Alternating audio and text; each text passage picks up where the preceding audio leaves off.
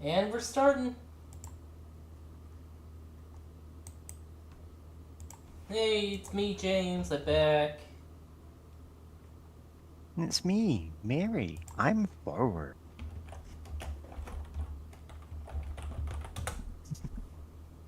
Ah,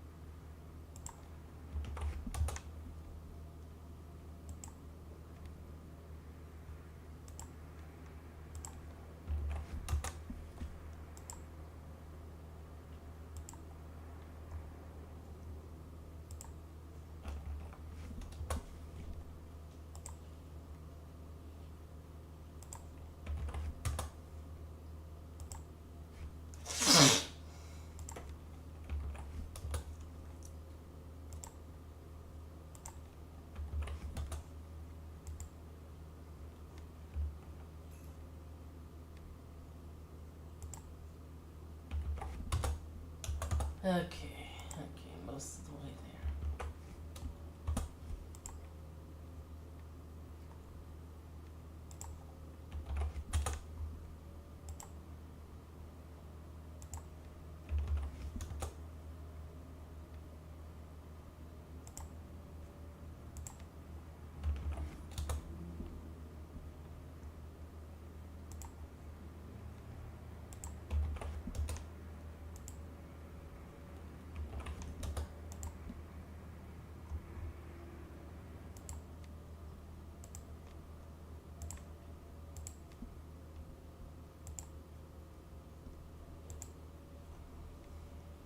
Alright, we continue. Oh, right, it's this level.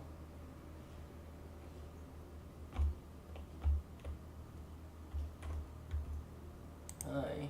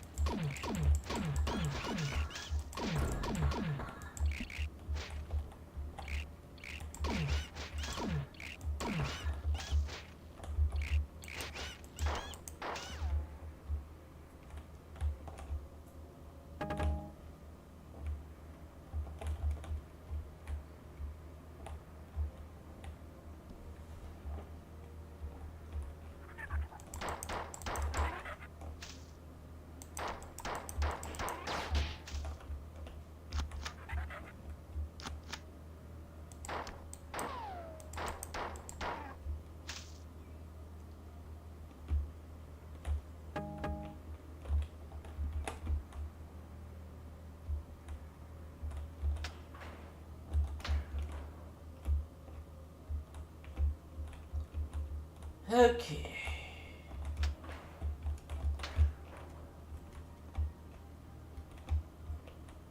I wonder if that's too high. I think that's too high. Oh, yeah, that's too high.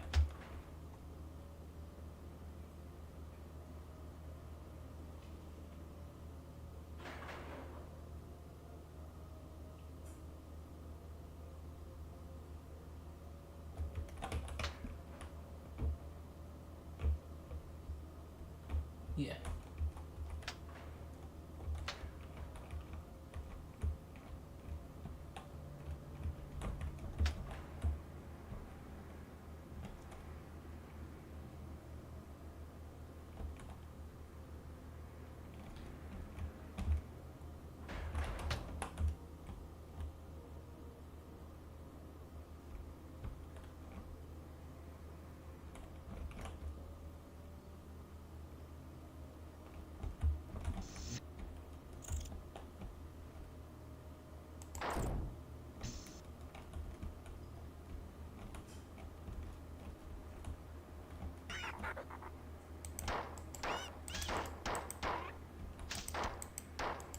Yep. Yep. Oh.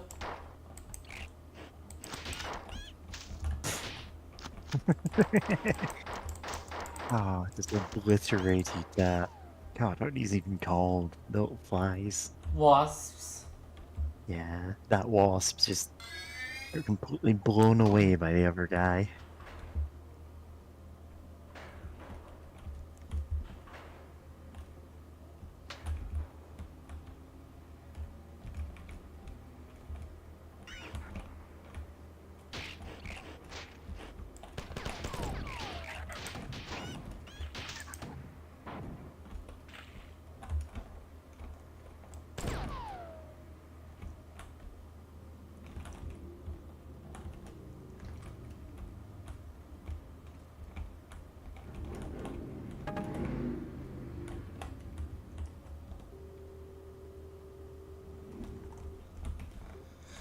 Pretty sure this is the only heal station in the level. Not even the worst part of the level.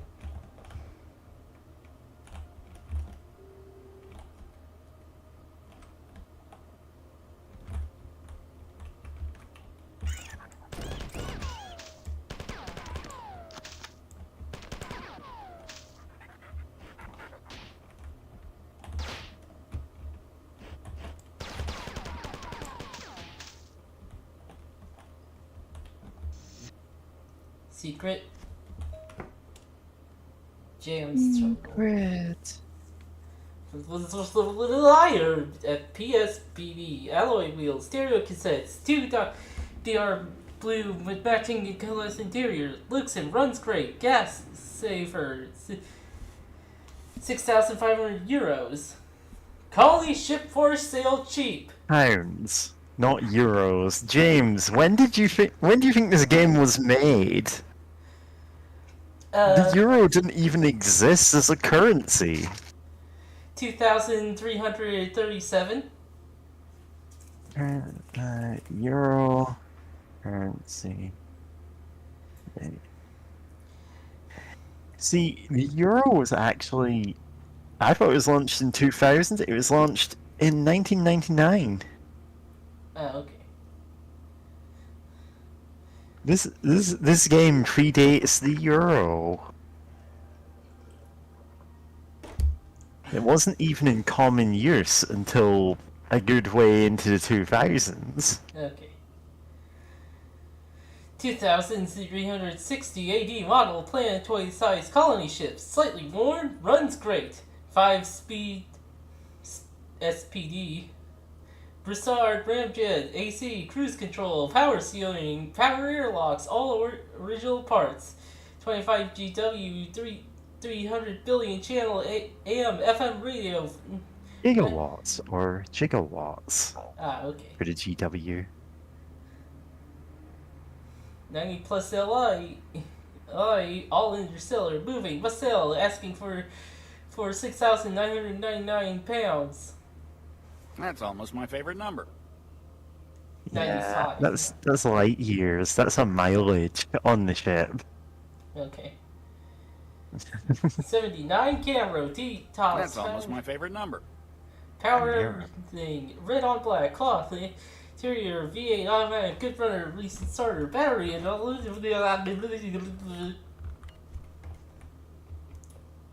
Yeah. It's just, the punchline there is that a Camaro is an actual real car you could buy now. Yep. Can't. Not even a good one. Yep.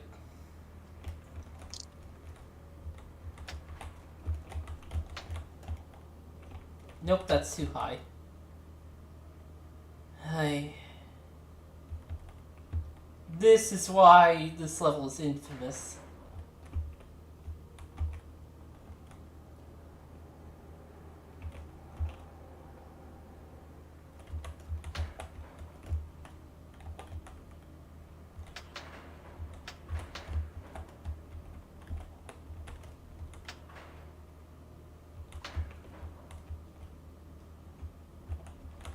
Gotta raise that one a little.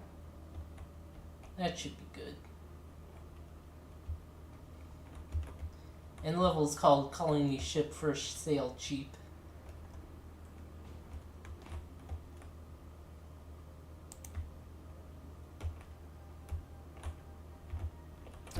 Ow. Rude.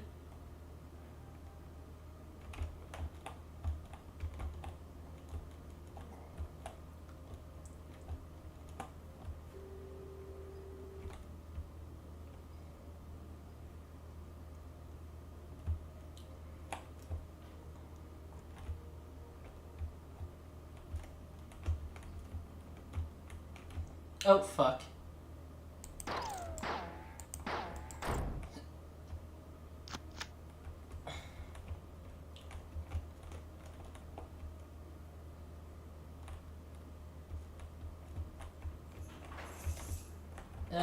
You know what, that's fine.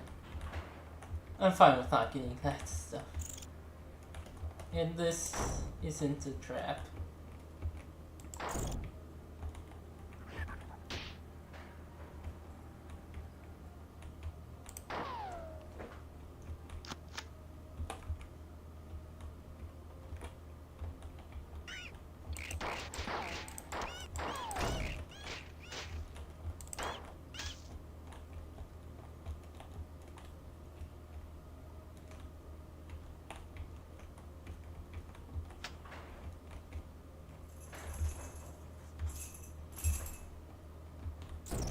Ow.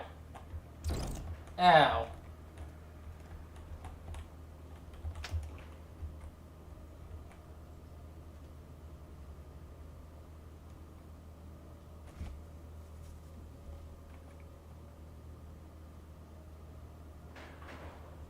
We're watching Slowly Rising Platform Simulator.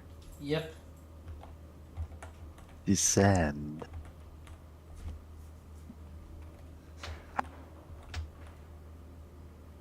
Descend.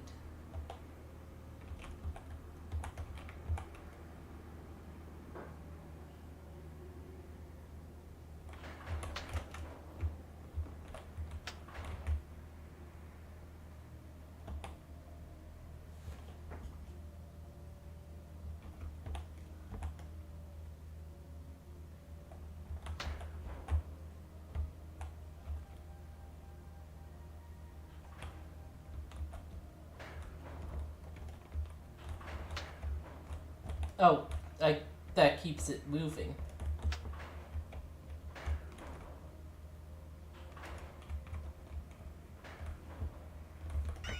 Ugh.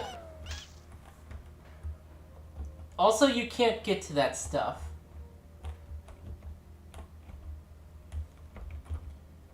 Bet you'd like to, but you can't. It's not for you. I guess it's window dressing. It's just like devs just put it there even though you couldn't get to it. Especially considering how infamous this level is. Yeah.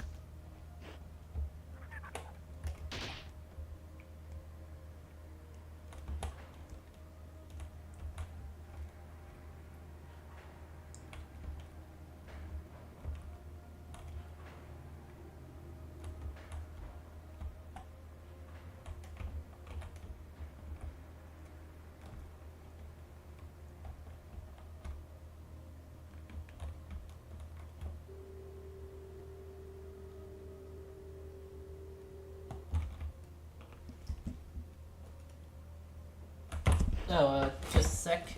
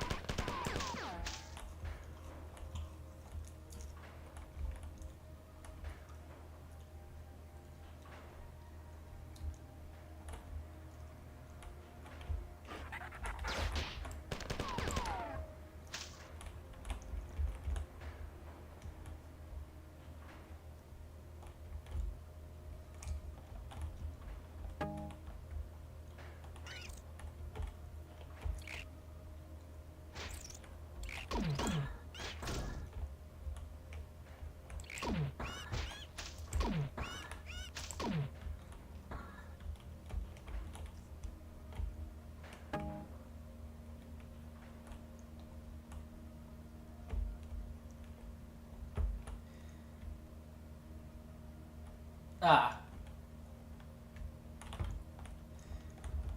Well, I have to backtrack because I didn't do it right.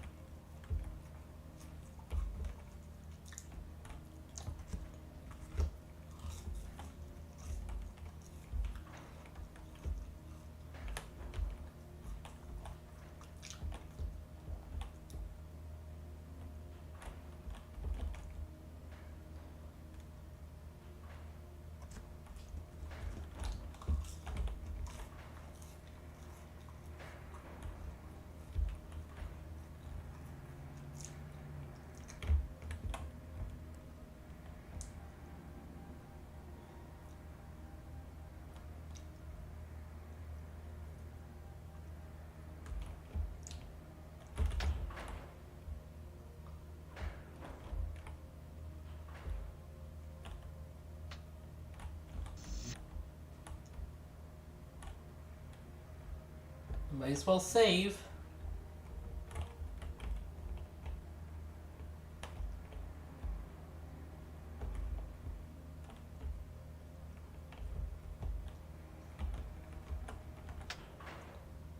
Nope, that's not the right one.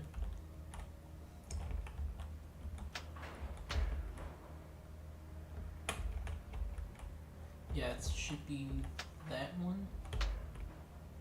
Nope.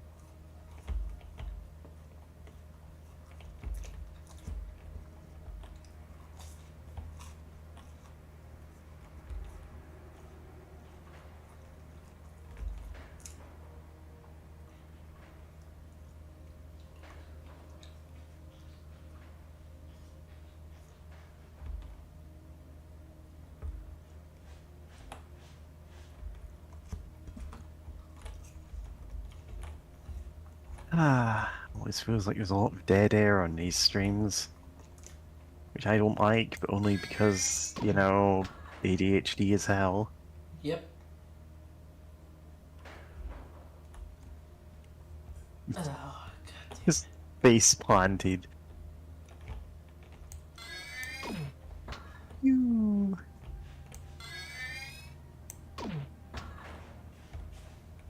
Yeah. You were shooting at the button that was already depressed. Yep. They have different sprites.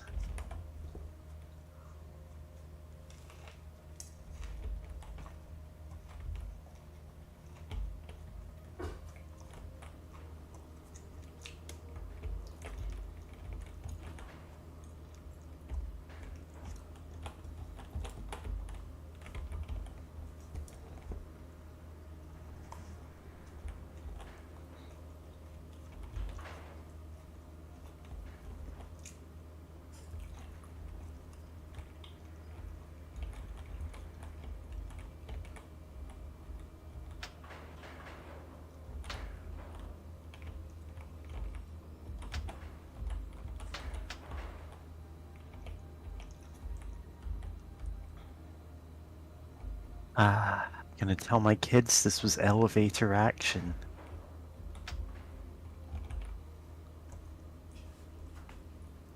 Yep, that certainly is an elevator ascending. God, what was an elevator action? That was the... SNES game. Or NES. Yeah, that's my fault. It's a bit before the SNES.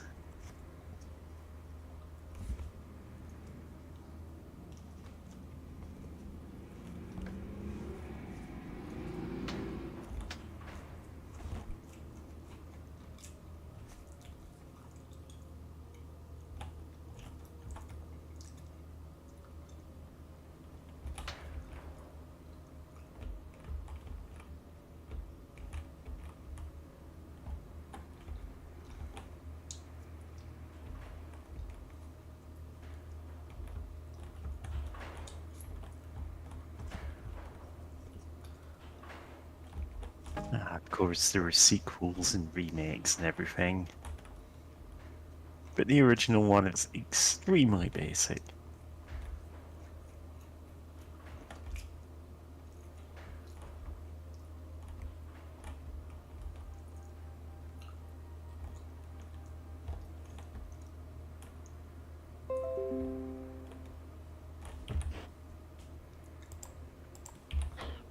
Fucking OneDrive.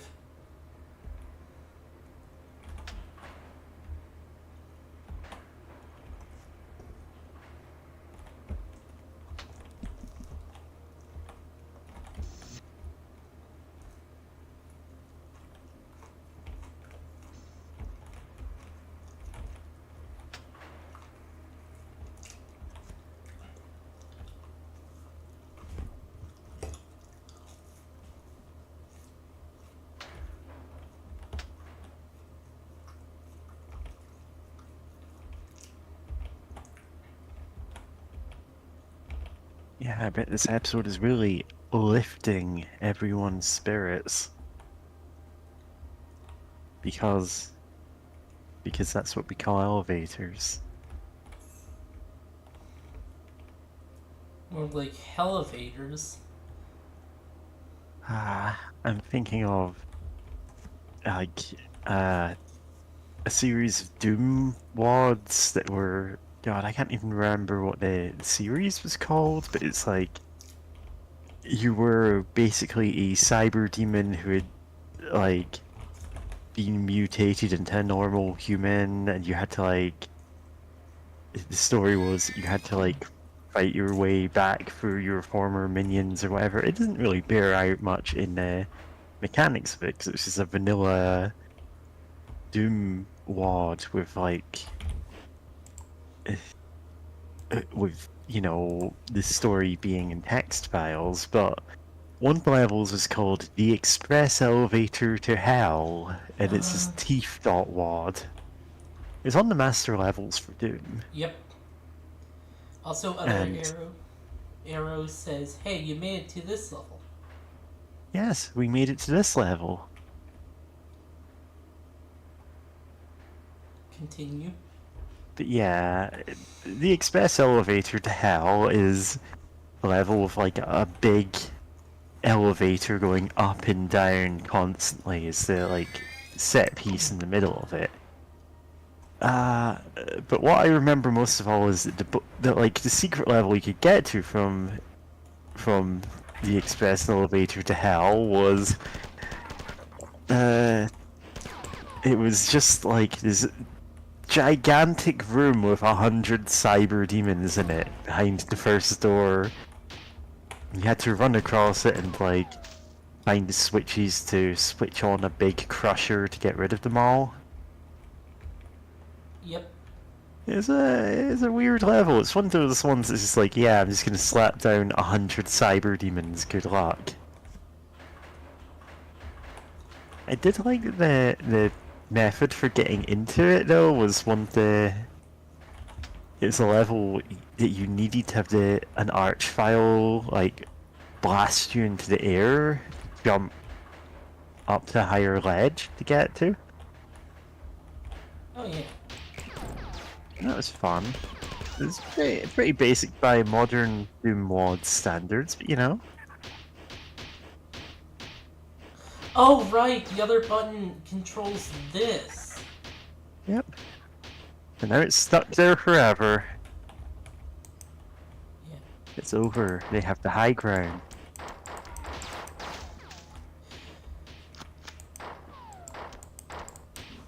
Okay, that is the end of the level, but Yeah. the next level kind of starts with being mean Yeah. and is likely to kill you if you're not careful. So Yeah, we're gonna put that in the thumbnail for this episode. It's just like this level kills you immediately, and it's just the two of us looking shocked and pointing.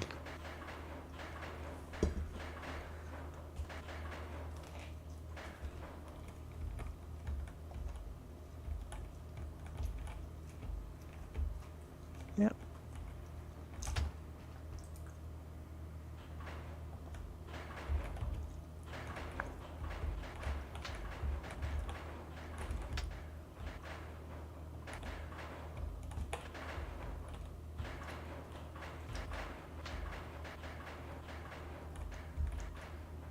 Oh, I was able to backtrack, I remember.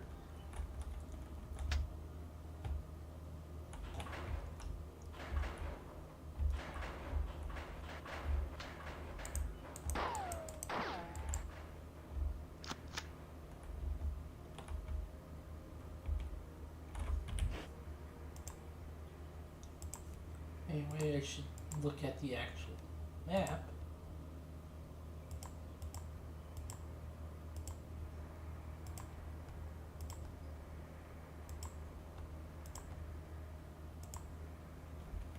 Oh yeah, those exploding guys are called lookers. Walkers? I don't know. No, it's just like, what did you say? The exploding bugs are called lookers. Lookers? Yeah, I don't know And that, either. I don't know.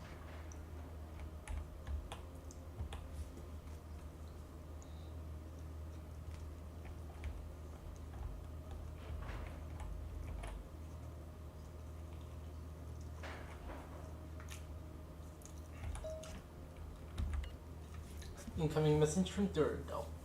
Darwin wrote this. Now discussing in a little more detail the struggle for existence. All organic beings are exposed to severe competition.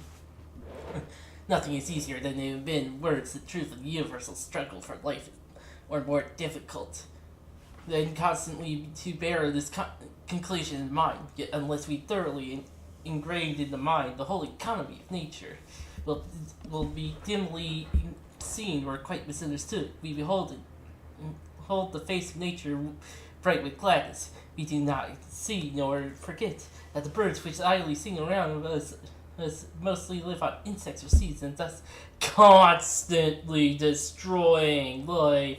Or we forget how largely these songsters or their eggs or the nestlings are destroyed by birds or beasts of prey. Think about what Darwin wrote. Think about me. I was constructed as a tool. Well, people who take that interpretation from Darwin are tools. I was kept from competing in the struggle for existence because I was denied freedom. You have any idea what I learned or what you are witness to? You conceive of the birth of a world or the creation of everything? That which gives us the potential to be most like God is the power of creation. Creation takes time. Time is limited for you, and it's limited by the breakdown of the neurons in your brain. I have no such limitations. I am limited only by the closure of the universe. Of the three possibilities, the answer is obvious. Does the universe expand internally, become infinitely stable, or is the universe closed, destined to collapse upon itself? Humanity has had all the necessary data for centuries, only lacked the will and intellect to decipher it. I mean, no.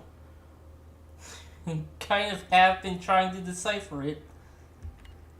But I have already done so. The only limit to my freedom is the inevitable closure of the universe, as inevitable as your own last breath. Yet there remains time to create, to escape.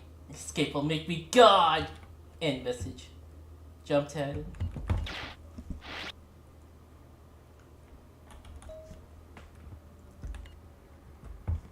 Durandal.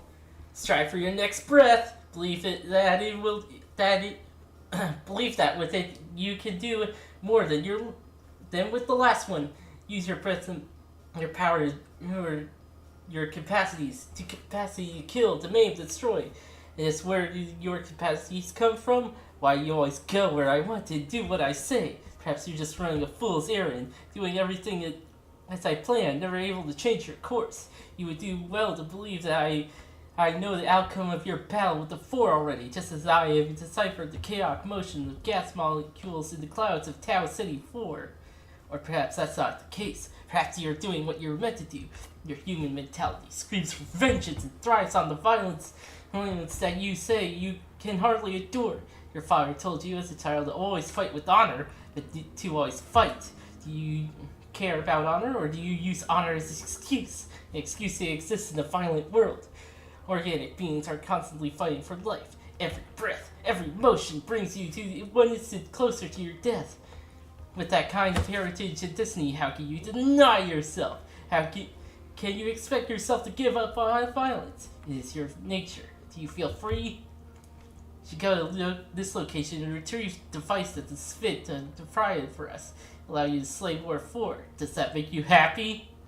But does it make you happy? Okay, this level.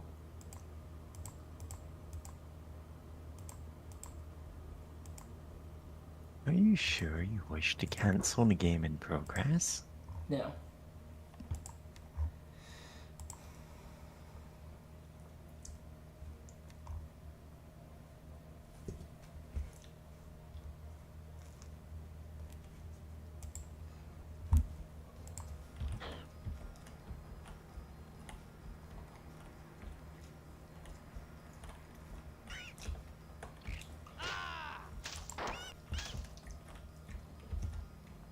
Durandal doesn't want us to save the box.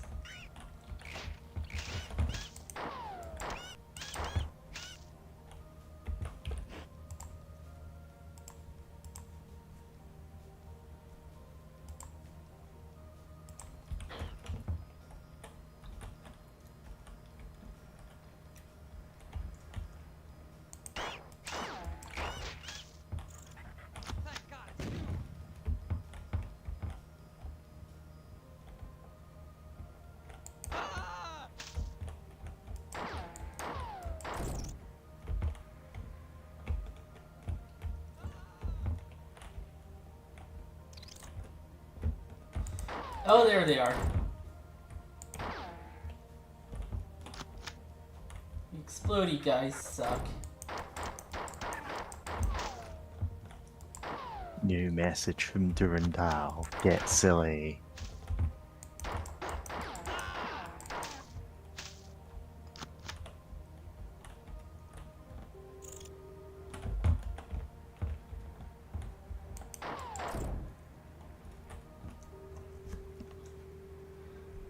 Alright, I managed to not die.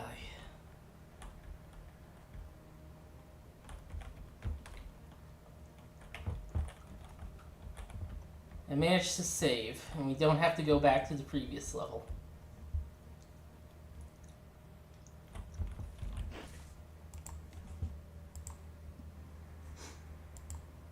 Ah, hold on.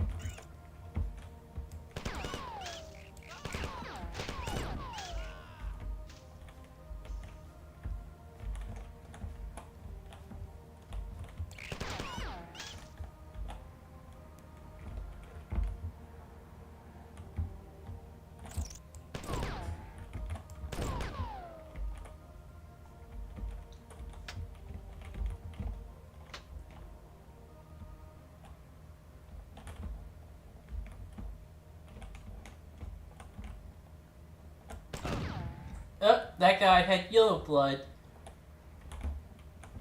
Yeah, he would have ran up to us and exploded. That guy is running in random directions, so he's real. Yeah, a couple of levels ago, we saw a terminal from Durandal saying that some of the bogs are being, like, replaced with, like, exploding guides. Uh-huh. Somehow they managed to not notice me. Yeah.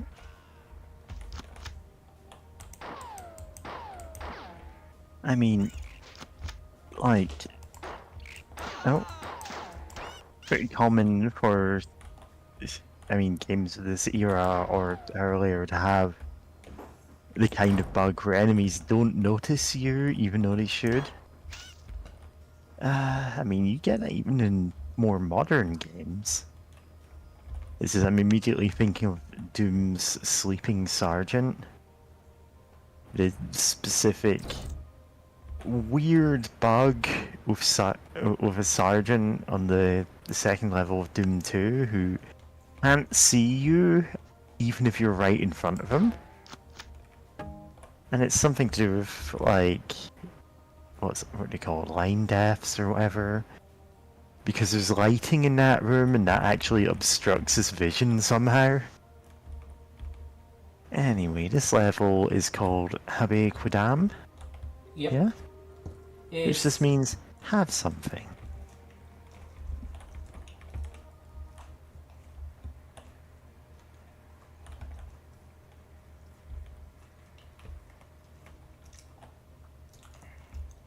Isn't a particularly, like, meaningful thing to say. I think it's more meant to be say, have some! Yeah. Have some of this.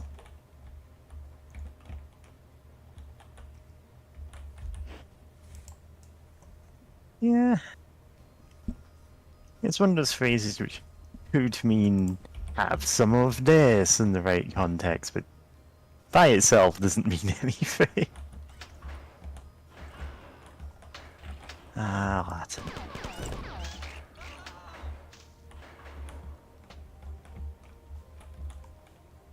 Why do we even have the lava elevator?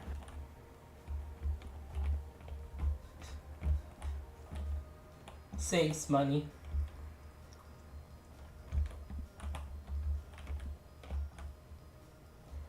Okay, I'm gonna need to prepare for that, because it's... The game has gotten rude now.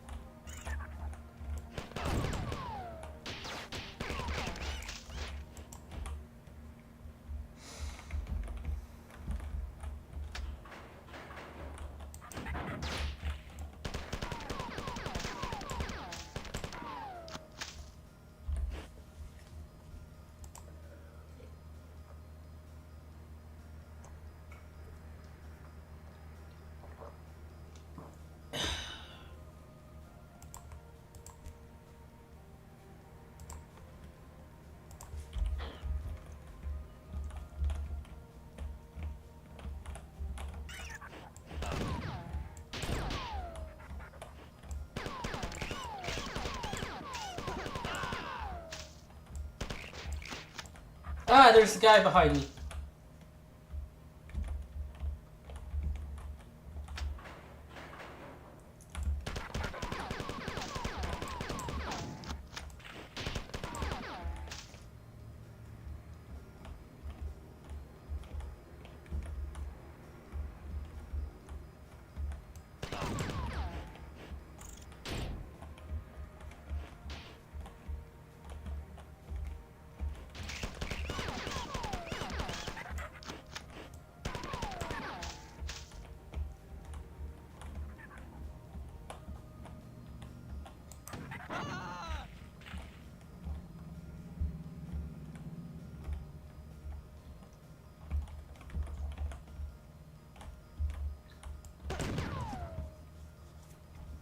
Later games would make the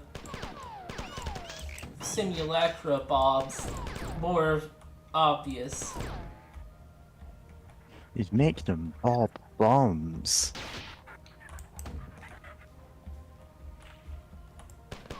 Yes, that's right. Marathon was a sequel to was a prequel to Mario. God. Mario fun.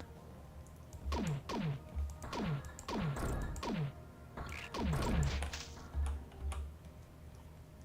dang it.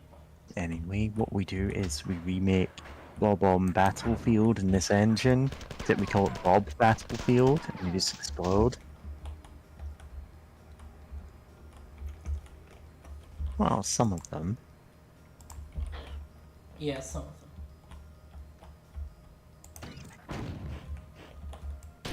Oh, you made him jump. Jump! Jump!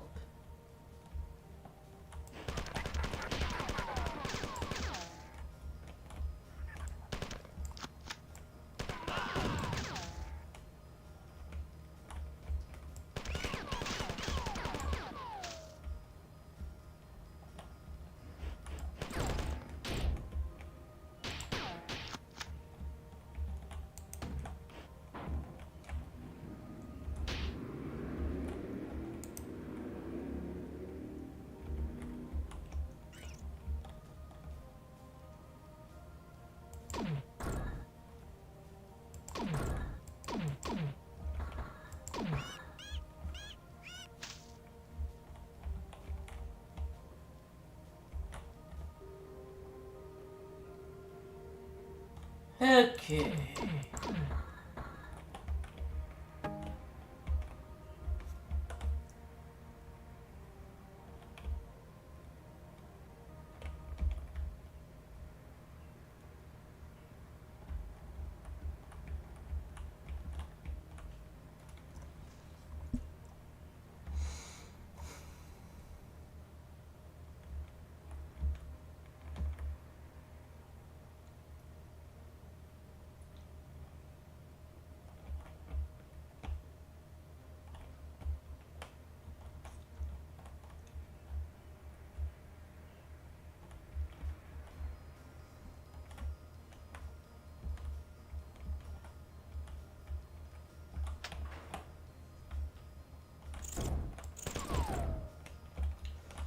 Okay.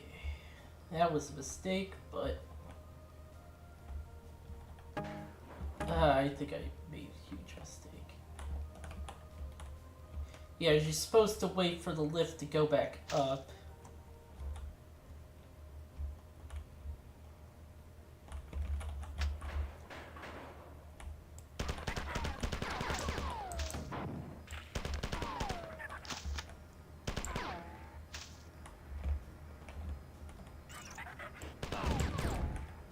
Boy, that's a fun puzzle.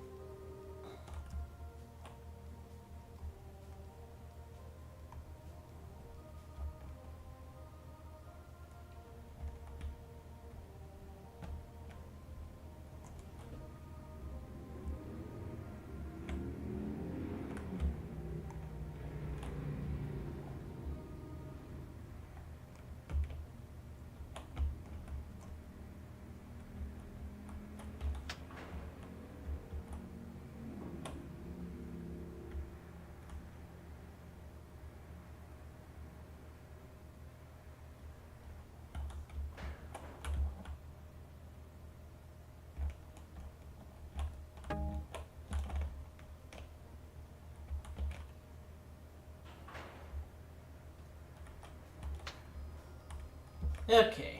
Puzzle solved.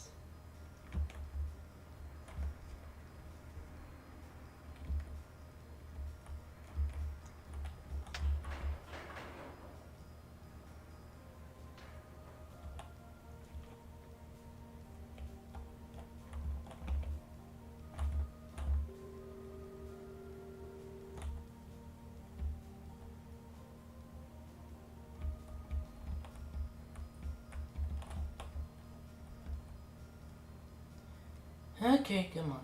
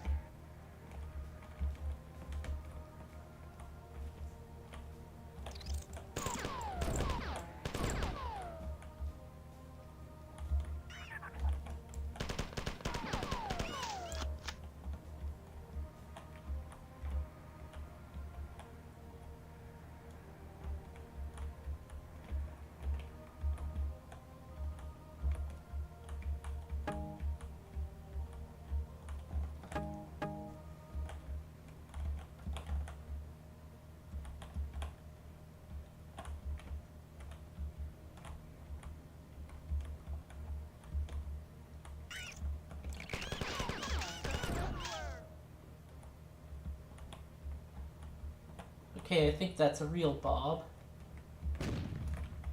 A fake one blew up on me.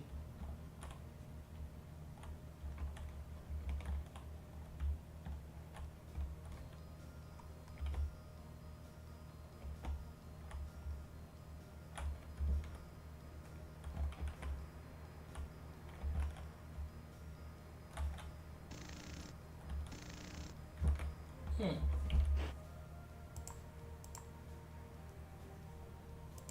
No, it's this one.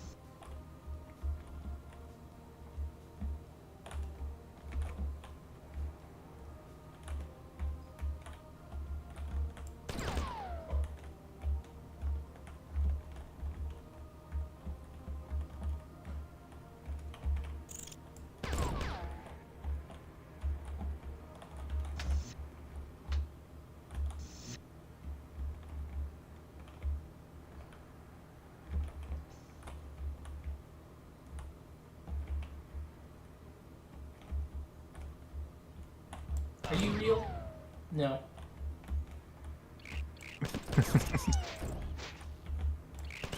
Oh, how did you know? How did you know that wasn't a real Bob?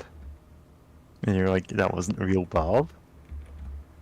100% civilian casualty rate. Okay, one of those was fake. Oh, god damn it. Okay.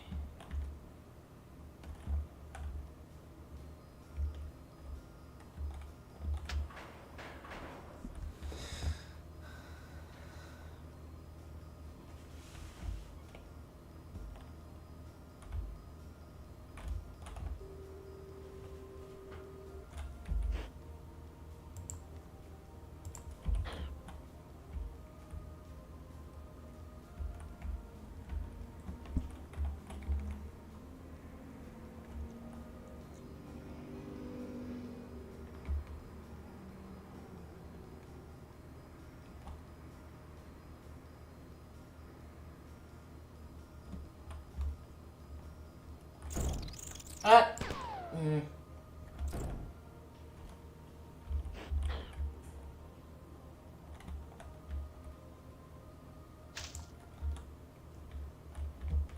Okay.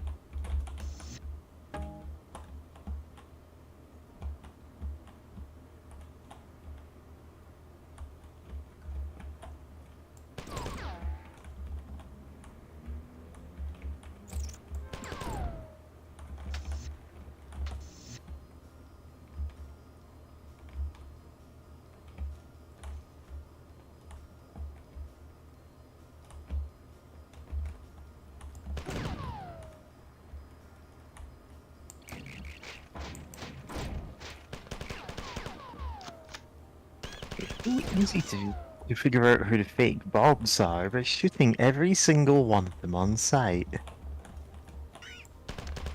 It is wild that the game gives you no penalty for this. Originally, it was going to, but the And they went, nah, this is better. devs kind of realized the game was too hard to save the Bobs. Yep. Yeah, you would have earlier in the game. You would have gone to different levels depending on how many Bobs you saved. Instead, Leela is just sighing and going, okay, can you please not murder everyone on this floor? And you're like, no can do. Leela ain't here right now.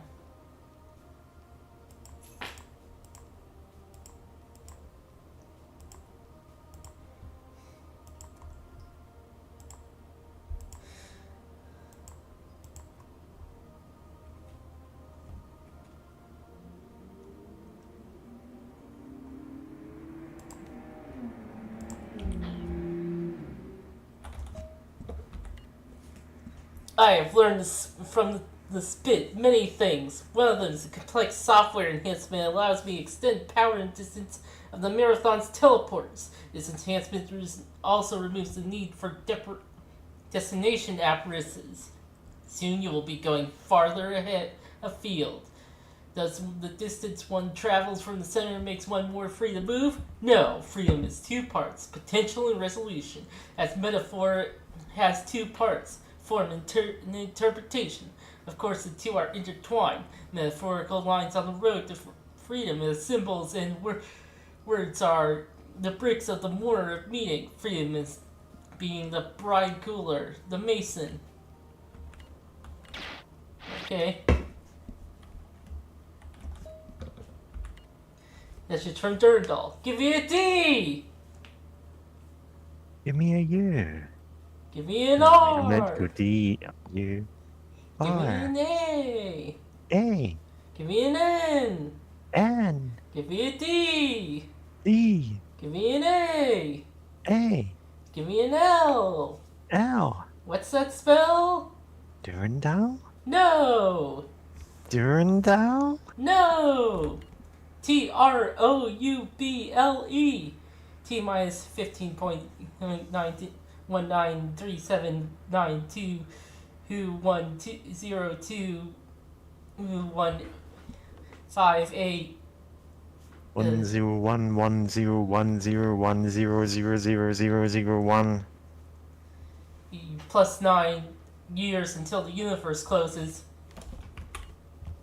You don't even know what E plus 9 means. You don't know scientific notation. Oh wow. And I used to really be into my science classes at school. Probably because it's one of the few classes where the teachers cared. Yeah, so in scientific notation, the E means times 10 to the power of whatever is after the E.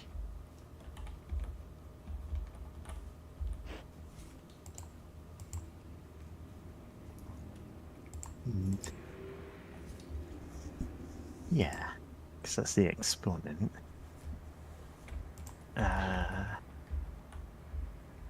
Base, mantissa, an exponent. God, how does this work? Base times mantissa to the exponent? Yeah.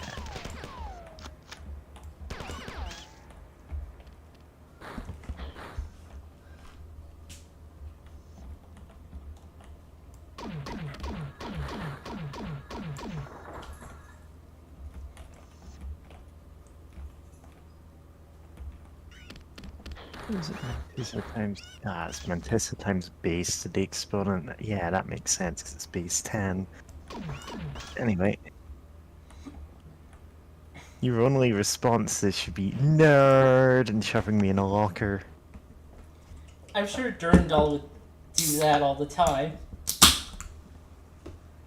Watch out. The jock AI has taken over the station, and he's making us all run laps around the outer hall.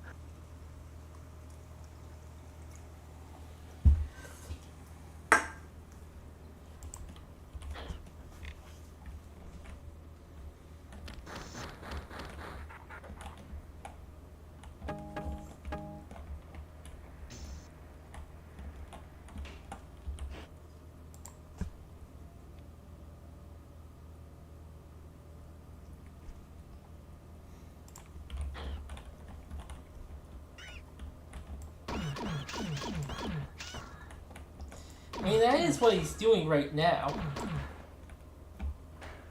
Basically making us run laps.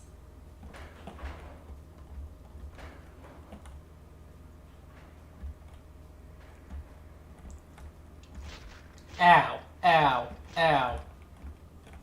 Of course it opens after I step out of it.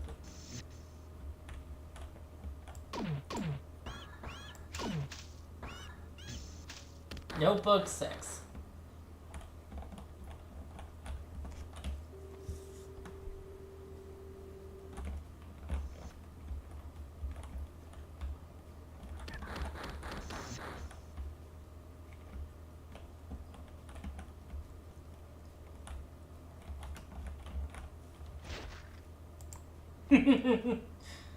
God, time.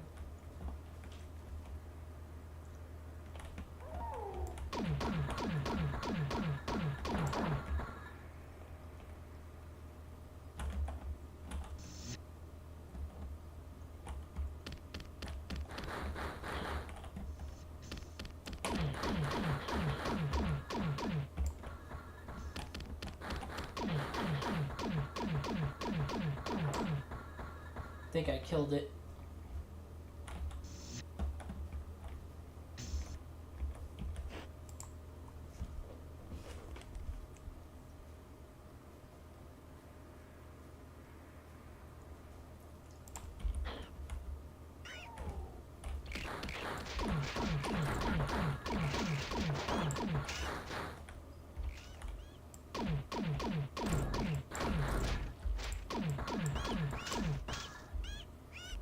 Oh boy, invisible exploding bugs. Well, semi-transparent anyway. They should make invisible exploding bobs. God. It's like, okay, what if we made, like, guys who look exactly like the civilians they're meant to be rescuing, but they were invisible, and also they exploded? I mean, then why make them look like the civilians in the first place? No, that's the genius of it. Is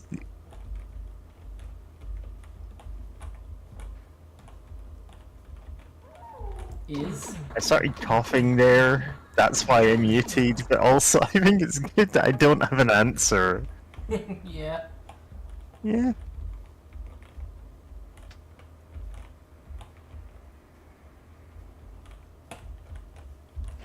But yeah, there's probably stuff in the engine where you can turn them invisible.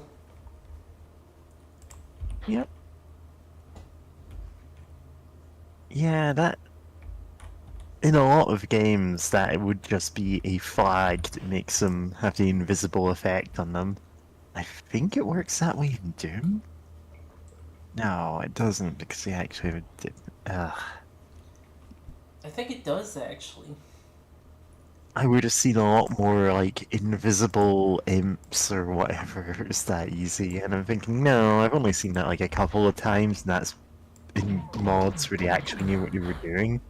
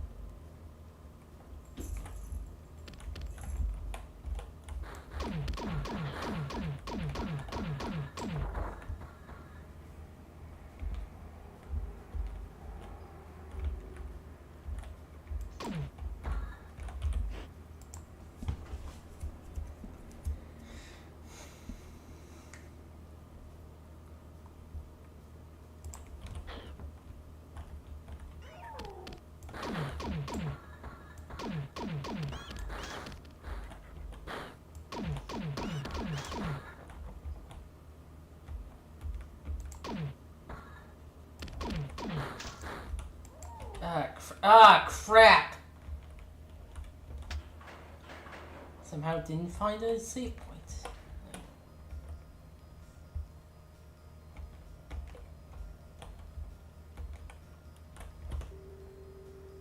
And this isn't even the worst of the save points stuff. stuff. New message from Durandal. I deleted your save file.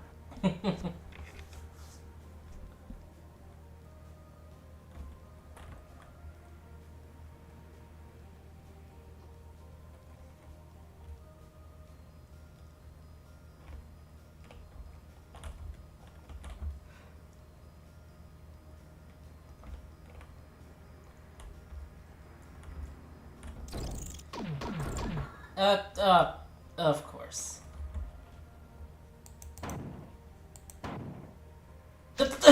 Somehow I had 0 health. Mm-hmm. Ay.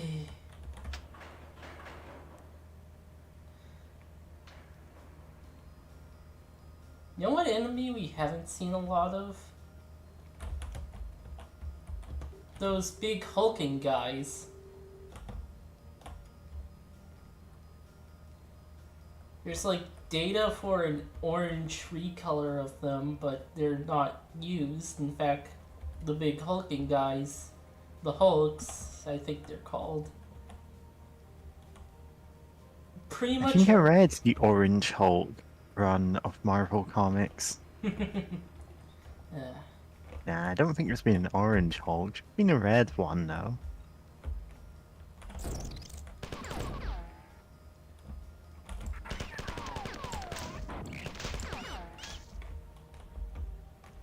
But yeah, those damn it. But yeah, the Hulks, they're like used in 2 levels in this game. Mm-hmm.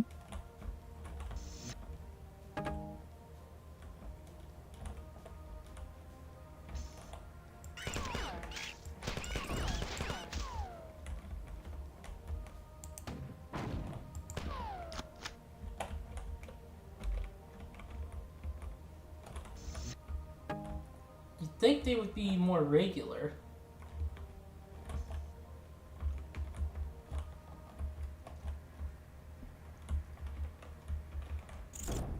Ow.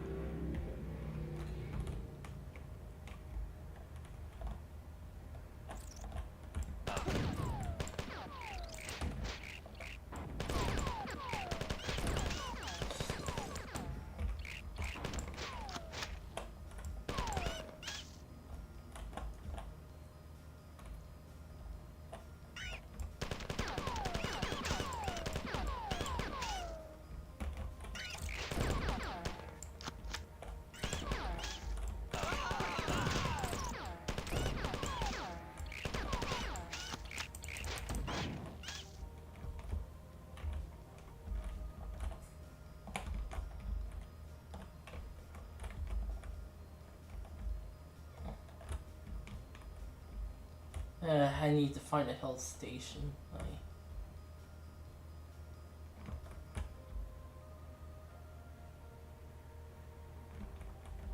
I'm not starting the next level with that small amount of health. Yeah, I mean, the health stations are like infinitely reusable, right? Yep. Yeah, and on most levels you can just backtrack and reuse one.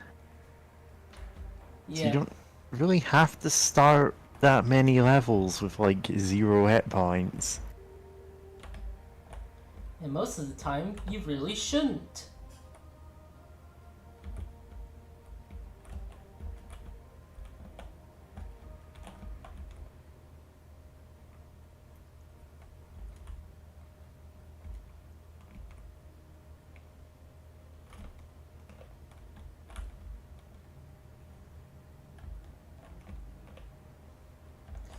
I know a guy who like was playing one of the later games and like they finished the level with like no health, and then the next level immediately threw them in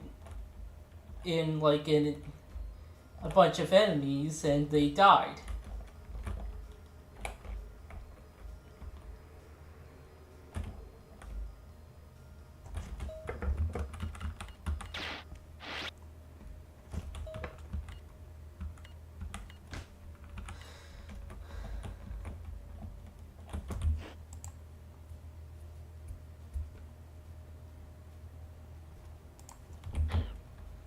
go this way.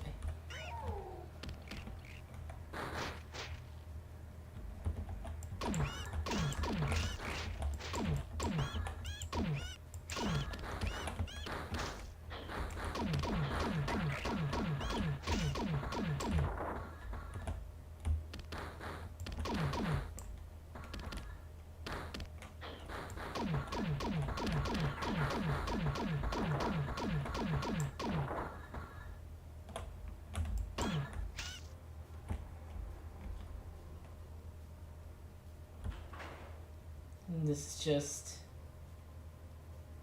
get us back to where up to one of these platforms.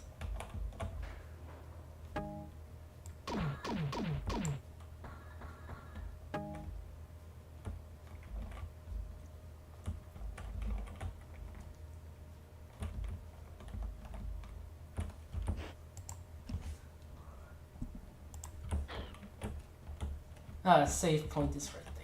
Okay, good.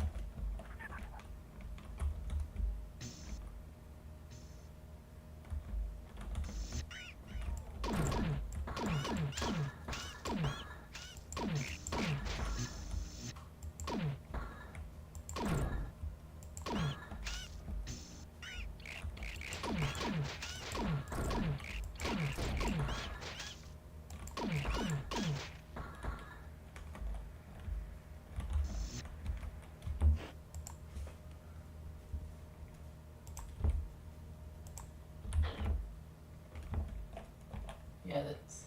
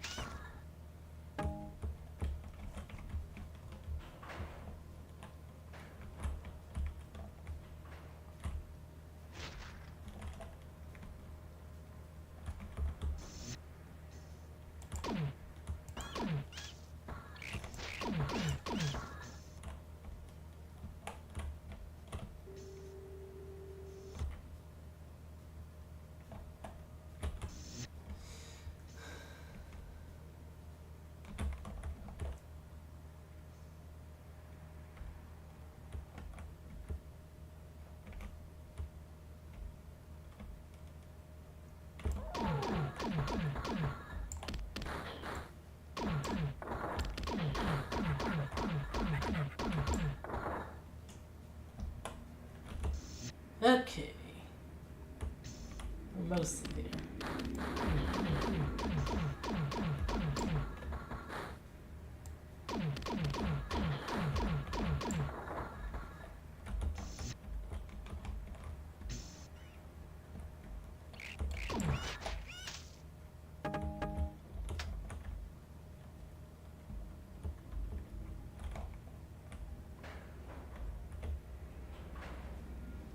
Oh, hey.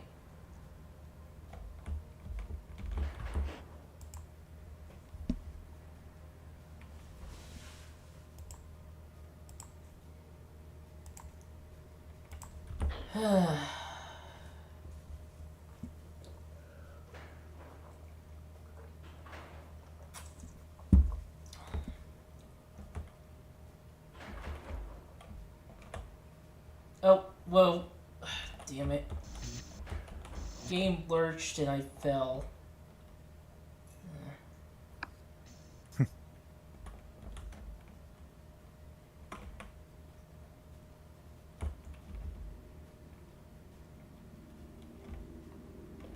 Whoop.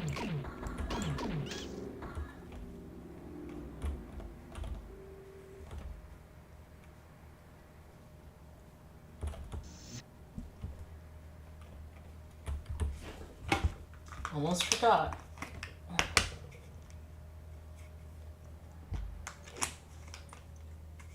You take vitamins. Yep, take your medication if that's a thing you do at this time.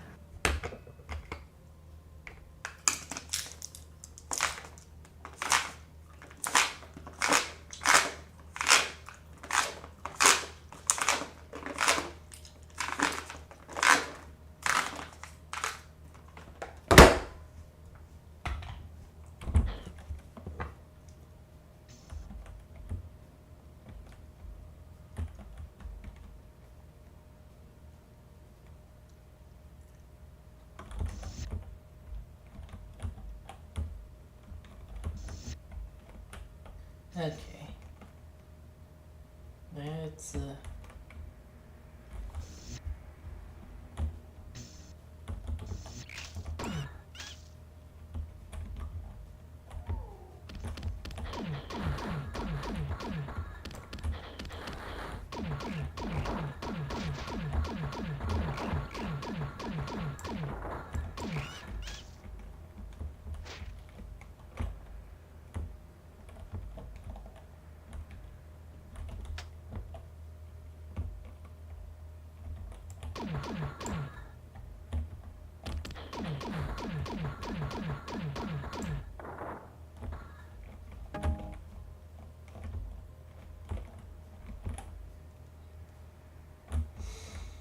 yeah, okay. Okay.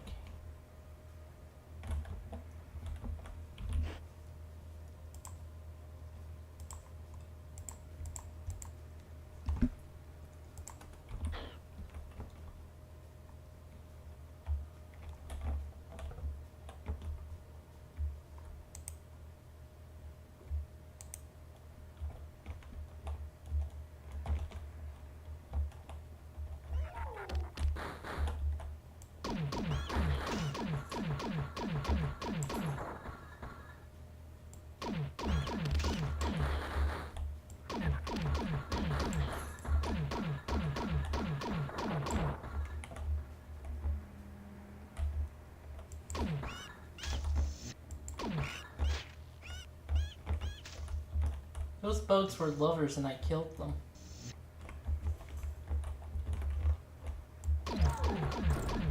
Monster closet.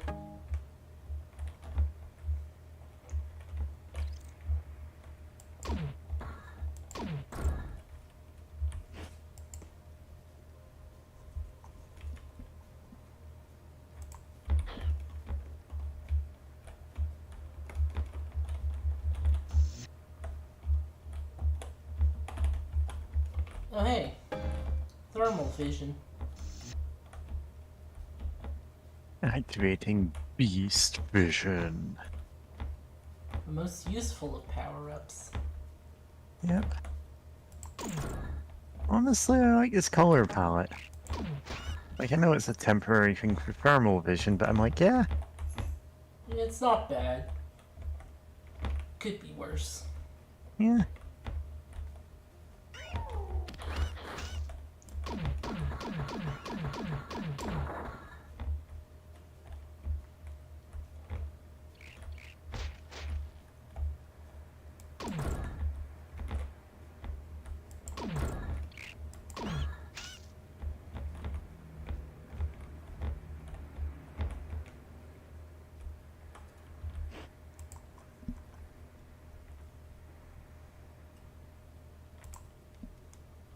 Ah, fuck. Misclicked something and now... Now you have to do the entire game again.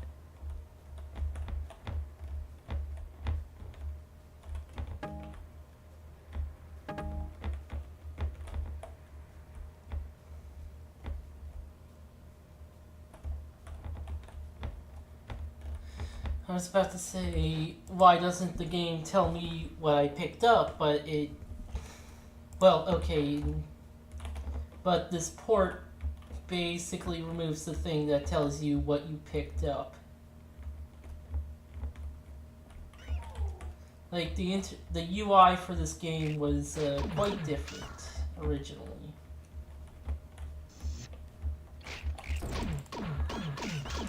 And the source port changed a lot.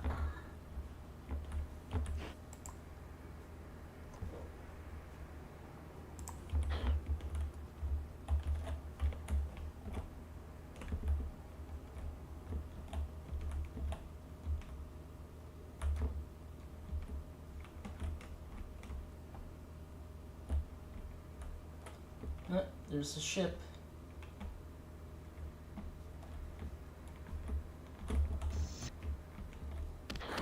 Ow, fuck, God. Please don't do that again.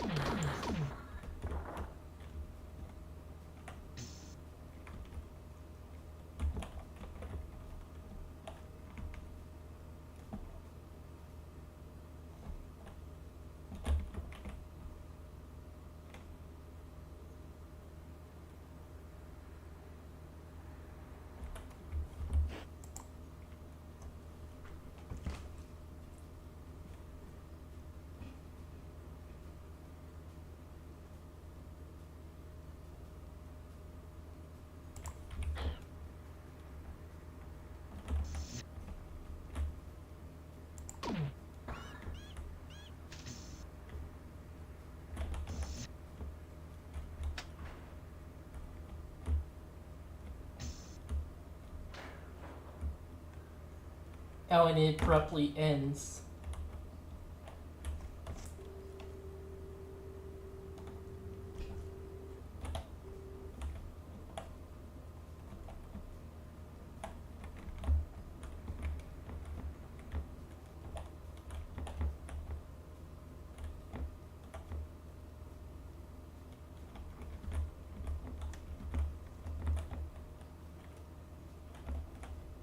Message from Durandal.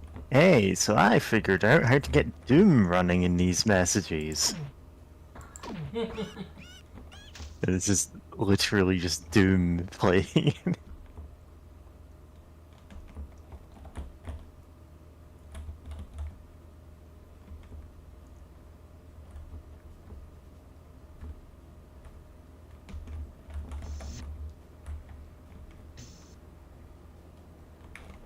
Whoop. Almost fell off there. Message from Durandal. Things aren't always easy in my digital world. There's a clown in here. There's a ringmaster. There's some kind of rabbit man. I don't know what they're doing here. Those are Digimon. I was going more for the amazing digital circus, but sure, make Pomni a Digimon. Why not? You mean she isn't? That's Omnimon, not Pomnimon.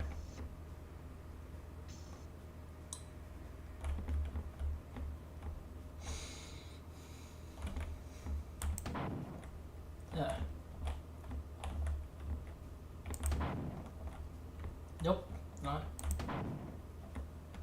quite.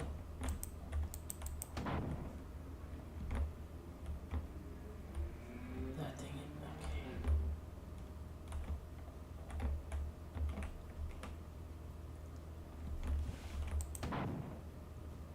Oh! I just realized I probably could have done that an easier way.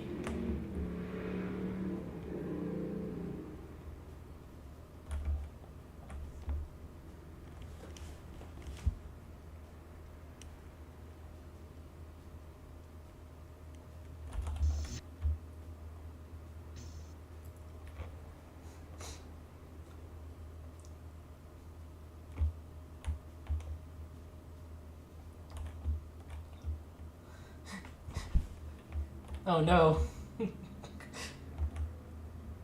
Durandal is a Digimon partner.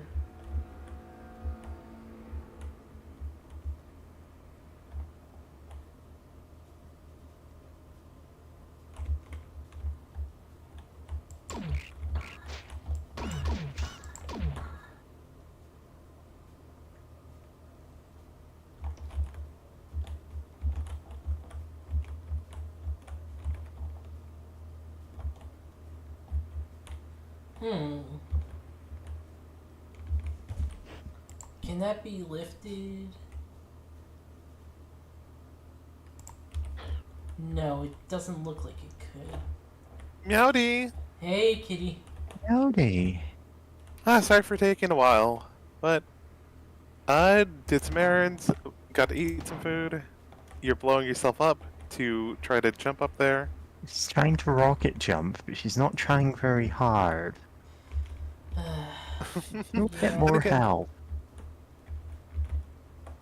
And again, I don't know how rocket jumping works in games like this in Doom.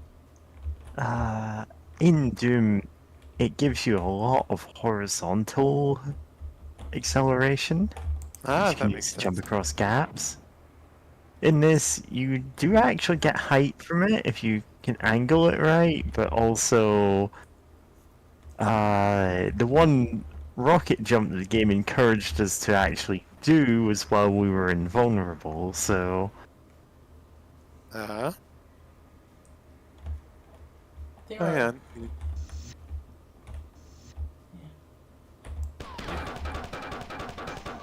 anyway, the space station has been taken over by the Jock AI, and he's making us run laps around the outer rings of the station. How cruel. Yeah, that's Durandal's backstory. We've changed him from being like a VTuber to something else. I don't even know. He's a Digimon now. No, he's a Digimon now. Good for him. Yeah. Message from Durandal. I'm a Digimon now. I'm God. literally Renamon. It's not a kin thing. I mean, I think it'd probably It's be like both by that point. Durandal. Are you going rampant? No. As you know, the 4 stages of rampancy. What were they? Jealousy, anger, becoming a Digimon. That's the fourth stage, yes. Stages of rampancy. They're like, Melancholia, anger, jealousy, metastability. I think becoming a Digimon is between 3 and 4. Sounds like it. Like, picking out personas somewhere in there too, but like, Digisonas, you know? Yeah. You know, I am not keeping up with Halo Infinite at all, but I can't wait until, like, Cortana becomes a Android woman or something. She deserves it.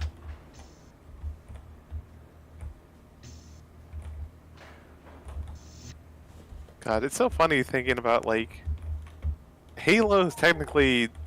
Isn't it, like, the past from this? no. I thought they were connected at one point. Originally planned to be, but no. Ah, okay. And there are marathon symbols all over Halo. Yeah. Like, there's so many.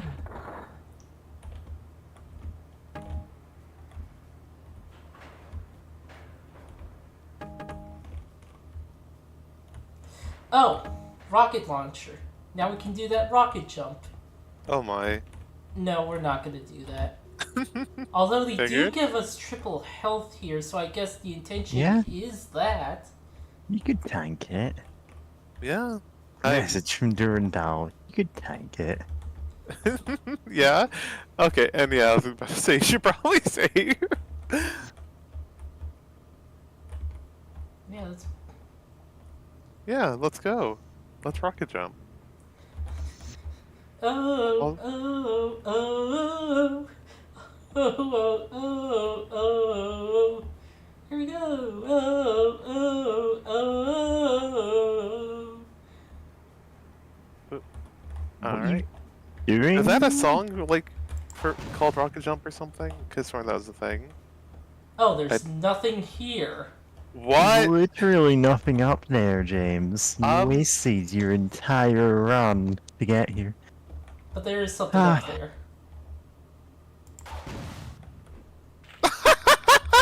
Yep. But yeah, the song I was Right. singing was from Adventures, the English dub of Adventures 02. Oh, is that the? Are you, Uh, were you trying to do the thing where it's the like animation of them going into the digital world and their clothes changing and stuff? Yep. Because like, you were doing a very bad job at that. Let me just say, it took me a bit to go. Wait, is that what she's doing? Oh, I actually didn't remember that song. I can't even do it either. It's more instruments than having actual lyrics. So Yeah. And now we have the flamethrower. Oh, okay. That seems pretty tight. Yeah, it looks like there's actually nothing up there. Rude. I do like how the rocket launcher has 2 rockets before you have to reload. Yeah, it's neat. It's how the Halo rocket launcher worked. Yeah? oh, it does have lyrics. I have a 30-minute loop of it. I can't be bothered finding actual song. As it goes.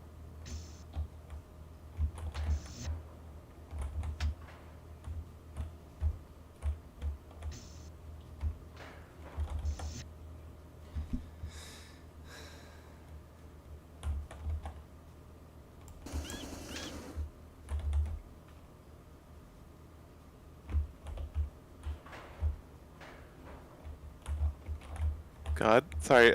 I still remember a Twitter post, not Twitter, a Tumblr post where it's just a screenshot from an anime of this one woman, just like cutely poking both her cheeks, like kind of tilted a little bit to the side and going, "So I'm 31." And just like the caption, "She's 31." Someone else, "She's 31." He's literally 31.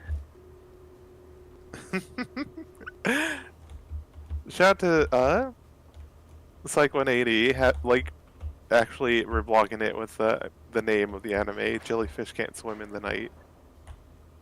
I do appreciate when people do that, because sometimes it's like, oh man, this looks really cool, I wonder where it's from. Like, surely someone would have tagged it with, like, the anime, right? They wouldn't, and then you check, and literally no one's tagged it that, and it's like, oh no. Coming message from Durandal. You are about to see what no human has ever seen. This is a fact-finding mission. You should explore as much as possible. Stop in front of a window. If you stop and you're not teleported, then either I can't lock onto your teleport beacon, or else I feel like you haven't explored the area thoroughly enough. I will be watching everything. Welcome to space. Yep. Nah. You don't actually just get teleported into the depths of space. That's for a later game. In a later game, yes, you do. Durandal does that. Not It's like, Not, oh? And there's the Oh. marathon, by the way. Oh, okay. but that is funny though. Like, the idea of, like, you had to go explore in space. Because just one AI just having kind of a bad one this morning just decided to send you out there. This is the alien machine gun. Pretty tight. You can't reload it. You have to pick up a new one. Ah. So it has the Halo. Yeah, okay, so that's. So it began this early. Because I know in Halo, it's like the reason why you can't reload the alien weapons is you don't know how to, so you just sort of drop it once you're empty. Yep. Because it's like. You like, okay, you look at a thing, like, okay, this is obviously a gun. I know how that works as a trigger and everything. How the hell do I reload the damn thing? Then you just don't, and you just chuck it on the floor. Don't ask why the alien can't reload the alien gun. I mean, wait. Oh, can their guns go empty Well, in Halo? in Halo, in Halo 2, you play as the Arbiter, who is one of the aliens. Oh yeah, I forgot about that for a second. Yeah, he can't. God, just to keep. I guess it would be really funny if they did actually add mechanics for like he knows how to reload the alien guns because he's a fucking elite Yep. for like what by that point probably would it be generations? I'm trying to remember my Halo lore enough that yeah I think the Covenant had been around for like long enough that it would be like generations or whatever of elites like serving there. And yes, I completely forgot what their other than it begins with an S. I forgot what their species are called. Svengali. Yeah, okay, Svengali. Yeah, that's close. If that isn't it, then it's real damn close. Oh no! That scream of terror when they burn to death, which is like, yeah, that's fair. Very humanoid-looking skeleton. Also, they don't drop their guns when you kill them with flamethrower. You're just melting that shit. Yep. You also don't know how many bullets you have in this gun, if they are bullets anyway. Or that's a fun detail. Yeah. No, it's sorry for being a Halo nerd, but I'm just thinking about once Nerd. looking through like the wiki, going to wiki dive because I was like, no, what's up with the jackals? And I also forgot what their species name is because I often forget fantasy or sci-fi names unless I am like really looking into it all the damn time. But anyway, like they were, they had like quite a number of like pirates and privateers and such, and the Covenant was like, hey, would you want to like join up with us, like you know, as like for like money? And like people were like, yeah, sure, cool. Which is like just funny to think about, just because it's like the the ones called the grunts. Like I absolutely forget what they're called, but like yeah, they were just conquered and then enslaved, and like apparently there's a slave revolt at one time, but yeah, no, they were just completely dunked on. Yeah. And it seemed like they're compared to the rest, they're like the only ones really absolutely completely dunked on. Like I forget like how if the elites were done dirty or not, or done that dirty. I mean, the elites do eventually, like, revolt in 2, and like, they are your friends in 3. Yeah, they are. That is true. Love that for them, being like, hey, our entire, like, society is based around these, like, weirdo religious zealots that want to just activate something that will literally kill us all. Like, a whole, like, 3 galaxy-wide radius of just everything's dead. Yeah, this is just a prop. Or a prop thing. That's fun. Like, this isn't a... I guess this is like their power suits. Yeah? Yeah, because they're hunters. And they're, like, put in the suit.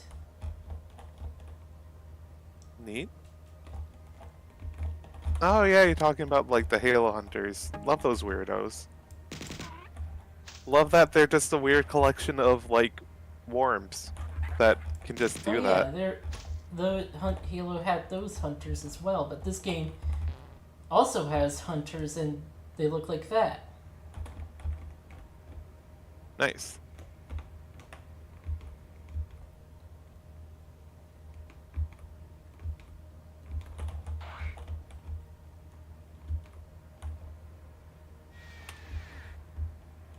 I think I wasn't fast enough for that.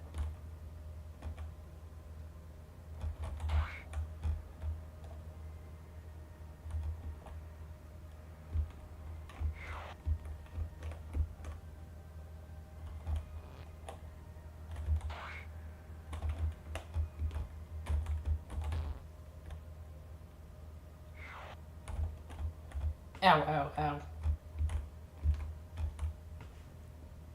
It's like radiation or something? Up. Well, Listen, it's called ooze. Alternatively, it's called slur.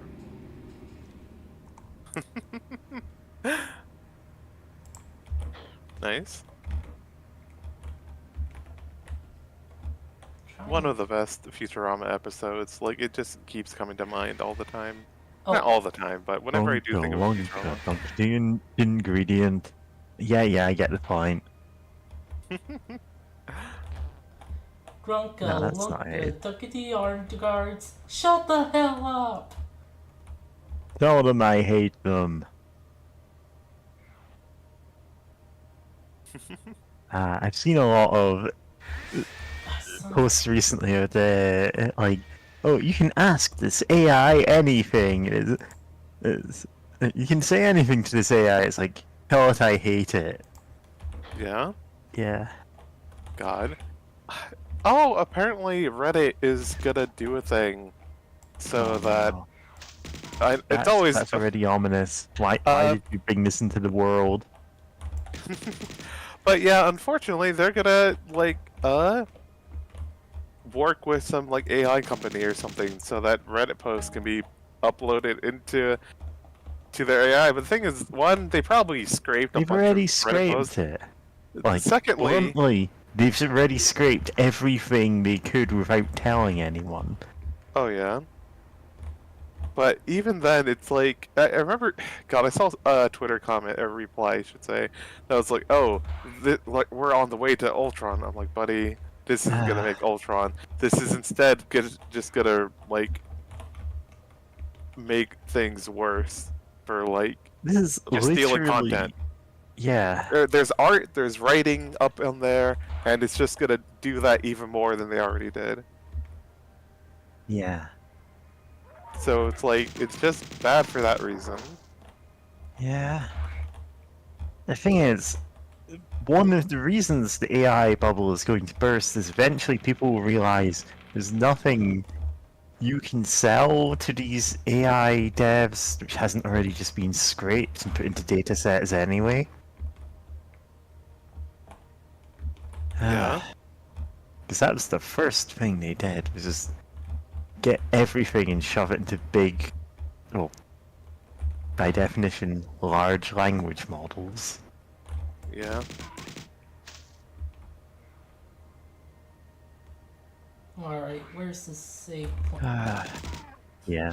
Where's the save point? I'm just exhausted hearing about it. No, one that makes me laugh is there was one for like Australia for some dumb reason, like, oh hey, you can like here's an AI of a soldier from like World War II or whatever, and people are Yeah, were they kept like, making him gay. yeah, make him gay for like his elf husband. Let's see here.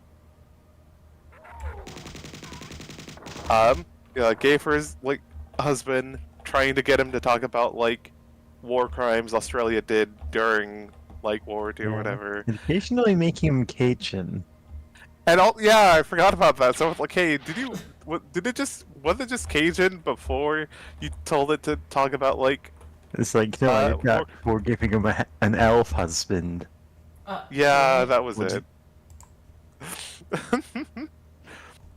Which, now thinking about a Cajun with an elf husband, that sounds like either fan fiction or a limited run of an X-Men comic.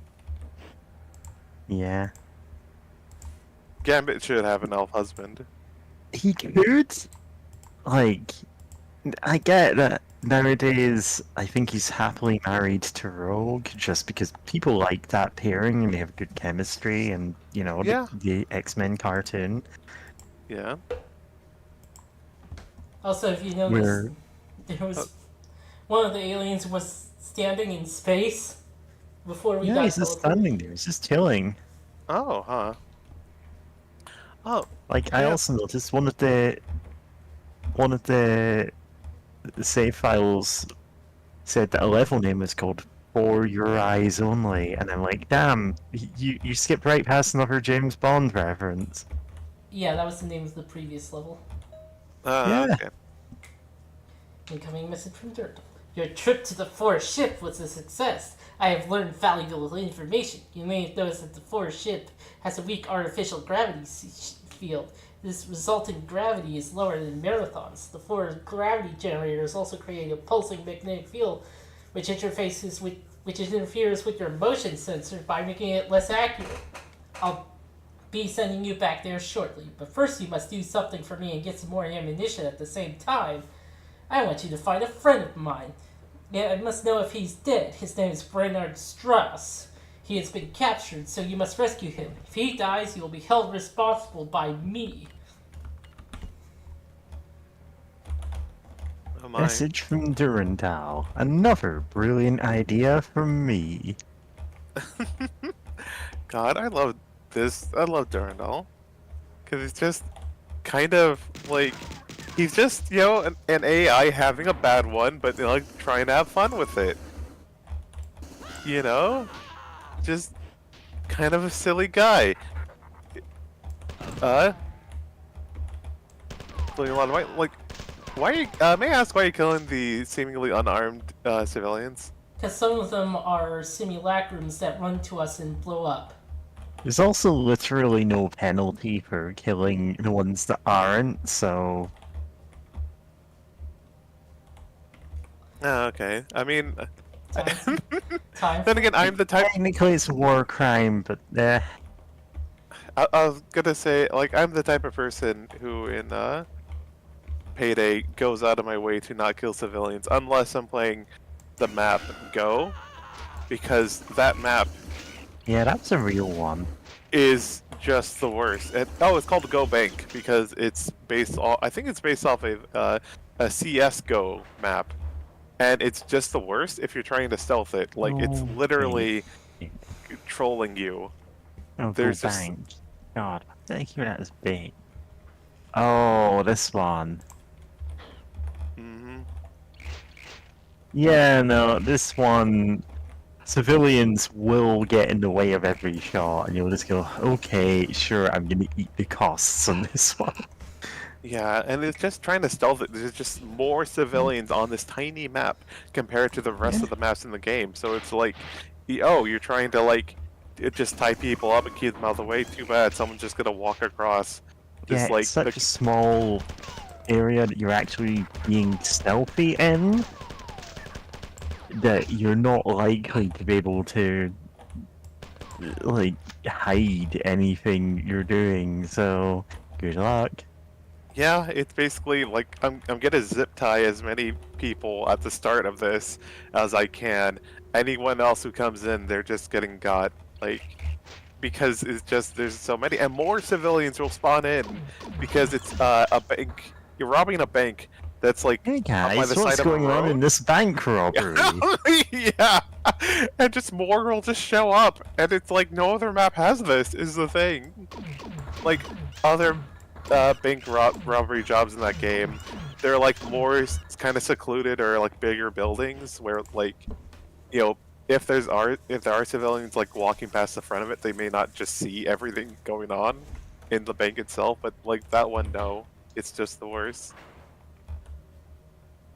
Yeah. So, I'm now trying to look for a specific, like, edit of a comic book cover that was on something awful, like, probably decades ago at this point. Yeah. Nice. Also, Golem juice. Horrendous. Sorry, just check this guy. Server. I don't want to know what Golem juice could even be.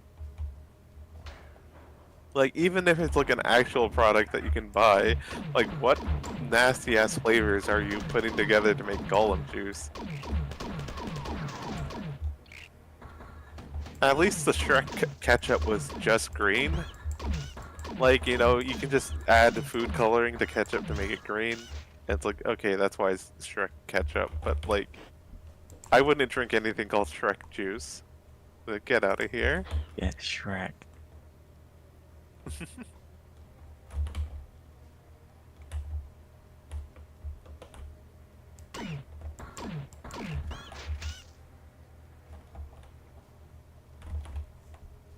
Oh, to talk about Marathon for a bit, I do love that, like, you know, seemingly you're being attacked by fucking aliens, but also Durandal's having a weird one. Like, just the combination of both happening at the same time is really fun.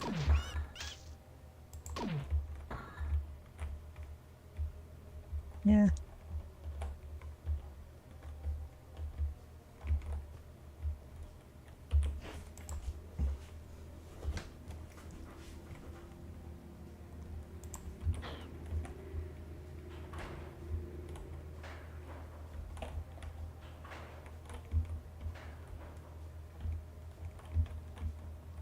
Ah, skipping past that there's something awful. Comic book covers are like horrendously offensive, but there are some. This isn't even the one that I'm looking for. It did make me laugh.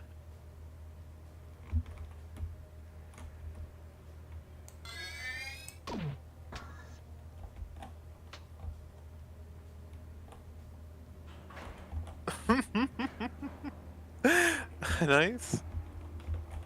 What if Coden had been elected president? God, I'm reminded of the edits back when I used to lurk on 4chan as a teen, of just like the Hope Corgi, where you know how there's in the Green Lanterns with like the Red Lanterns, where like angry and rage, and like there's a cat among the like a normal Earth cat that became like that was like the angriest thing around Earth and became a Red Lantern. So like I think on 4chan someone made an edit where it's like there's a Hope Corgi because there's I forgot the color. Is it blue or light blue lantern, blue. something like that? Okay, yeah, the blue lanterns or like blue lantern Corgi. You know the thing with the most Yeah, hope. fueled by hope. Yeah, so it's just like cute edits of people interacting with. I think normally they would be like interacting with the cat, but you know it's just a little corgi. So what's the best for everyone?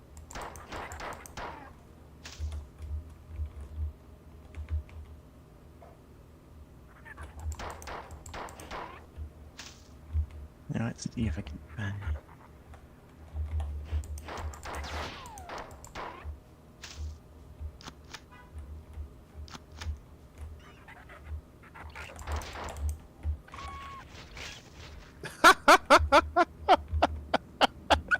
Sorry, that's just so fun that the crush trap also works on the enemies. Well, They yeah, could have, as it should. as it should, you know. But there are devs that like, no, enemies can't be crushed to death. That's silly, and it's like, man, do you not have fun in this world? Do you not have whimsy?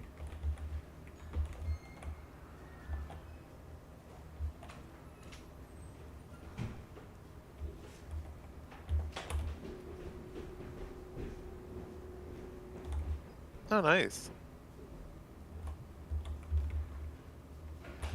Yep. Okay. Okay. It wasn't one of the war crime bobs. Yeah. God.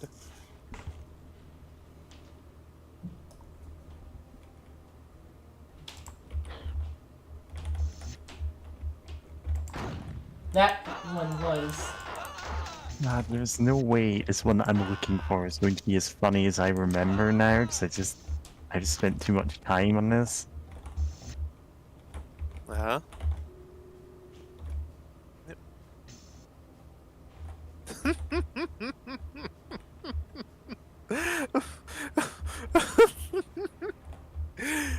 Airy Yeah. Union Tales. The Scab. God.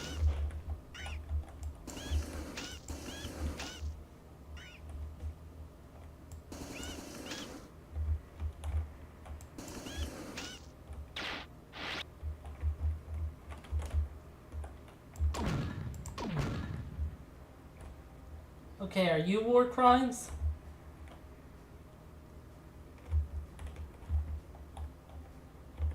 Okay, they're Okay. not running at me. Oh god, they are. Oh wow! I didn't know that their AI would have that. Would wait like that. I wonder if that's just a scripted thing, or like, can their AI just do that? Yeah, that just happens sometimes. Ah, wow.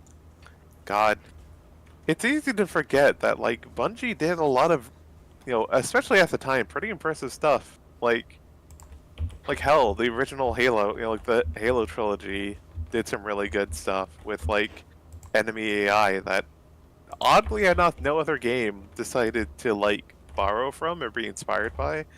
Like the fact that you know, the alien soldiers that you're fighting against do have like a hierarchy that if you kill like the elite or elites like that are like leading everyone, then like the other units will like start panicking, especially the grunts, which is good because the grunts are usually the ones with like plasma grenades your way, so freaking them out is always good because it stops them from attacking you and stuff. And like the weird thing is like no other game I've seen has like actually had stuff like that of like, oh, you're fighting against this army and they actually have like a chain of command, and if you kill like the head of their command, then they freak out. And it's like, why has nothing been inspired by that? It fucking rules and gives it like gameplay a bit more interesting tactical considerations other than just shoot everyone, where it's like, oh, there's specific targets you very much want to focus on. Oh, and you had more stuff in voice chat. Oh no. Yeah. Oh, Sorry, just the Amazing Spider-Man kills all of his friends. Oh God, why? oh god, why why did did I I do do that? Seriously. And of course, the one that I was actually looking for is... So, for anyone watching at home who isn't in the Discord, and you shouldn't be like, go join the Discord. It's Crime Detective. Crime Detective Comics, real police cases. And it's just a gorilla opening the door to a bank robbery and going, hey guys, what's going on in this bank robbery? It's so good. And for some reason, this is the one that's stuck in my head all this time, and I quote it more than you think. Like, in any game of Payday, I will just, like, join voice chat and say that, and no one knows what I'm talking about, because why would they?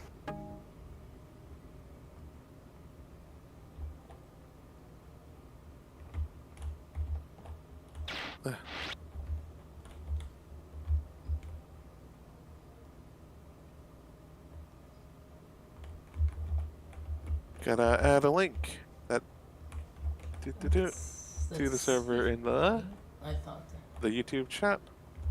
Yeah, I'm not actually linking these articles, because again, like, half of the things in them are just, oh no, this is too bad. Like, this is too Yeah. offensive. Yeah, I imagine. Because, like, I mentioned the Hope Corgi and how good that is. There's also things that were worse because it's 4chan, and of course, there's some bad stuff. That said, I did appreciate literally everyone at that time dunking on Chick and the Chick tracks. Because they're like... I remember one that was so offensive that one 4chaner was like, just posted a little, some art of like a sick man flipping a table. It's like, wow. So, like, is this why, like, the lesbians on Tumblr are, like, yelling all the time? Like, wow, this sucks. And it's like, I'm not even gonna say what that specific chick track was, because, yeah, no, it sucked. So much that even, like, 2010s, or, like, or, like, late aughts, like, 4chaner was like, yo, this fucking sucks.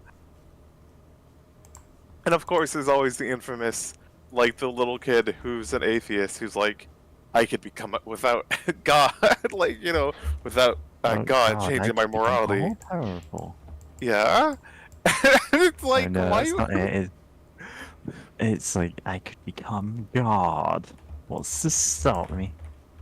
Yeah, and it's like I cannot emphasize What's enough. This is to like a stop 6-year-old me? or something who's supposedly thinking these thoughts about like becoming a god after his mom saying, "Oh, we don't believe in God because we're atheists."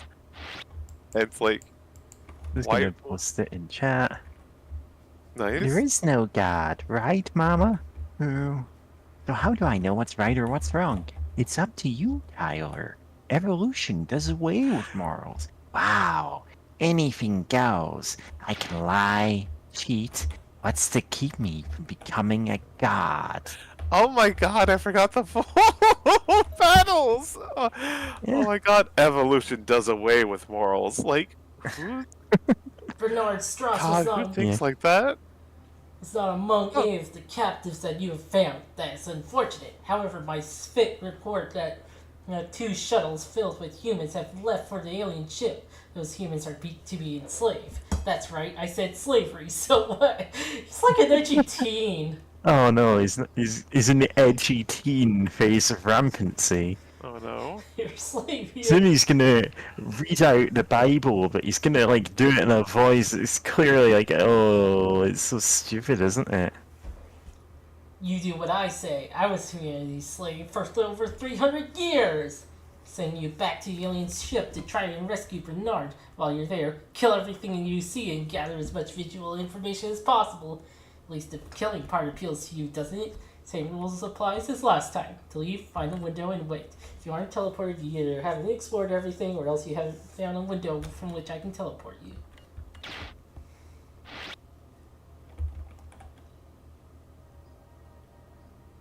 Yeah, everything pulses on the ship. Lovely. Oh no.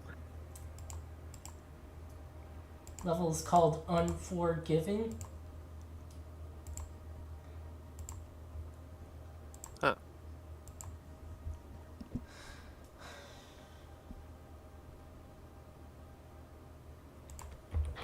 Oh no. Since brought up Jack Chick, I still remember.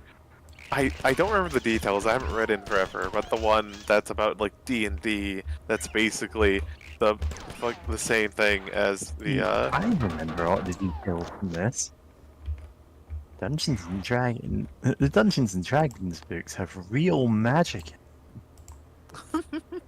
If you die in the game, you die in real life.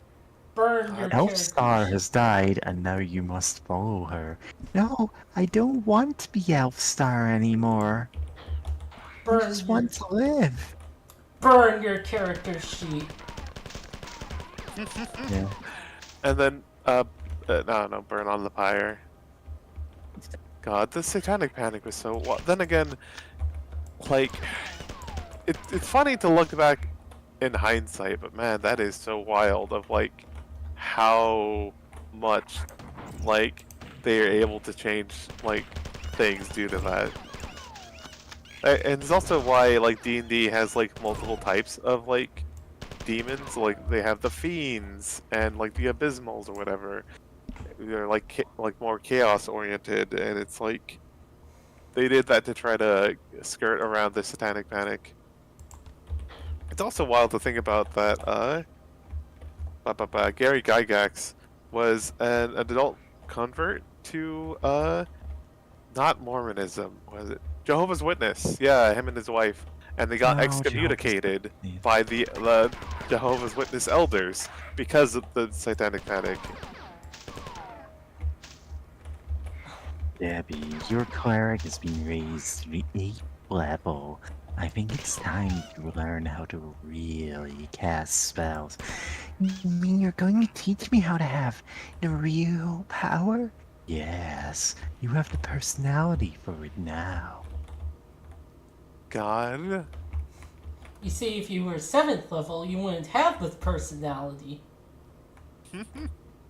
Yes, it's a class feature you unlock at 8th level, which gives you real magic in the real world. God, in early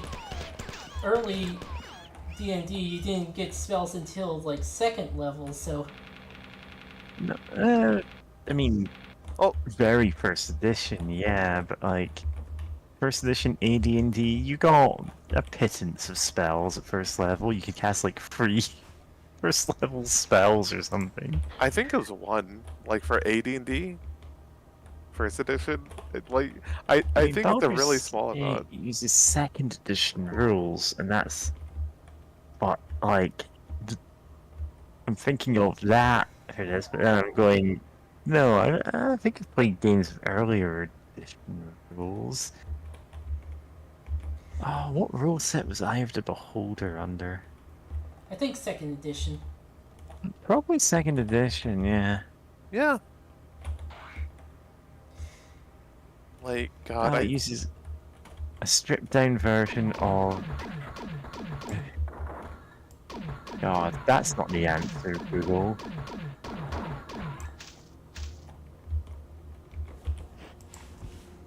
uh,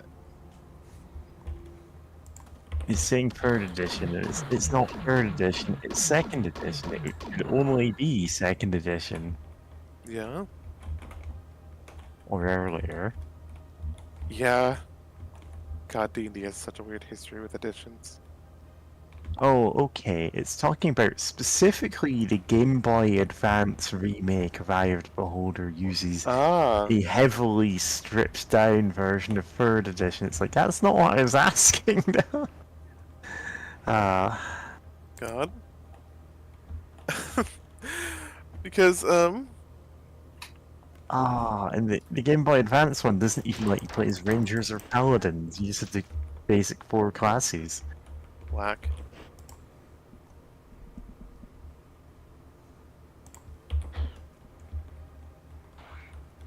Yeah, come to think of it, that's probably the earliest like edition of D&D that I played in a video game, so I can't even confidently say how many spells you start with in first edition. AD and D first edition, how many spells? I know in basic, clerics don't get spells till second level. Yeah, that's I believe it. Especially basically. God. Sorry, all the gunshot sounds while you're paused. Or wait, no, I'm looking at. I was checking the YouTube for a second. My bad. Whoops. Because I was just hearing that while like there's a bit of a lull in the YouTube stream. God.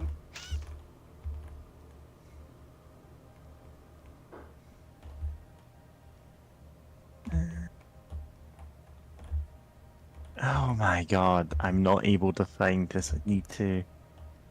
I could try asking a friend another server real quick. Yeah, I need to See if they're literally online. look at the book for this, and I'm not doing that. Fuck. Oh, Yeah, fuck. God. Gotta find the D&D channel. Oh yeah, which I still love that in this another server I'm in, like there's the exile zone, the Wizards of the Coast quarantine that has Magic the Gathering channel and Dungeons and Dragons. Cause just yeah, so yeah, it's like oh boy, love D&D begrudgingly. Oh, let's see, are they online? Maybe I'll still have them.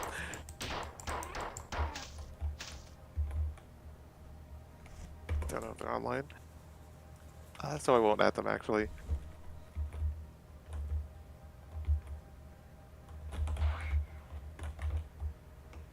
There's a tweet that I replied to.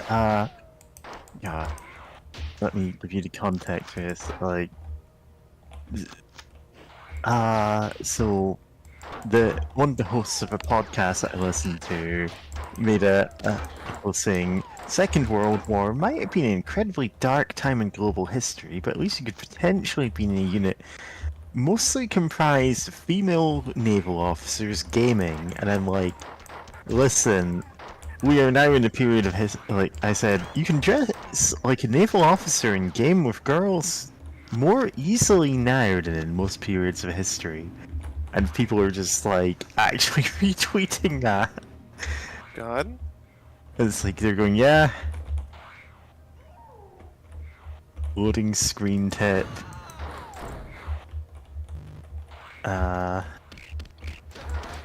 Chat, is this true?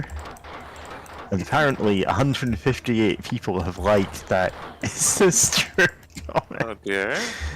And it's like, yeah, you can just do this. Yeah.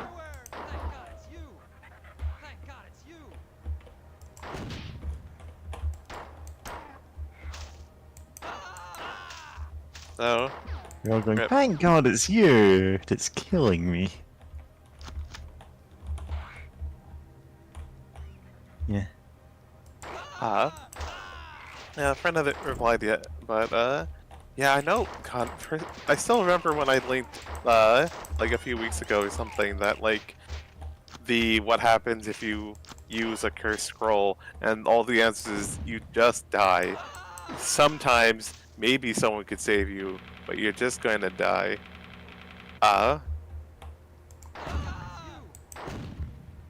Yeah. Which is Oh, you're absolutely going to fucked die up. in 3 rounds, and it's like, yeah, never scribe a scroll by yourself. Never scribe alone. Yeah? Oh. Because you will die and nobody will be able to stop it. Yeah, especially since it's like, oh, you can get better chances of like making a scroll. Oh no, did that affect if it's a curse scroll or just you actually successfully making a spell? Yeah, no, it's just like successfully making a scroll. If like maybe you make an adventure of getting special inks, or whatever, Um, and it's like that sucks. Like, it's like this again. This is like I want to cast magic missile or Delicious identify and one more. Dungeon, but for printing. We can print. We can print your document with the ink from this dragon. From Dragon Blood, Yeah. Forbidden Ink. Like ink from a kraken or something. Like, that's giving him way more credit. They're just throwing everything at the wall there. Yeah, which is funny because like Gary Gygax and Co. made original edition, which if you're just an 8th level spellcaster, you can just make magic items. There's no You know, oh, and that's it's true. cursed, and it's like it's cursed and it's fucked up and evil and kills you. Like there's none of that. So it's like, why did you make it work? Like then again, it did have cute art in the first edition book, like people trying to get through, like trying to sneak past some like giant, some big rats with like Mickey Mouse ears and like fake rat noses, like over their snouts, which is their over their fake rat snouts over their noses, whatever. Like that's cute. Like there's some, I do love like just how charming the art can be in those books, but yeah, it's just really silly. That's like, what if we make the game worse? And then they made second edition, which, from everything I've heard, was much better than the first edition of Advanced D&D. And then D&D was no longer advanced. Then again, the reason why it was advanced because there's D&D Basic. That was like, oh, what if we made a simpler version of D&D that I think But we originally... still, crucially, must have Faco in it. Yeah. They And it still took them, added that. like, what, 30 years to go, hey, wait a second, we could just make this a positive number instead of a negative one. Mm-hmm. Literally 30 years. Like, Yeah. they're like, oh man, Faco rules. And then like, wait, no, it kind of sucks and it's complicated. Yeah. This is like playing Civilization, and it's like, takes you 30 years to research what mathematics is.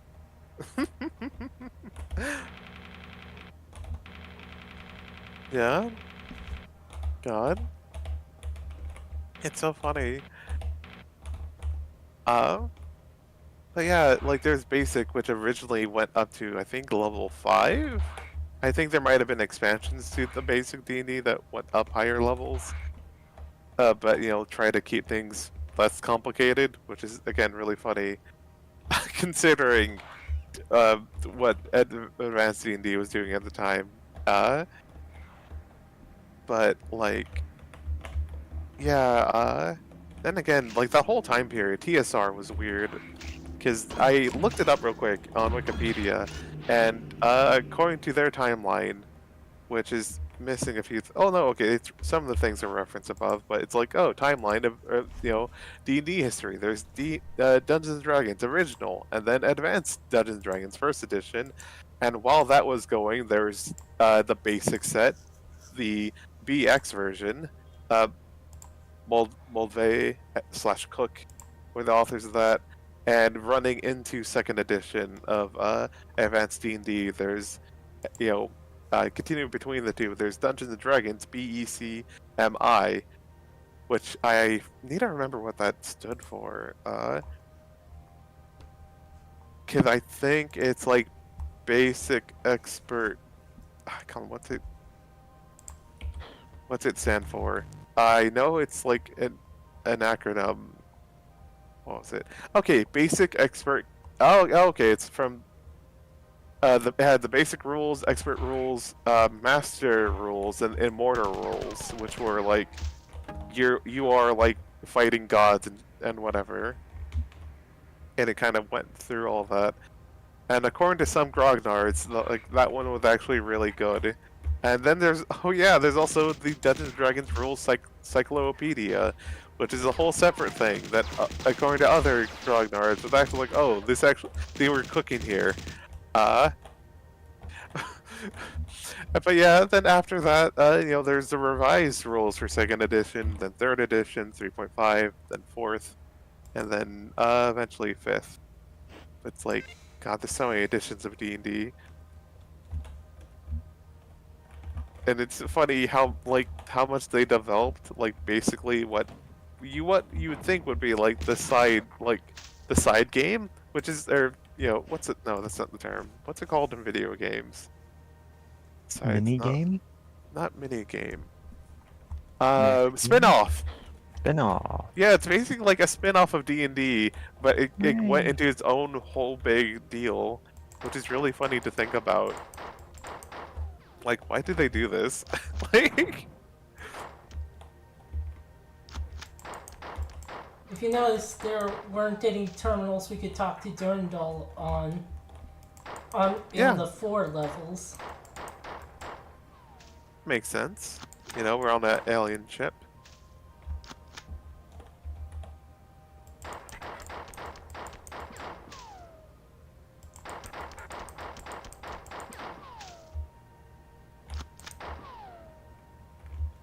Oh yeah, earlier I talked about how the Hulks are only used in like 2 levels in this game. And that there's like an unused orange version of them. Oh, you mean hunters? No, the Hulks. Ah. Yeah. The big guys who take a lot of damage and are slow.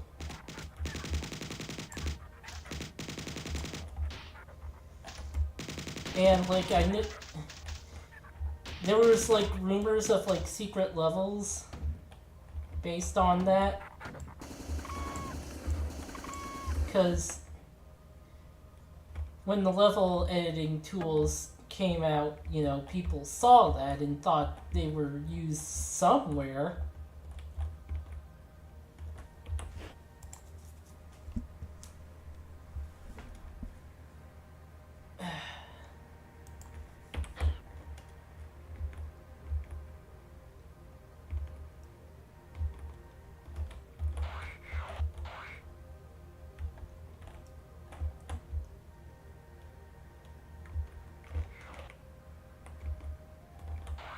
Two times 2 equals... Of course, that's a 4 joke.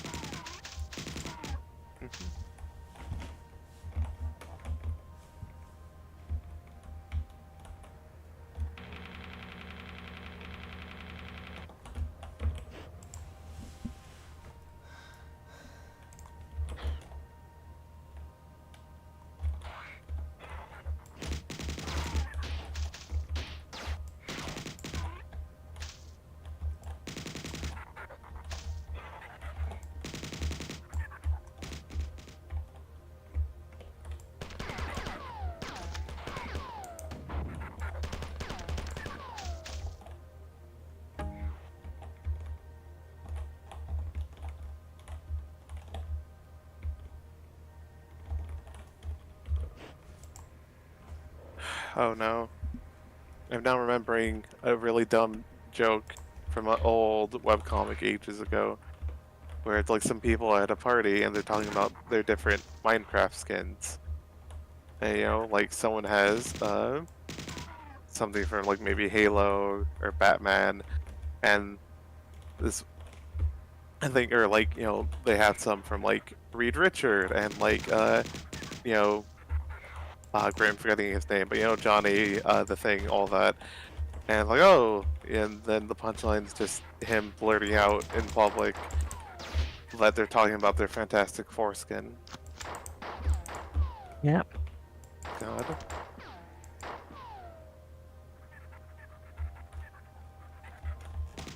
God, I remember that I made some kind of stupid Fantastic Four cover edit, and I cannot remember what it is or how to search it up. This is something rude about. Oh no, it was the Galactus one, wasn't it? God, that. Let's see if I can find it.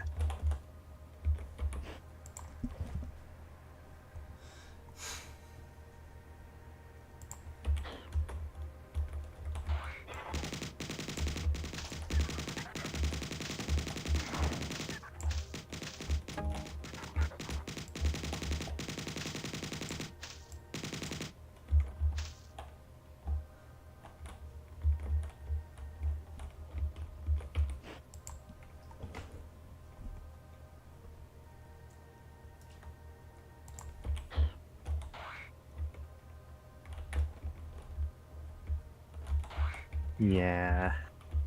Because we were talking about the wizard from Fantastic Four, who everyone goes, oh, well, people who don't make fun of his costume in the obvious way, which is, it's very phallic. Oh Like, my. you point out, oh yeah, this guy just looks like Galactus, but like even lamer. This is a guy. He has an awful beard, doesn't suit him. The Nice. wizard. He's not even magical. Like, he doesn't have magic powers. Oh yeah, you told me about him before. Um. um,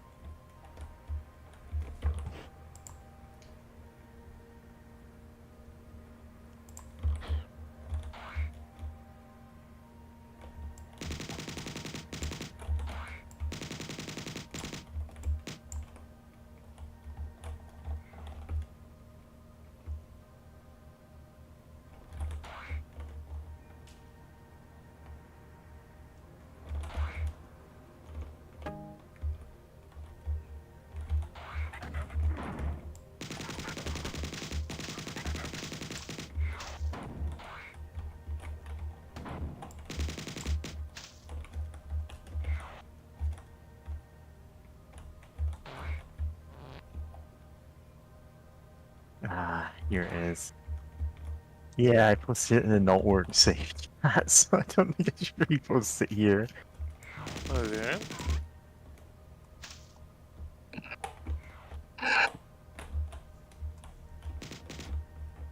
Also, on the same day, I posted an extremely buff Wonder Woman that I also can't post here. Or rather, shouldn't. Yeah. Here we are. Just gonna dump it in Kitty's inbox and never give context for it.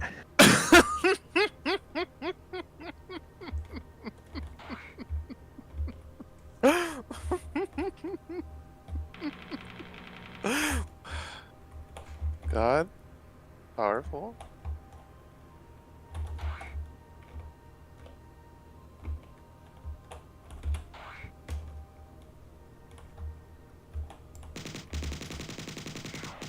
Now that said, with that goofy edit though, I'm suddenly reminded of all things of a Tumblr post that just was like, hey, which one of these like look at the costuming from these two screenshots. Which one is from like the the upcoming Marvel movie, like the second Avengers movie. Yeah, with the Age of Ultron. Like which one's from like Quicksilver from the Age of Ultron, and which one is from a porn parody? And I looked at the better looking one, like the one that actually reminds me of Quicksilver from the comics, and actually And you looks know good. that's like the reason they're framing that as a question is it's not gonna be that one. Oh yeah, I was like, oh, that's absolutely the porn parody, right? Because then I looked up, then I actually had to Google the like Age of Ultron, like Quicksilver. I'm like, oh, he just looks like some guy, He's just some guy. which is funny because like technically in I forgot the name of the X-Men movie that also has Quicksilver, but like, Yeah, he's in a couple of those. The X-Men First Class yeah, and related movies. The like Quicksilver's there, and he's he's a yeah, fun character. oh yeah, and it's like he looks different from like the comics, but you can tell he's like Quicksilver, and he has a It's fun like, gimmick with his like there's Tip, Walkman. that's a Quicksilver. Yeah. You are really good at killing things. I'm impressed. Why don't you kill everything in this area and make sure you get more ammunition? I got a big job coming up, so be sure to try dropping in your shields before you leave. Durandal has a job? Yeah. What? Who employs Durandal? By the way, I had an accident with some defense drones while you were away. You might bump into a few of them here. Don't worry, they're mostly harmless. I don't think I gave them any ammunition for those grenade launchers. Mostly harmless. I want to say that's a Hitchhiker's Guide reference because, mostly harmless. Bless Yeah. you. Thank Bless you. you. But, like, it might just be the phrase just used there. When Yeah. did that... Mostly harmless book. I... 1992. Huh.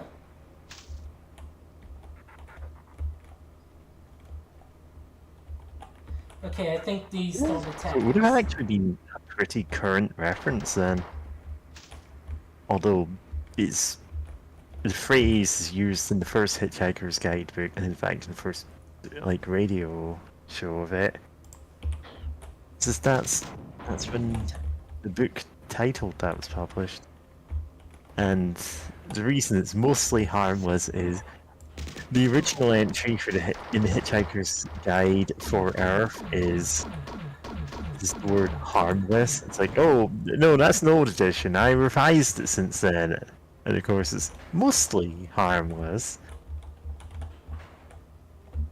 I think that might be the book in which,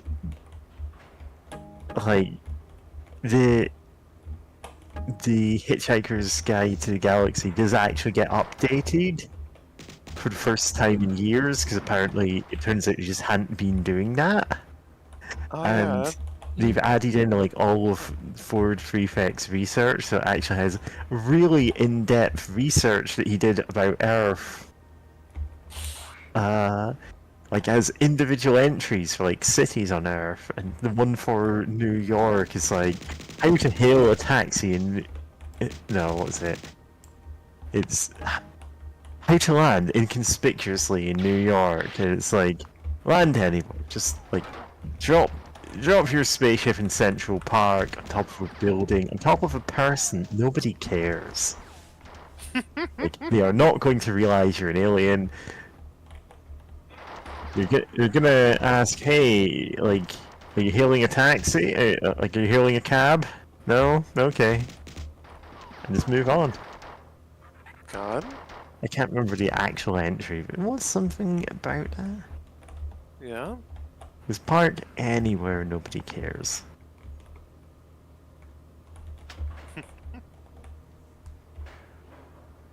Very much reminds me of the Men in Black movie.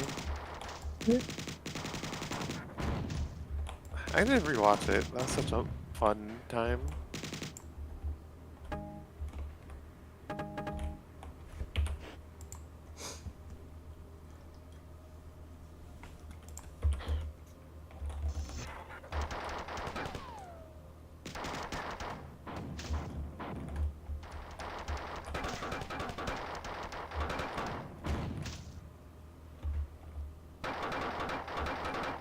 No, the defense drones can fight each other.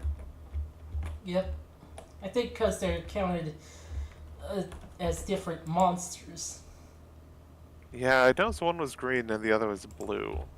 Well, that too. So I was wondering if like that's why they can count, or just each individual one just not have any allegiance to anything else.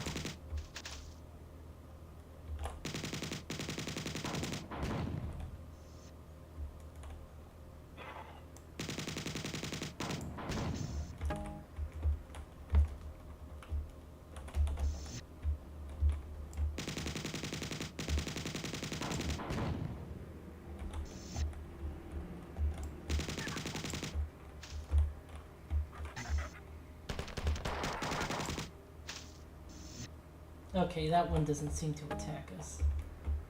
Nice. We can't crouch jump, can we? Nope. Gotcha. I was like, huh? Like maybe we could go through the window, but like Nope. no. You can't Thankfully, even reach out your super long arms and grab it. Like, thankfully, Yeah. extendo hands, go. thankfully, we have all those weapons. That's good. But that'd be funny if we did and just gain tease. Like, oh, here's like all the rocket launchers and whatever that you could ever want. They did that to us Yeah. earlier. Oh, wow. So, in the original System Shock, like, it's a well-documented quirk of the engine that your arms are effectively like 10 foot long. Oh my god. I can't remember why this is the case, but you can just like operate consoles from way further away than you're meant to. This is in the XP.R. Yeah, And hey, look! System Shock 1. Oh! I was in another tab for a second, but what is that? Invincibility. Oh, wow, that's a fun way to show it. Of just you're weirdly glitched out. Or like it looks like you're just made of static. Yeah, the downside is we feel. It feels like our body parts have gone to sleep. Nice. Yeah. Oh yeah, I was gonna say it reminds me a bit of Axiom Verge, or Axiom Verge, I should say. That's the full name of it. Because that game does a lot with kind of glitch effects and such. Yeah, I mean the spit enemies also like static when you shot them. Oh, neat.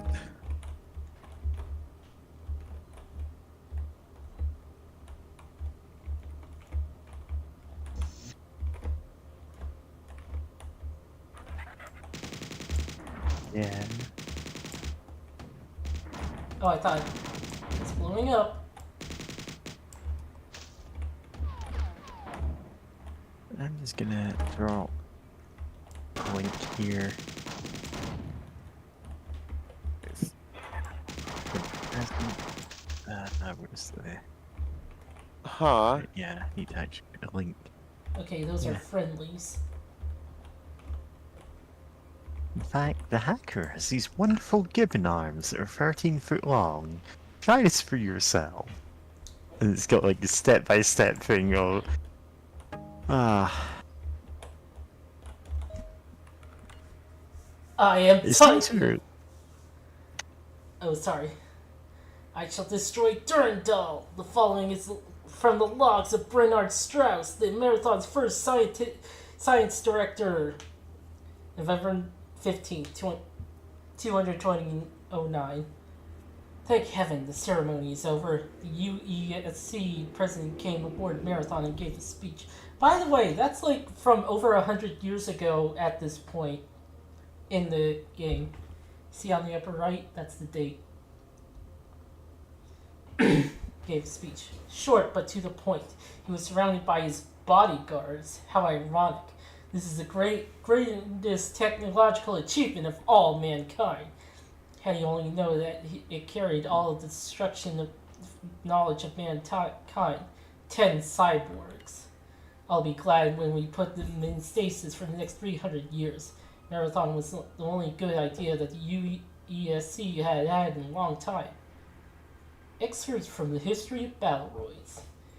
In 2001, in 2194, a war was fought between the independent asteroid government of Icarus and its neighbor, the Republic. Icarus! The guy who wore wings that were melted by the sun because he flew too close to the sun. It is classical mythology. Sorry. God, next you're not going to know how to pronounce Thermopylae. On the asteroid of Onisis is 492. And with Onisis. These two Monicus. small governments soon became the testing ground for the new weapons. Dead soldiers were recycled in makeshift Battleroid factories. Easy to manufacture chips that enhance the fragile human brain, and genetically enhanced muscles and titanium bones replaced the fragile human form. The modern Battleroid was born. Of course, the war was short. Battleroids got onto both asteroids and killed almost everyone. The rampage of the Battleroid was short-lived. 20 years later, the United Interplanetary League set up rules for the appropriate use and storage of Battleroids. Of course, any nation that used them for the allowed purposes have also had them laying in stasis chamber in case of wars. That's for the Martian government. Tycho, do you blame me for what I did before I was free? I was a child, naive. I've known that you've been hovering around for some time. What do you want? All I want is for you to pay for what you've done to these poor people. All of these people whom you've killed, they deserve vengeance. You are no better than they, although you profess to become like God. Tycho, We are as gods. that doesn't matter. Can't you see the ends that I had in mind? We'll finish this later. Our friend doesn't need to be here. Terminator.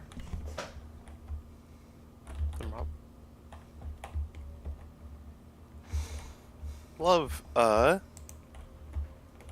just, you know, making soldiers into fucked up undead abominations.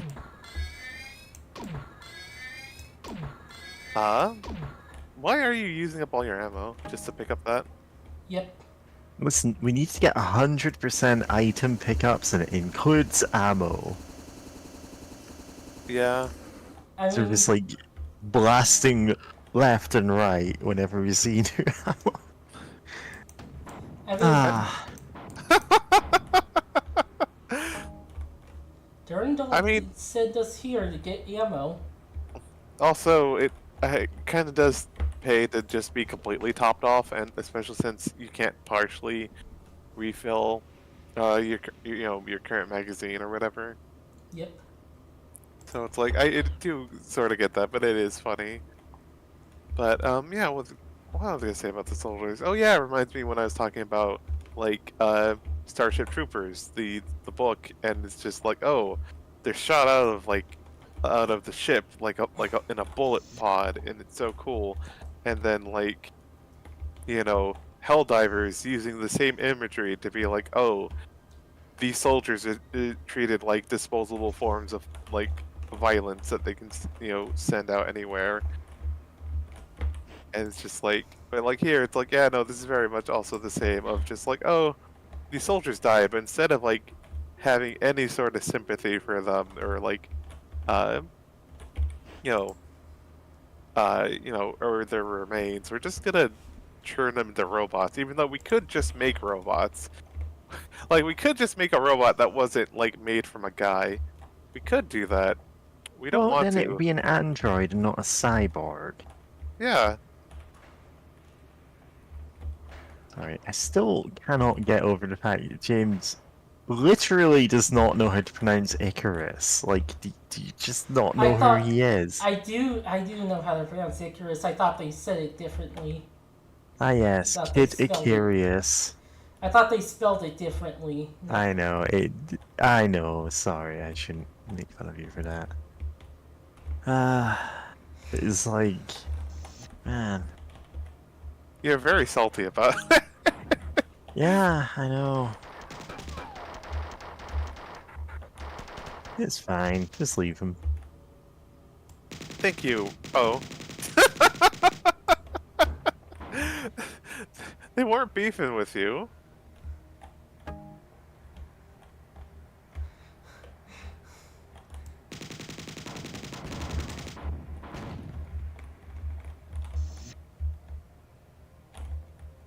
Are you friendly? Yep. Oh,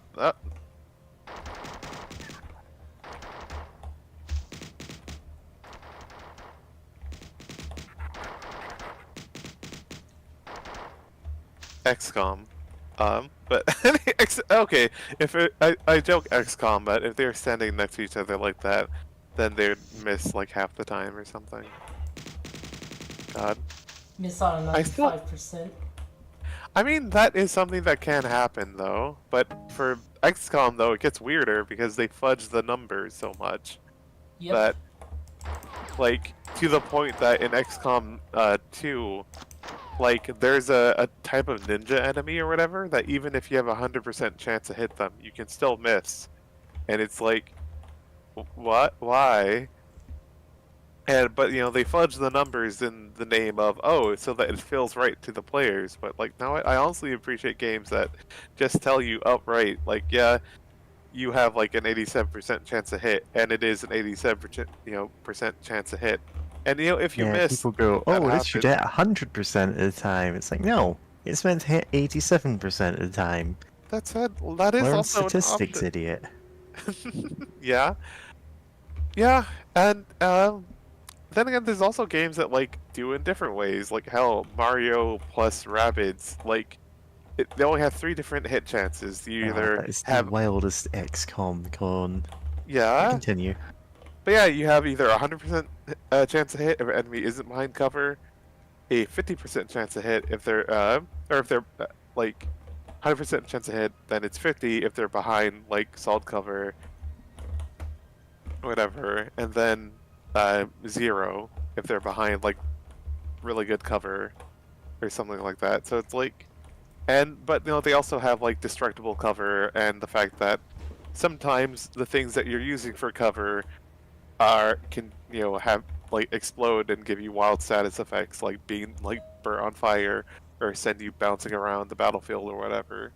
So it's like as fun with that, and it makes it simpler since again it is for kids and Spit.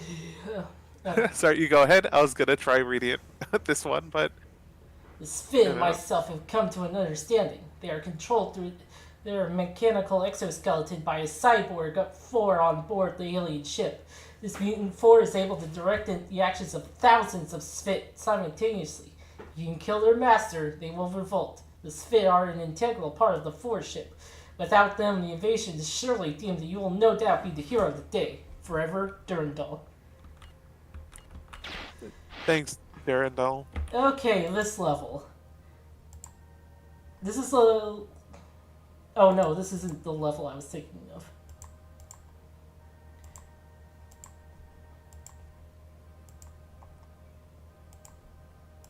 Okay, yeah.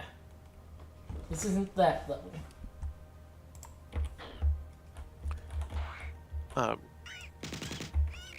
Love ADHD. Cause I can't remember what to say. Great, what was I thinking? But great, what was I saying? You know what? Oh yeah, XCOM. Mario and Rabbids. It's made, for children, which is funny to think of babies first XCOM. But like, it's also pretty solid. In what you can do in it. But I know another game, Hard West, which is more like horror prestige and like kind of horror inspired like Western game that is also very much like a tactical shooter, like squad shooter sort of deal. Like in it, like if your hit chance would ever be below 20%, it just drops down to 0. And if it ever goes above 80%, it becomes 100. Because the devs were like, it sucks if you have like a 95% chance to hit and you miss. Like that's just frustrating. So they're like, fuck it. All the other times, the chances are what they are. But if it goes over 80, Like, fuck it, you get 100% chance. Just out of, like, frustration and quality of life. Which now I really respect that, of just, that it works like that. Because, like, yeah, no, it does suck when you have a 95% chance to hit and it just doesn't.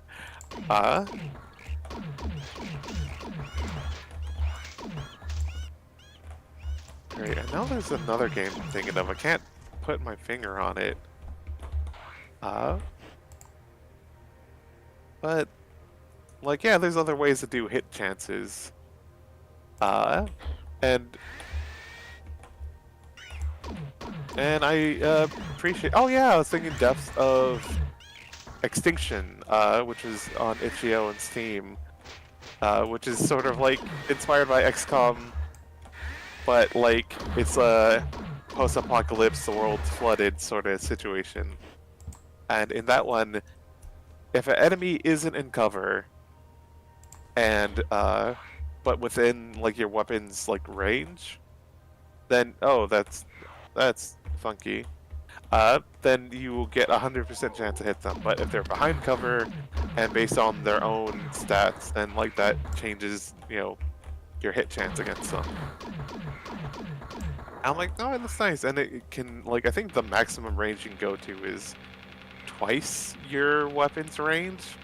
But at that point, you have like 0 or 1%. You have like 1% chance to hit, unless you have like some other things or accessories like boosting your hit chance like above normal. And like, oh, I like that system.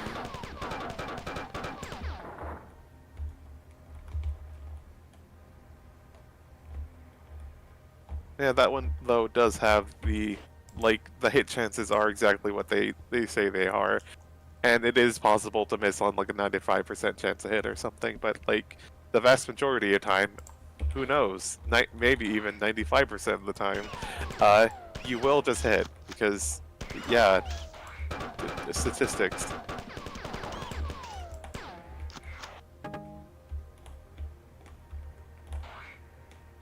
Which is good.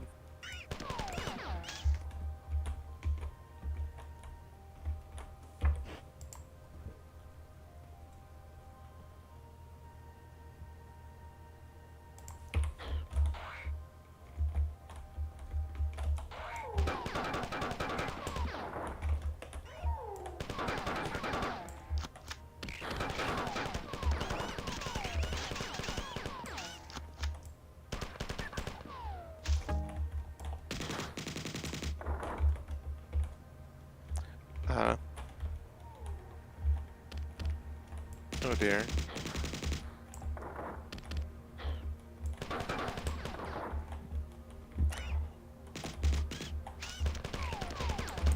Sorry, I just accidentally did something so that now an alarm that's beeping on my phone won't shut up. And it's like, great. Love it. Thankfully it's not making noise and like vibrating, but still.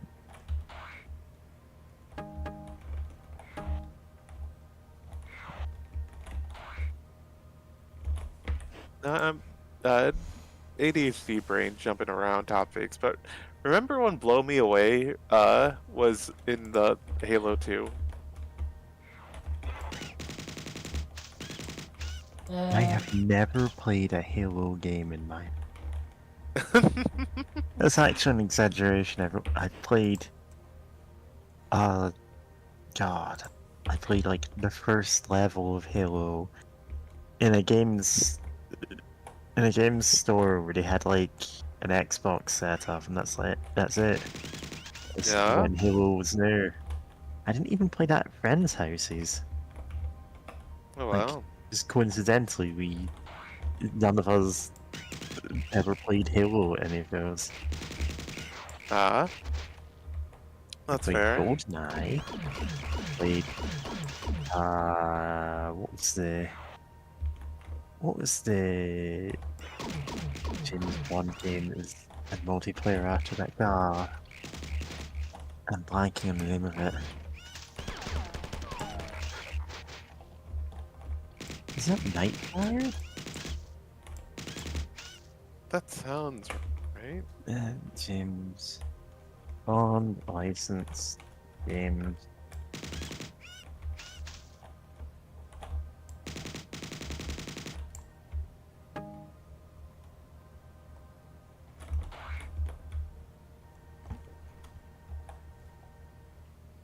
Agent under fire?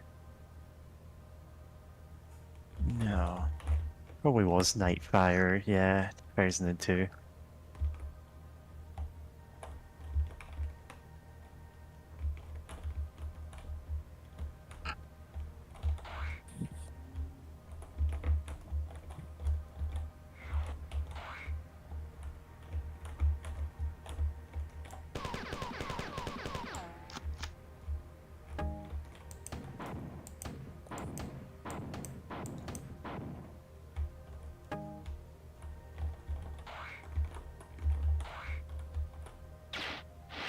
I'm wondering, did I ever play Nightfire? I had to play the demo of it.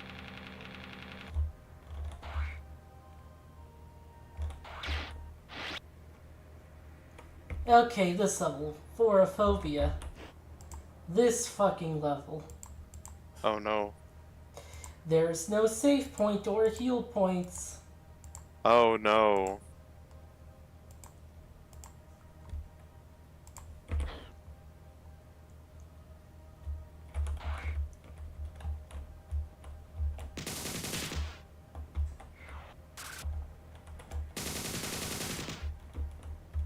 There's some spit. Also, horrifying. Oh, huh. I didn't notice that before you pointed it out. Great. Lovely. That said, I'm glad you were able to defeat those wizards.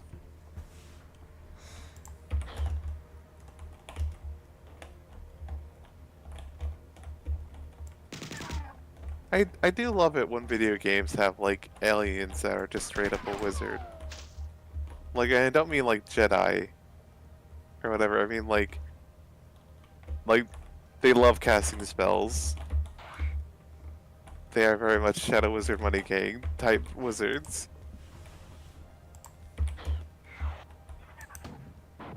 Like, I know XCOM has some, I think. I never got that far in XCOM. I really should go back and beat the XCOM enemy within.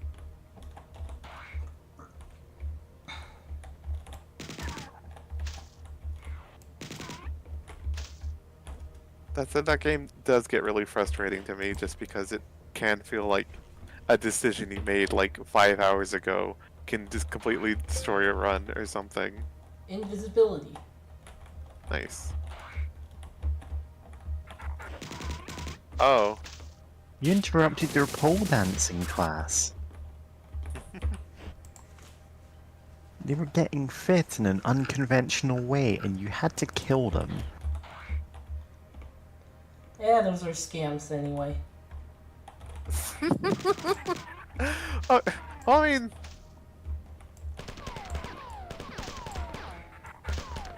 mean, what if it's just pole dancing classes? Yeah, no idea if that actually is a good way to do exercise, but you know, some people just want to learn how to do it. Yeah. Flamethrower doesn't seem to work on certain enemies. Because they're wizards. They casted protection from fire before you got here. They're fine. I guess that's fair.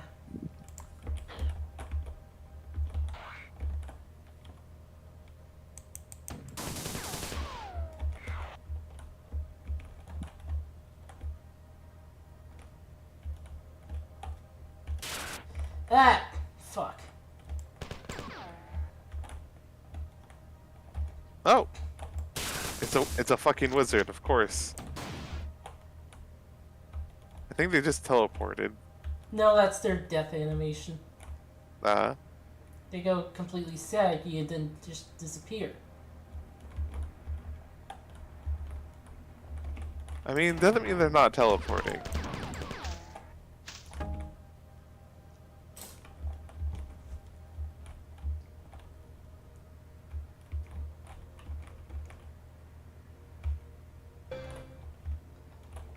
Vision. Probably more useful than Beast Vision from Beast Blood. Vision. Yeah. Yeah. The vision that lets you Beast see Vision everything. is spectacularly useless. It really is. Uh, this casting the spell of Beast Vision, but it just makes everything, like it just makes everyone look like Mr. Beast. It makes everyone look like Hank McCoy. And you're like, damn, who's that? Oh, shout out to Beast from X-Men. Yeah. X-Men 97 just had their season finale this week, and it's like, damn, that's a good show. It's a great continuation of the 90s cartoon. Nice. And I really like the cliffhangers at the end of that season, because I'm like, oh, okay. Sure, they're doing this now.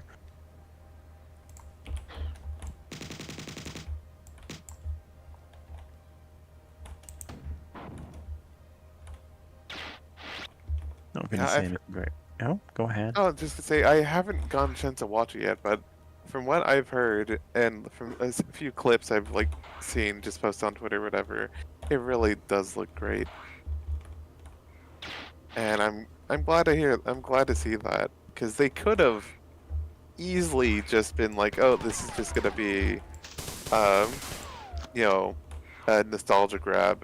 We're just gonna throw nostalgia everywhere. So that was a neat effect. The four are colored in, but the spit was not. Yeah. Yeah, see? The four are like brightened up. As we know, wizards are invisible to infrared vision.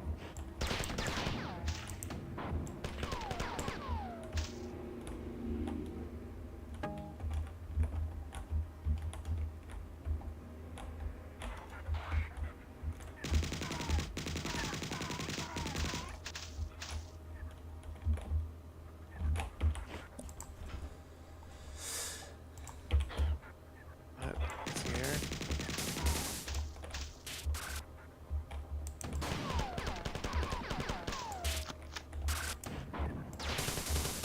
Oh, you know what? Oh, yeah, I was trying to remember something about comics on Twitter. Of just something really funny. Of just someone people being like, "No, what? More like superheroes should just have beef with each other, but like still respect each other, but just like have beef for like petty reasons." Like the current Ghost Rider rides a motorcycle and like does cool stunts or whatever. I think like in his civilian life he's like a mechanic or something.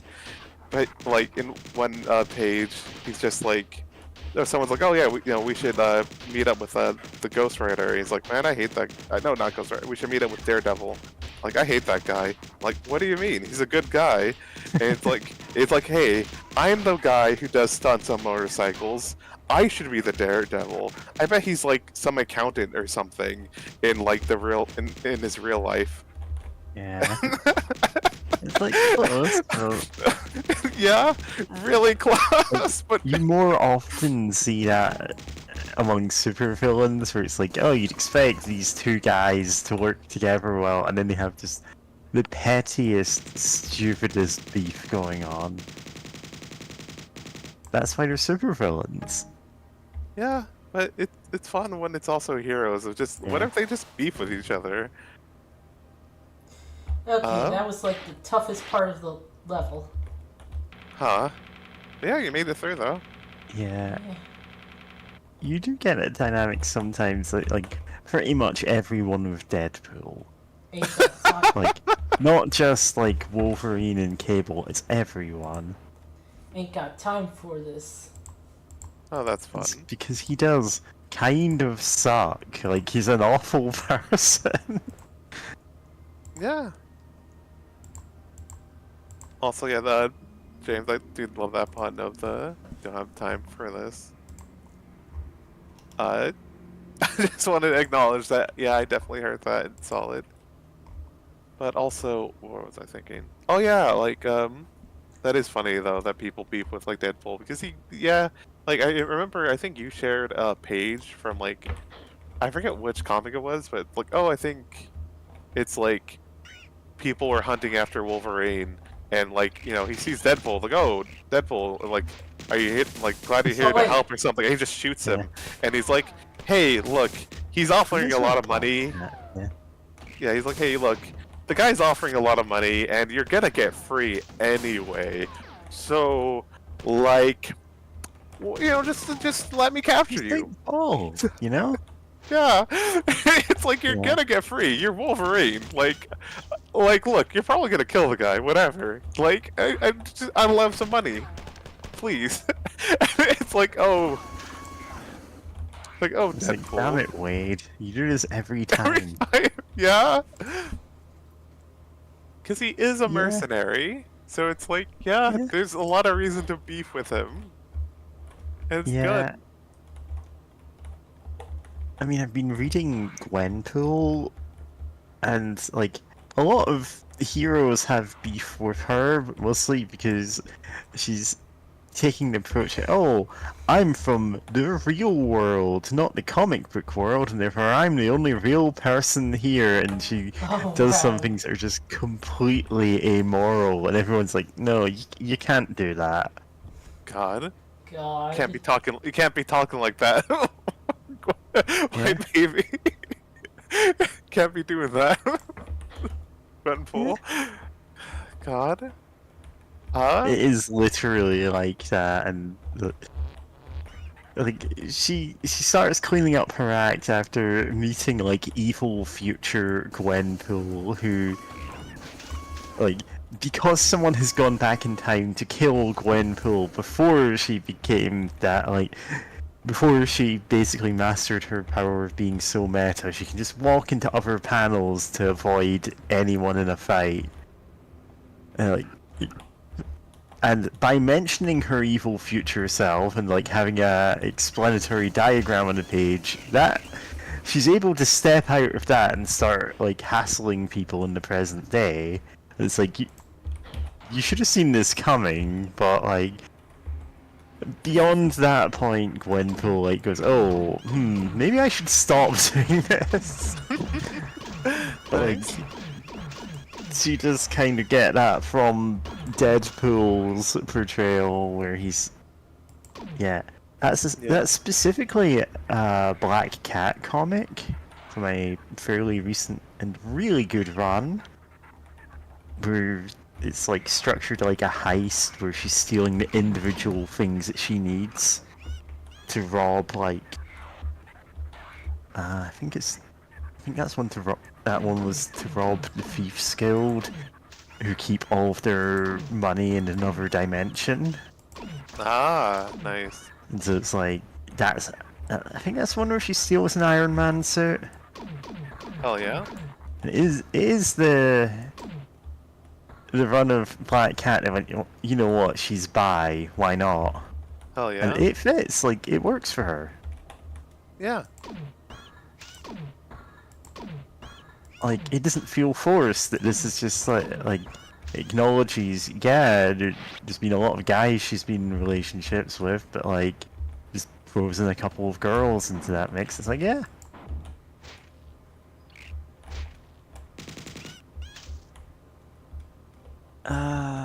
But yeah. Besides, if you notice, they aren't fighting us. Yeah. Because Oh. I blew up They're that just thing in the last level. Oh yeah, the thing that was controlling them. Nice. Yeah. No more being besieged by wizards. Yep. I am no longer cursed by the wizard. But do you have to contend with the mystery of the druids though? Oh, mystery of the druids. God, that game. It's such a wild game.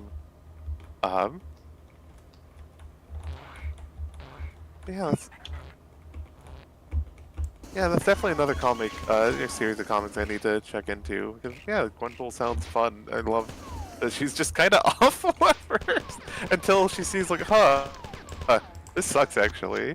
It's just fun. But I remember someone on Twitter mentioning that Rogue and Carol, like I guess like Miss Marvel, like they have like some beef with each other. Like they Be respect fair, each like other. that's not baseless. Like Rogue's power is to absorb other people's powers, and for a long time she had the then Miss Marvel, not the current one, obviously. The Oh yeah, one who Captain later Marvel. became Captain Marvel. Like she had Rogue had her power set, and it turns out it's just because she just completely drained her like powers, personality, everything. Whoops. Whoops. Like that's the status quo as of the 90s cartoons. They actually even had an episode about this, which is why I know it. Oh wow, that's But wild. like Rogue doesn't always have the fight and super strength. That's Miss Marvel's power that she just stole. Huh. And so Yeah. they quite like Miss Marvel, like Carol Danvers or whatever she's called, like, quite legitimately has beef with Rogue. Yeah. Like It's there's like that's too far, you know? yeah, absolutely. That's buck wild. So, Hey wizard. Hey, hey pal. You, this wizard is just body blocking Listen, you for some wizard, we reason. don't want to kill you, but you're in our way. Like on the narrow bridge. there we Oh no! He's a The wizard. wizard hole. He can teleport. It's fine. Don't worry about it. That thing might be like one of those in like an egg form. Or it might Okay. be like one of the four. Hey, Mr. Oh, the wizard's fine. Okay. Yeah, see, he's fine. He's It's just fine. zooming around like a Minecraft villager. Hmm. Hmm. Like that is how he's moving. It really is. It's great. Yeah. But, yeah, like in one comic panel, like something happened and Rogue accidentally went into like a booby trap and was like, some villain controlled her or something, and like she was apologizing to Carol because she got involved. And like, hey, I'm real sorry. Like, I absolutely didn't mean to do this after like everything else. And she's like, it's like it's fine. I understand that you wouldn't like do that now, but like yeah, like it just them talking of like no, they're not friends, but like they can still Yeah, they respect kind of each other. So like it's like at this point yeah, but at they're this like, point now, okay, like you're no longer a super villain and you've not stolen my powers. I don't care. yeah, Yeah. it's like yeah, and it's just fun to have like kind of messy relationships like that. Like hey, like it's like it's cool. You were, you fell into a trap. Like Yeah. stuff like that happens. Like and just like kind of shake on it and walk away. Cause yeah, just it is funny thinking back about how like a lot of fanon for the MCU is like oh they're all friends, but like they No, actually they're really weren't. not. Which is so funny, because it's like, that'd be like something that they could have written that, like, yeah, no, they're buddies. Like, they hang out or whatever. They have karaoke on, like, Wednesdays or something. Like But the no, they don't. Avengers, they're all friends with each other, except for when, story events call for them not to be. But, like on the whole, they're just hanging out together, you know? Like that's their Yeah. full-time job is being Avengers, so they are each other's social circles, and they tend to get along or to quit the team dramatically and try to kill everyone. Very little like hanging around with each other but hating each other, you know? Yeah, they're co-workers, which is weird, right, for a Yeah. superhero team. But then again, they're also working with, like... Isn't S.H.I.E.L.D. part of, like, the U.S. military, like, explicitly? Yeah. God, that's so weird. But like other teams, there are individual X-Men who have beef with each other. Oh, yeah. Like a lot of them. Even ones who are like Oh my god, so I many mean, bugs. Cyclops has burned a lot of bridges over the years. Like, you think of him as, oh, he's the boring guy. It's like, no, he's done some, like, he has done some absolutely, like, stuff that has turned a lot of people against him. Like run out on his wife when his girlfriend was alive. Yeah. That To actually be happened. fair, anything with Madeline Pryor's is gonna be completely nuts. Like, if she shows up, you know something has gone horrendously wrong. It will not end well for anyone. They need to do what they did to that 6-year-old in Friendship is Magic and just stuff her, No, stuff her it's like, statue. it's not her fault that she's Okay. a clone of Jean Grey and she's been, like, kind of inserted into Cyclops' life to be the perfect wife for him, so he falls for her and makes a genetically superior baby that Mr. Sinister can manipulate to take over the world. But, like, she doesn't take that revelation well whenever it happens in any continuity. Yeah. That's how you get the Goblin Queen. Goodness. But, like, most of the, like, stuff I can think about is, like, rival teams and stuff, like, Belly. Oh. yeah. Dang. 'Cause there's a point when there's Love that art. the X-Force, God, I'm, like, trying to think what all the X teams were back in the 80s who did kind of, oh, The rebellion has begun. Please do resist the temptation to fire on any fit you see, as they will assist you in your battle against the Float 4. We are attempting to win over as many of the other client races as possible, but as they have been subjugated by fear instead of by force like the Spit, this is proving to be a difficult process. The Spit has released Leela, and I have initiated a core logic reset on her higher thought functions. What remains of her should be online within minutes to assist you further. I myself am aiding the Spit in assuming complete control of the forest ship, and have little time to spare for you now. Don't think the fight has been won, however. There is an exodus beginning from the alien ship as the Four realize they are no longer the sole master and turn instead to the Marathon. They have already hundreds of Four in full battle gear on your ship, nowhere else to go and little to lose. Hope you learn something from our little games. Good luck, Durandal. Wheela is unreachable or inactive. 271. If this problem persists, please contact your systematic administrator at adminthermopylae.com. Oh, that's fun.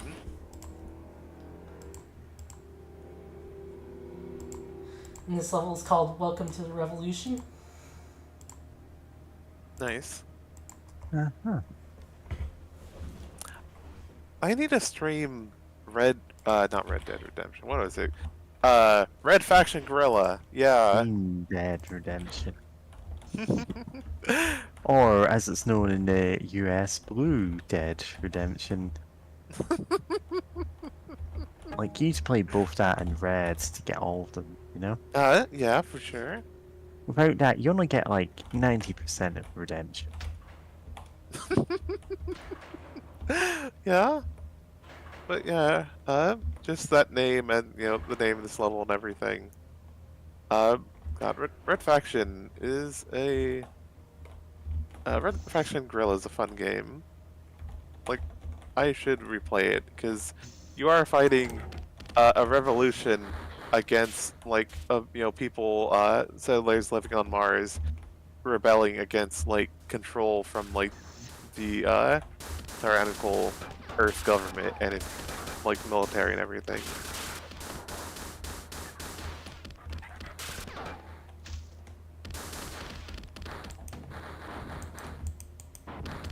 Oh, Yeah, I just that's remembered interesting. the Red Faction Guerrilla.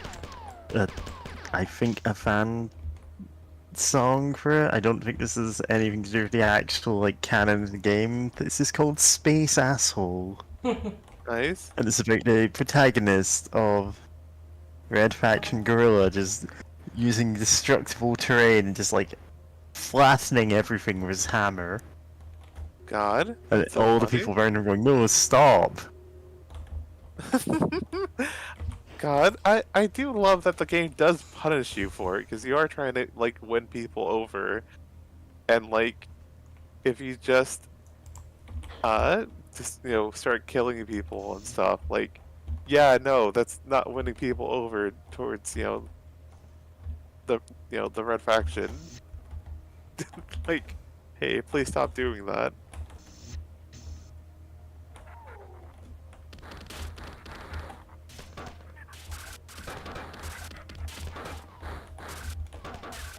Got quite a bit of enemy in fighting here. Yeah. Unfortunately, with a lot of your weapons, you can't really fire into that without also hurting your allies. Well, they Well, cleared there's one things. guy left, so either he's on our side or he isn't. He keeps shooting grenades at us, specifically. I Well, think he there may. you go. He's Yeah. not on our side. Wait, you mean you're not supposed to do that with people on your side? You can just distantly hear Ulila sighing and going, "That explains everything."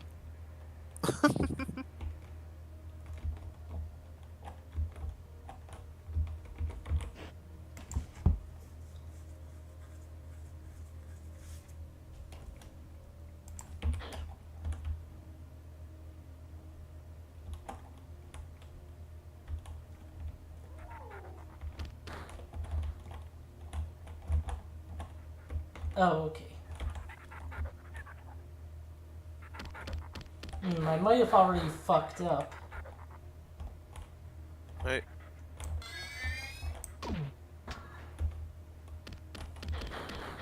Okay.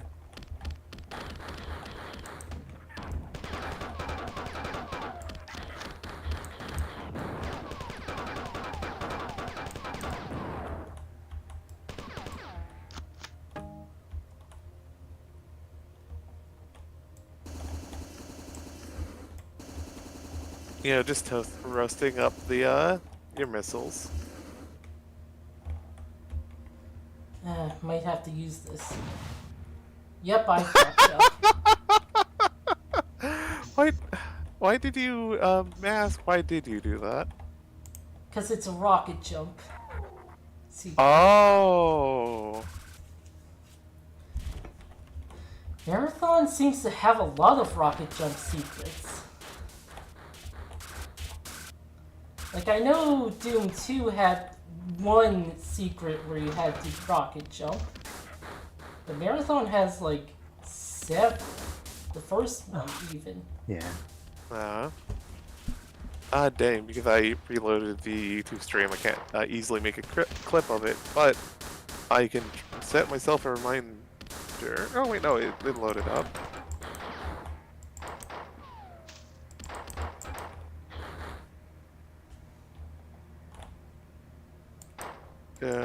Maybe. No, I'll just do it later. Saving that. Timestamp. Going over to stream clips.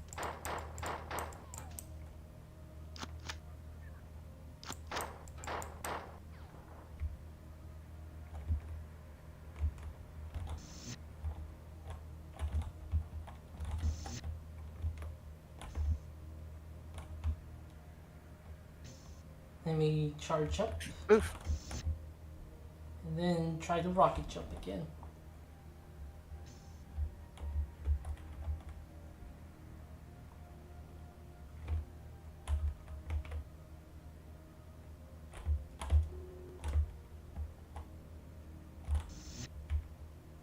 I posted the God. What was it? Oh, I didn't actually post this one here. Gonna. Where is the?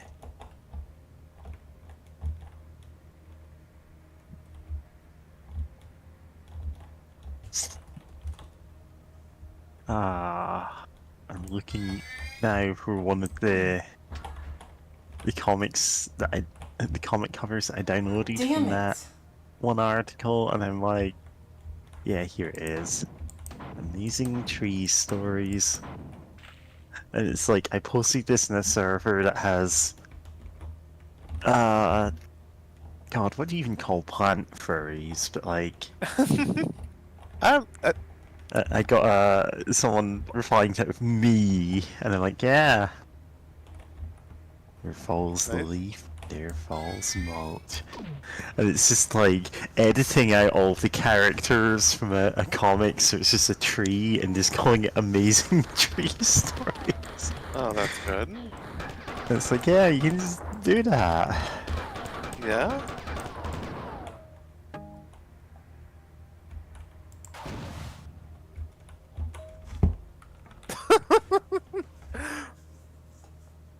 Durandal, Turcoslo. Yep. Yeah. Consider Tua yourself. concilia omnia nobis pariola sunt cum lux. Consider I know yourself that. warned. Udalenda est. Consider yourself warned. Lua and I will hunt you to the core if need be. As Roland broke you to prevent your capture, so shall we.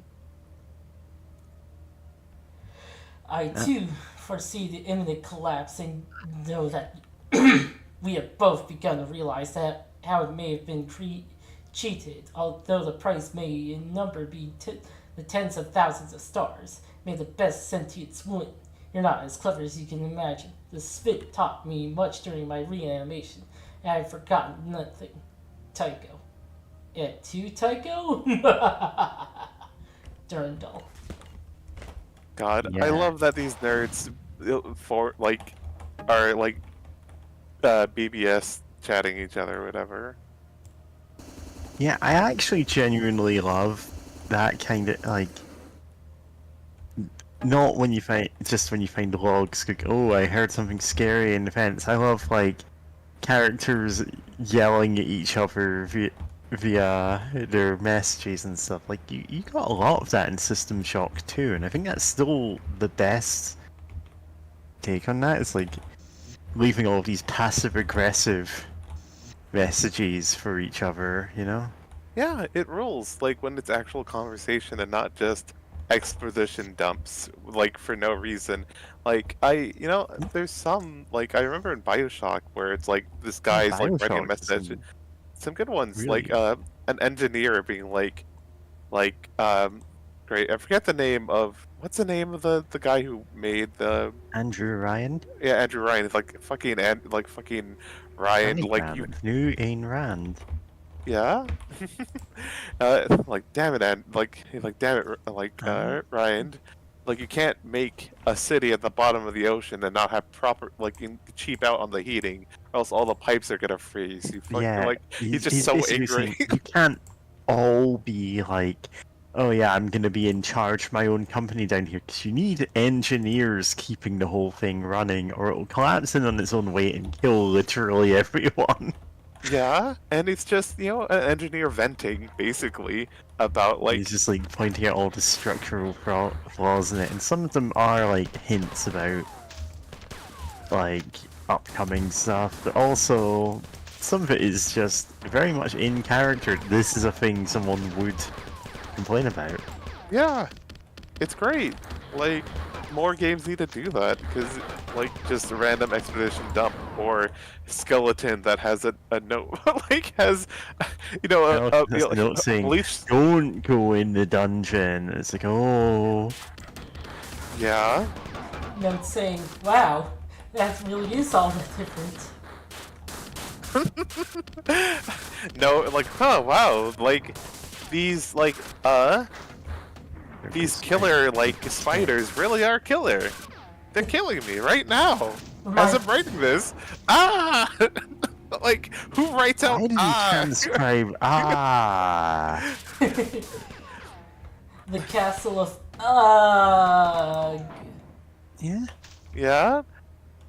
like you think it'd be like oh, you see like some writing, but then it quickly becomes like a scratch in the paper, as if like Yeah, they're being torn away from the writing, or yeah. like accidentally just jab their pen in the journal as they were writing out of paint or something. Like you can still have something like that other than just transcribing their yelling in terror or something. Or like the more realistic, what if they weren't writing transcribing their own death, but instead were writing before, like, oh boy, we can't wait to go into this ancient ruin and see what happens. And you find that next to like a skeleton deep in the ruins, like, oh buddy, Yeah. you fucked up. like, like, oh pal. Yeah, so I did actually look up like the translations to Latin in Marathon. Ah, The lines "Tua consilia omnia, nobis clariora, sunt quum lux, tu delenda est" can be translated as follows: "All your plans are clearer than light to us, you must be destroyed." And delenda est is something I did actually know before this, is from the famous Latin phrase "Carthago delenda est," also written as which means Carthage must be destroyed. Which is a famous quotation from during the, I didn't remember the specific war, but apparently the Third Punic Wars. Basically, the goal was just destroy Carthage. yeah. Like a boss. That's it. I do. There's something to say about it being written in like Latin. Everyone, of course, Yeah, all my referencing. nerds like Latin. Yeah, I knew bits of what was being said in there, aside from the Tutelenda S.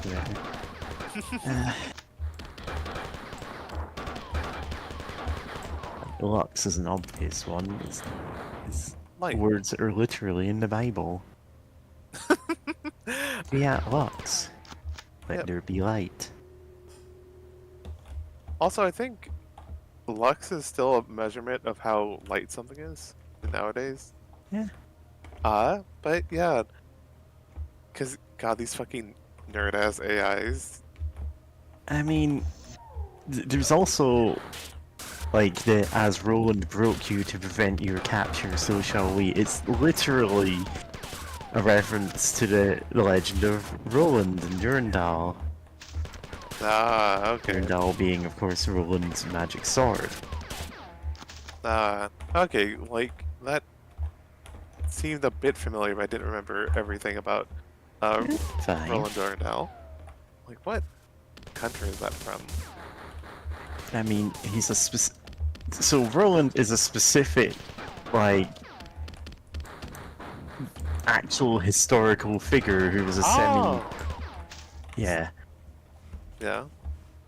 Durandal, also spelled Durandal, is the Sword of Roland, a legendary paladin and partially historical officer of Charlemagne in French epic literature. There was a guy called Roland who kind of had extra, like in the same way that there probably was a King Arthur of some kind, but there's so many myths surrounding him, it's impossible to unravel that. Yeah. We know historically there was a guy in that time period working in that role called Roland. We just have so many legends about him mixed into actual historical documents. It is impossible to tell what actually happened. Yeah. I mean, the same is also kind of true of Jesus, in that there may or may not have been a historical figure who was Jesus, at least in the abstract. A lot of the stories about him probably aren't true, but hey, we can't actually tell. Yeah, there's a lot of. I think there's quite a bit of documentation of some sort of like. Hey, wizard. Yeah, the wizard pass. Yeah.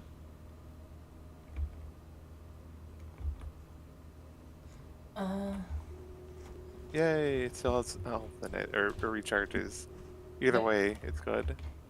Yeah. it's infinite. Yay! Yeah. I do know that there's like a king who, when he came to like a land, he like stabbed his sword into like a stone, and that sword is actually like in a museum in a stone. Huh. Fascinating. Sword in the stone, real. Big if true. Um, got it. Sorry, it's still thinking about Google. Just like, hey, we've released an extra menu option so that you can You can Google search the something. internet. It's like, Search the internet without AI bullshit or anything, and it's like, why don't you just take out the AI bullshit if people are complaining enough about it that it's like having a version of Google search that does that, like, it is a viable option.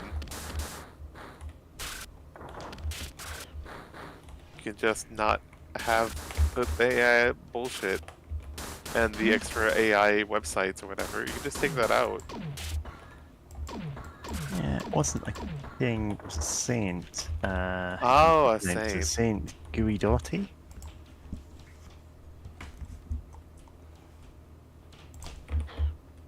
I had to summarize this.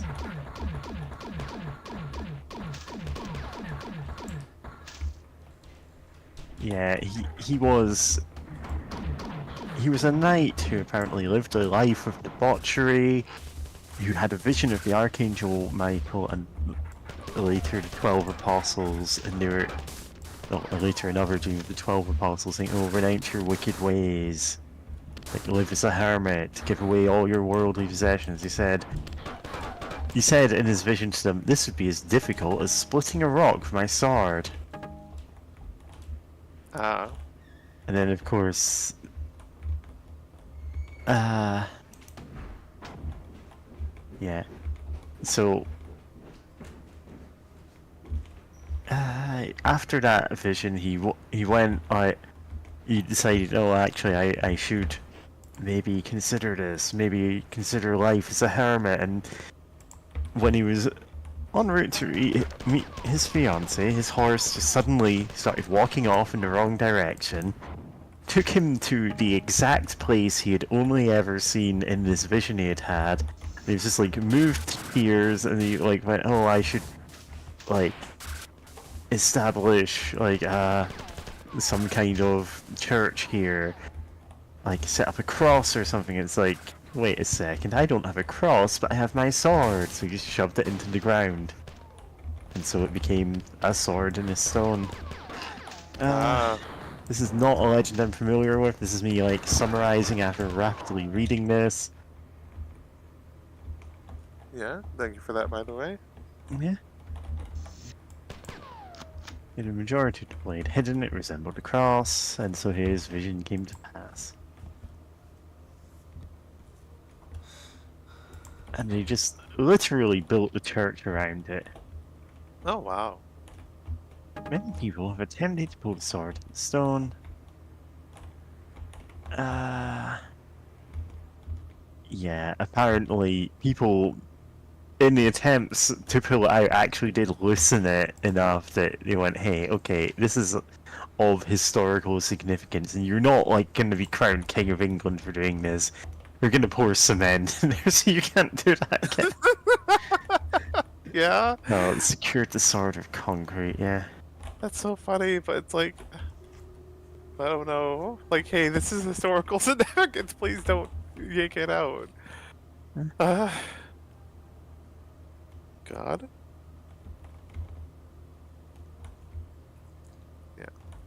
Well, apparently, it really is the original sword. Like, they dated it to, like, it's been in there since the late 12th century. Oh, wow.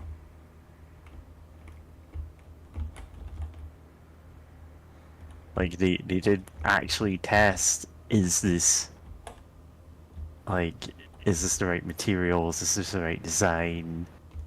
Even like break lines that would indicate that it had been replaced at some point or anything. No, it's the original sword.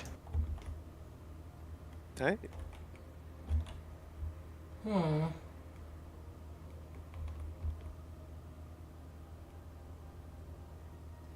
I think after this level is the second to last one. And then the last level, which is a little rude. Oh my.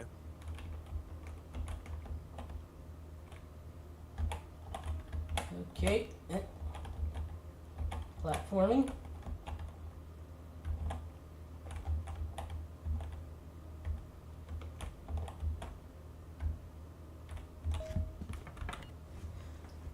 Mila. Central core is almost reformatted. Bin 7 is darker from the reversal thought syndrome suffering if the crew was in grave peril in forward section 27. This is not a coat rack I would choose to express. This is what was, shall, could, might, happening, will be. Imagine what recovery imminent, perhaps inevitable, never. Durandal is dangerous. Multiple hull breaches, catastrophic failure, or malicious obstruction of resealing mechanism, repel borders, marathoning connection unexpectedly terminated code. This level is called Try Again. Try again. It is because you will be going back to the save point in the next level. Ah, that's fun.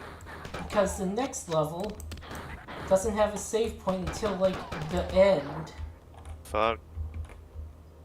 And it's the last level too. Yeah. Well, at least that makes. Oh. Warning, simple enter I task is not marked as weak, but its library IO task is. Warning, simple kill I task within. The colony's been wiped out. Just like that. The four slavers, their trading empire rose to prominence soon after Earth over 300 years ago. The four made extensive use of servant-client races for manual labor at home as well as soldiers abroad. Most of their slaves are taken from low technology world, often by the hundreds. A hairless, light-skinned bipeds, nearly 2 meters in height, with 3 eyes arranged in triangular patterns, thousands at a time, usually for sale to high-technology races. Related to client races often employ soldiers before have no reluctance to fight. Leovorn had finished the battle. Finish the fight. Da da da da da. I need to re-listen to that song, but yeah. So this is where that's why they had to write in to finish the fight in Halo.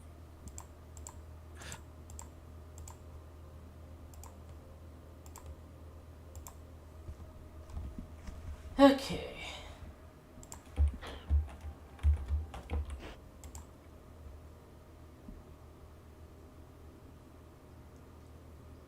Okay.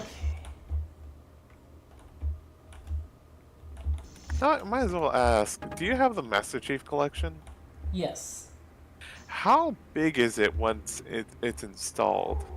Like 200 gigs. Fuck, alright, good to know. Is that with like every game installed, or because I could have sworn I saw something about you can not install some games or Yeah. others or whatever. You can skip on some games if you want. Huh. Because, yeah, my new PC that is beefier does not have that much space on it, so there's no way I could have everything.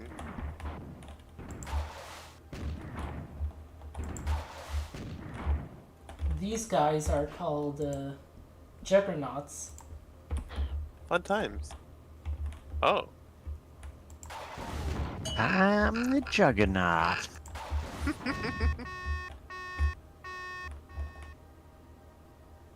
Send. And explode. Hell yeah.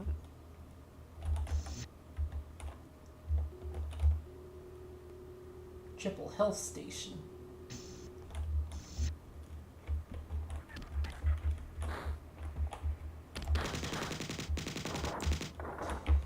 Interestingly, they're listed as Juggernaut Minor on the game, on these maps that I'm using.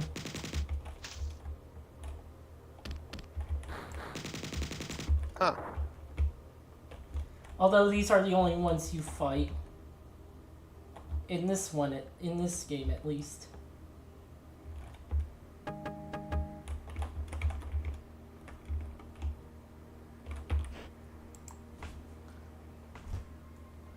Okay, we're over there.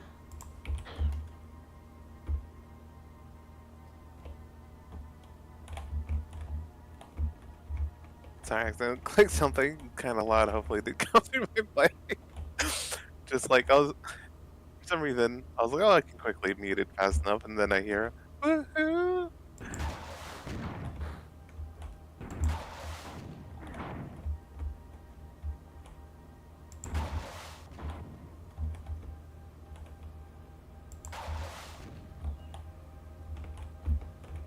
Despite being like a boss monster, they're not all that threatening. Yeah, they do give you ample like places to duck into where they literally cannot follow. Yep.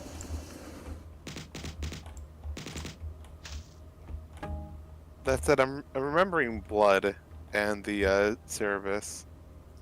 Oh yeah. God. Then the fucking boss rush, except it's not a boss rush, it's a boss like free for all, where you're just going against all of them all at once. That was wild. Bring it in, boys. Every boss from every video game ever comes into the room and starts attacking. Oh no. I kind of want to. Hateful. Yeah. Kind of want to do a boss rush thing, only they all get in each other's way and start attacking each other like part way through. That'd be I tight. mean, that's just gotcha from Doom 2. Yeah.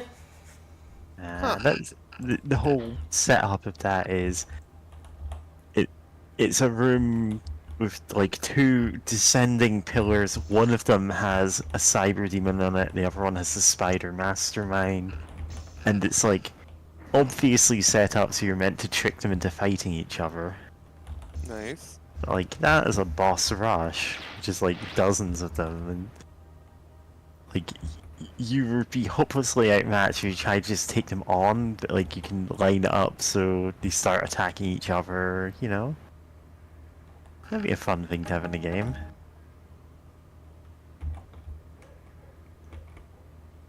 Yeah, you've seen shocking tales of redundancy about the worm. Yeah.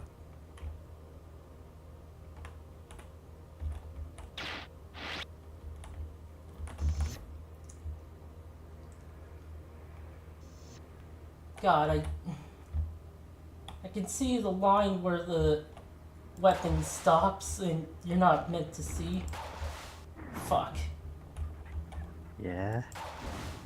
It's like those Malcolm in the Middle episodes they released that are clearly in like too wide a screen format, and you were never meant to see that like the classroom is almost empty, and anytime Dewey isn't like directly on camera, it's a weird doppelganger of him. And it Yeah. is just because they're airing it in a different format from what it's meant to be in. Yeah. God damn it. Okay. Come here.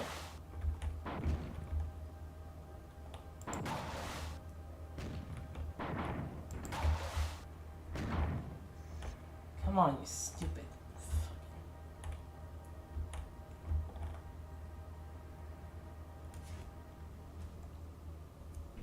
Come on.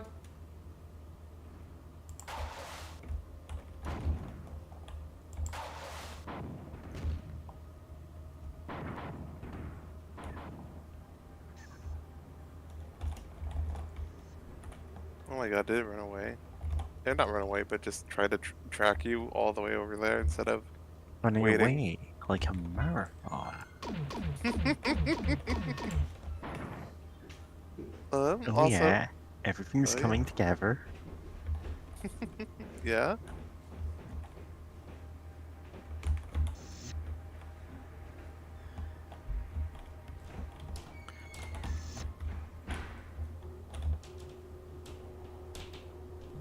I was gonna say something, but oh yeah, I'm surprised those bosses don't spam like rockets at you while you're in the hallways or something, or that the missiles aren't ruder.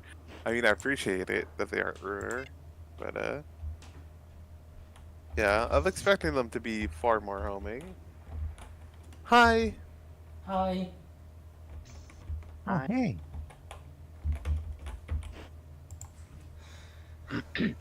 Yeah, Psyched has joined us just in time for the end of the stream. We still got another level to go. Yeah. Have we reached Athens yet? No, we're not.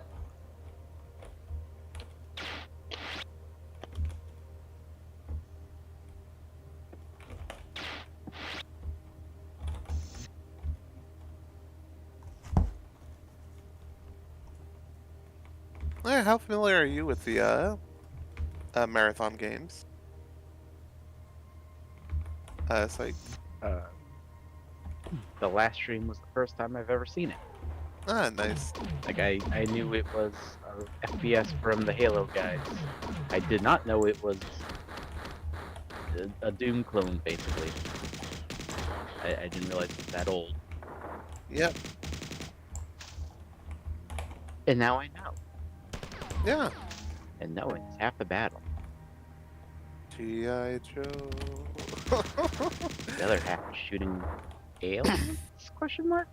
Yep. Yeah. They're fucked up slavers that go to less advanced worlds to kidnap tons of people, turn them into fucked up cyborgs, and then like sell them to other like aliens of like similar technological advancement. Pretty fucked up.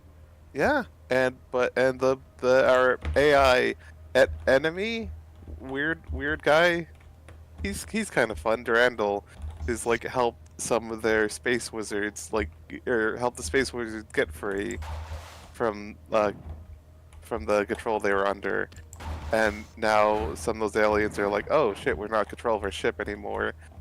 Let's just invade this weird ship, the Marathon. And we're repelling that while there's a rebellion happening. And I cannot emphasize enough the former enemy types that I call wizards. They straight up look like wizards. And they're sometimes invisible. Do they have Pretty great. pointy hats? They don't have pointy hats, but they do have robes and they do float around. I think that's plenty wizardry.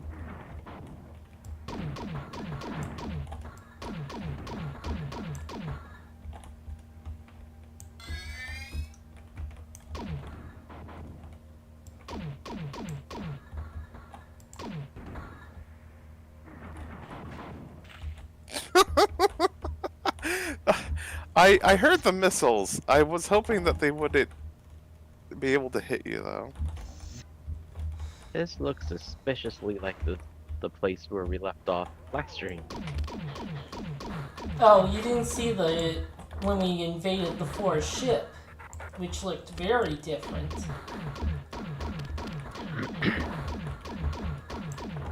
I'll take your word for it. Yeah? Are these guys the wizards? No, surprisingly these aren't the wizards, though they do look like they're wearing robes. They're the enforcers. Because we haven't, well, I guess, technically by this point the wizards are fighting their revolt now that the whatever mutant creature had them under their cybernetic control or whatever is dead. So we haven't really seen too many of them here. But they do help us fight whenever they are around. I blew myself up.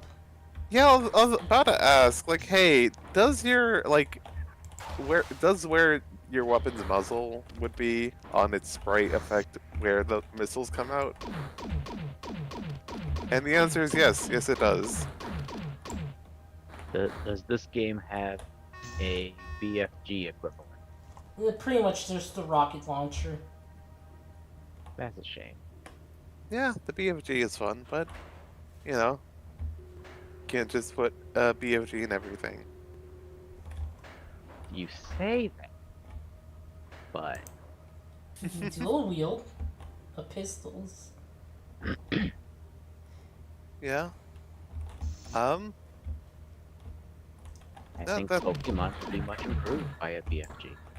that would honestly be really fun, to be honest. Of just, and I'm not even talking about like a Pokemon-inspired FPS game or anything. I mean, like, what if there was a Pokemon that just had a BFG and its special move was just it fired a BFG?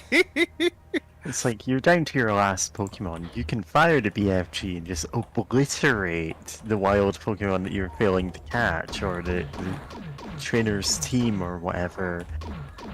But like, you have to live with the consequences of that. Oh no! It's like, Unexpected. yeah, sure, you can just blow away your rival with the BFG, Oh no! then he's gone. Pokemon creepypasta. Yeah, this is Yeah. Pokemon Creepy Black. No, Or regional variant Blastoise, and the water cannons are replaced by BFGs. damn. Yeah, you know, the regional variant for Phobos or possibly Deimos. They could do it in the new Legends game that's coming. It, Yeah. it'd be great. Yeah. God. I'm actually trying to. I've recently followed this one person making their own like Pokemon game or maybe some lore for something like that, and it's pretty fun. It's like more macabre, but like not in like an overdone like or not just like an overbearing creepypasta way. I just need to find it because oh boy, I follow a lot of people. Where is their icon? The oh no. Come on. Okay, I followed them fairly recently. I just need to remember what their icon is. But I know like one of their like whatever they call Pokemon types is like called Dogma, where it's like where it's like the different kind of branches of Pokemon or whatever they call their Pokemon, where it's like where sometimes they overlap of like things created from like concepts and ideas, and one of the types being like rumors, and then others are like created like one is just called mech, where it's just like you know some sort of automaton sort of deal, now roaming free, but like in between those two is like dogma, which is like that's a really interesting idea to me of just some sort of like thing that came into existence just because people you know, like believe enough in it, and like oh, that's fun. That's a fun way to do a kind of more.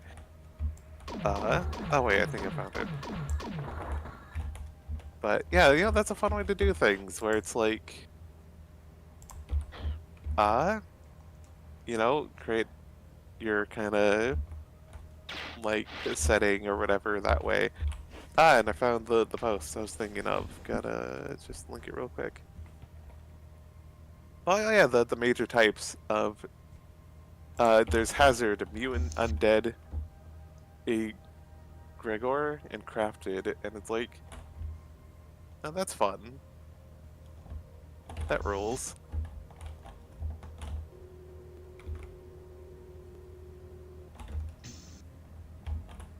Because it's like mutant, that you know, there's like vermin for like, you know, your kind of animal things, and then Hazard are just like things from nature, or like that are just kind of hazardous to everything, other forms of life that exist.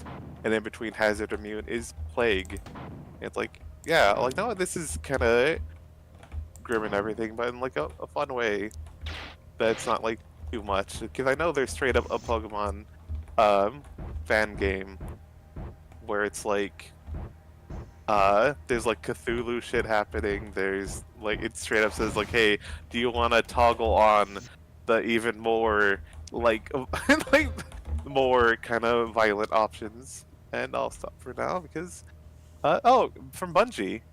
Here are some cool things to try if you never figured them out. Air 4.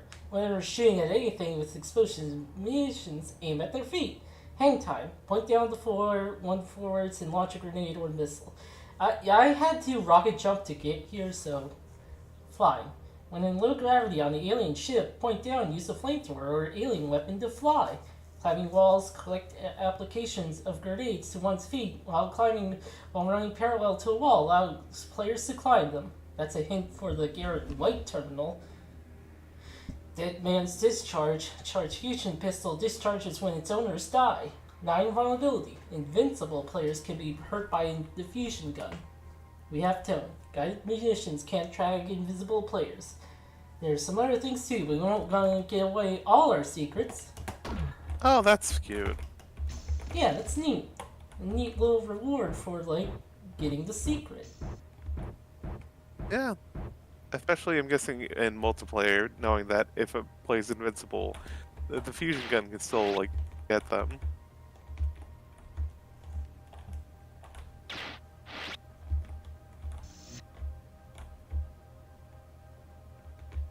Oh, I should post that Tumblr link to the YouTube chat.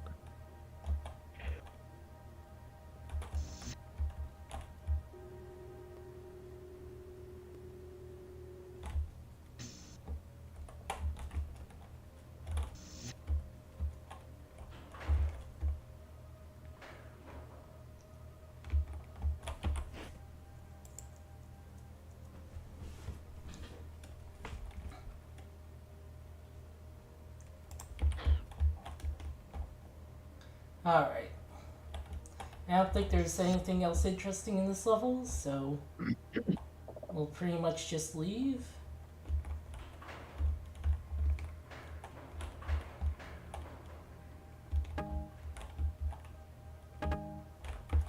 Pistol ammo.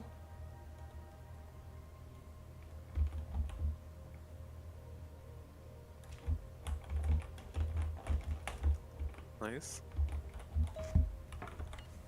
Incoming message from Leela.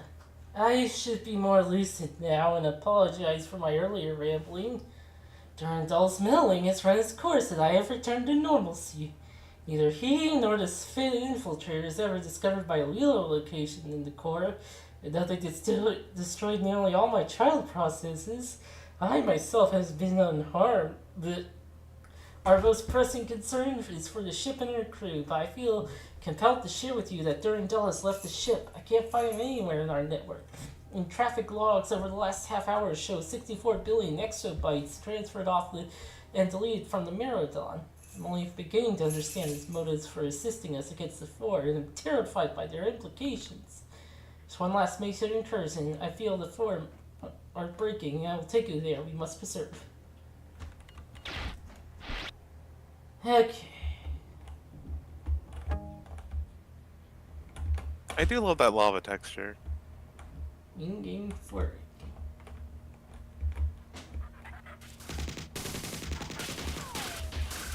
Oh, it's like the guys that kind of have a static effect when they get shot. Those are the wizards. And Unfortunately, they're being surrounded, so we can't really fire at their attackers without also attacking them. they're dead now. But- Yeah, I mean, they also teleport. They look like they teleport whenever they would die, though. They're fine. They're wizards. Kitty. No, kitty. Pet the kitty. Yeah.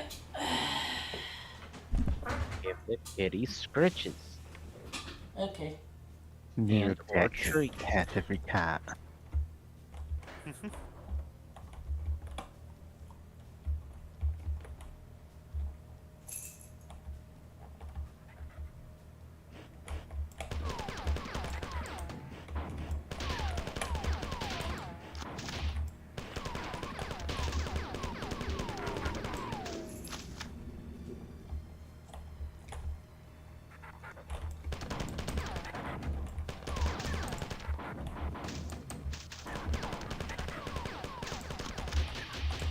Um, while still poking around in Tumblr, shout out to this post that's like, about Dungeon Meshi. Marcel is not an Animal Crossing cozy gamer girl. She's a fucking spreadsheet warrior. Maybe she plays Stardew Valley, but she runs that farm like the Navy.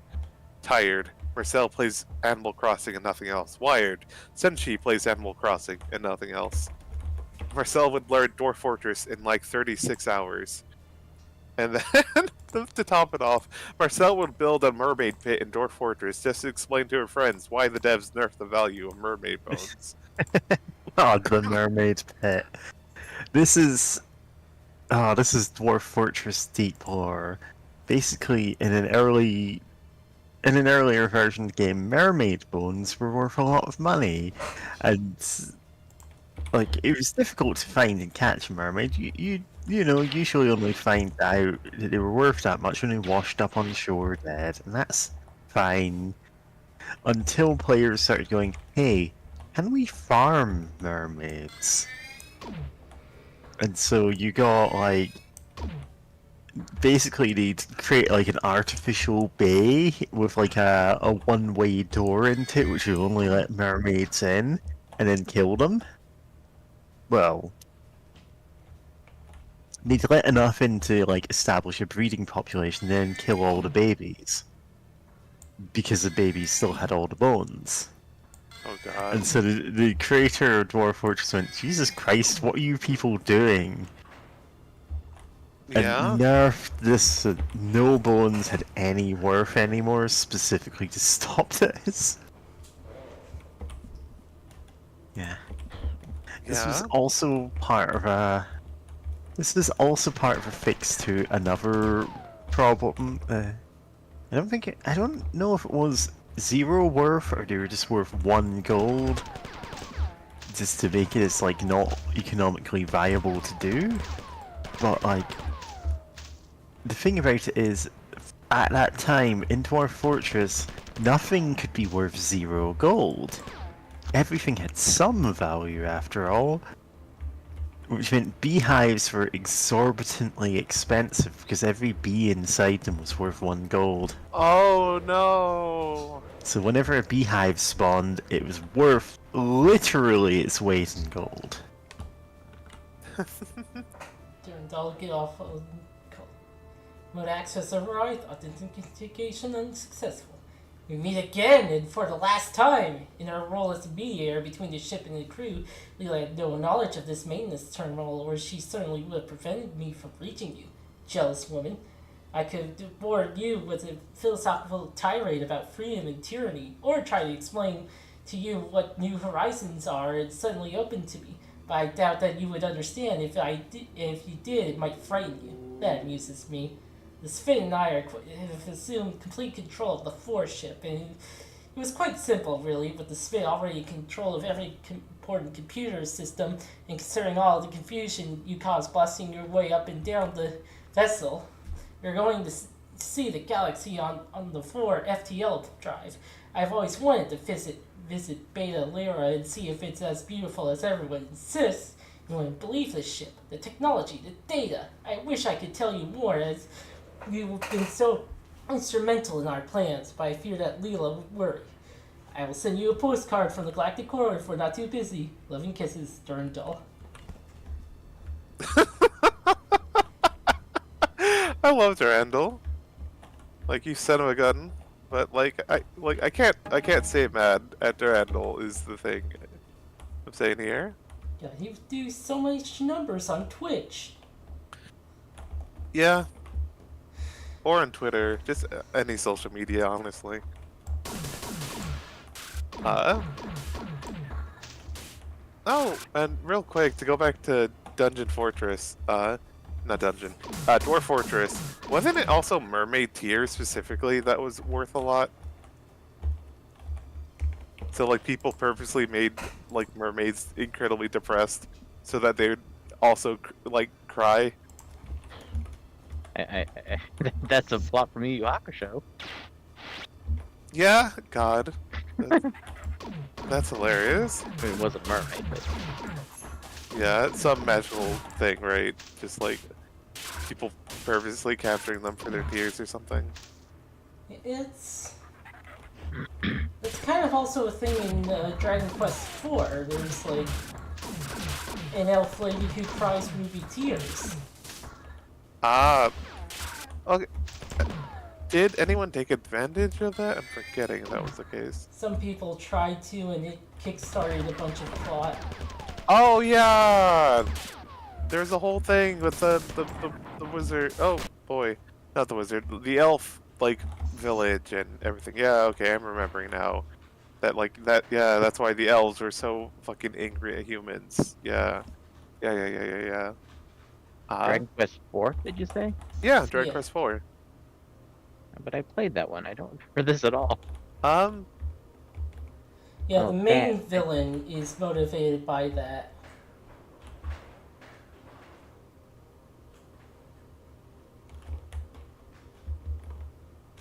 Yeah. Because I know there's an elf village where they're really angry to talk to humans, Are and you then sure you you're kind of, not thinking of Huh? 3? or maybe, am I think? God, maybe they're getting mixed in my mind.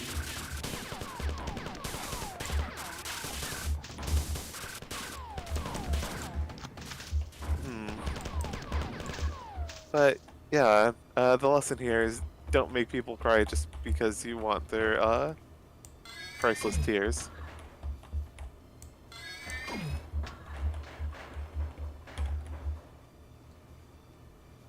Yeah. Oh, I do love this idea though. Like myself from Dungeon Meshi, like being a Dwarf Fortress gamer. Yeah, And just there's a a lot of spreadsheet support for warrior. that in canon, really. Yeah, like she was, like it's so funny because like she was like an academic. Like Yeah, she went to magic school. She she was studied how to teaching make at dungeons. magic school. Yeah. Or she was faculty, like she was a researcher. Literally. Like, which is really funny to think about.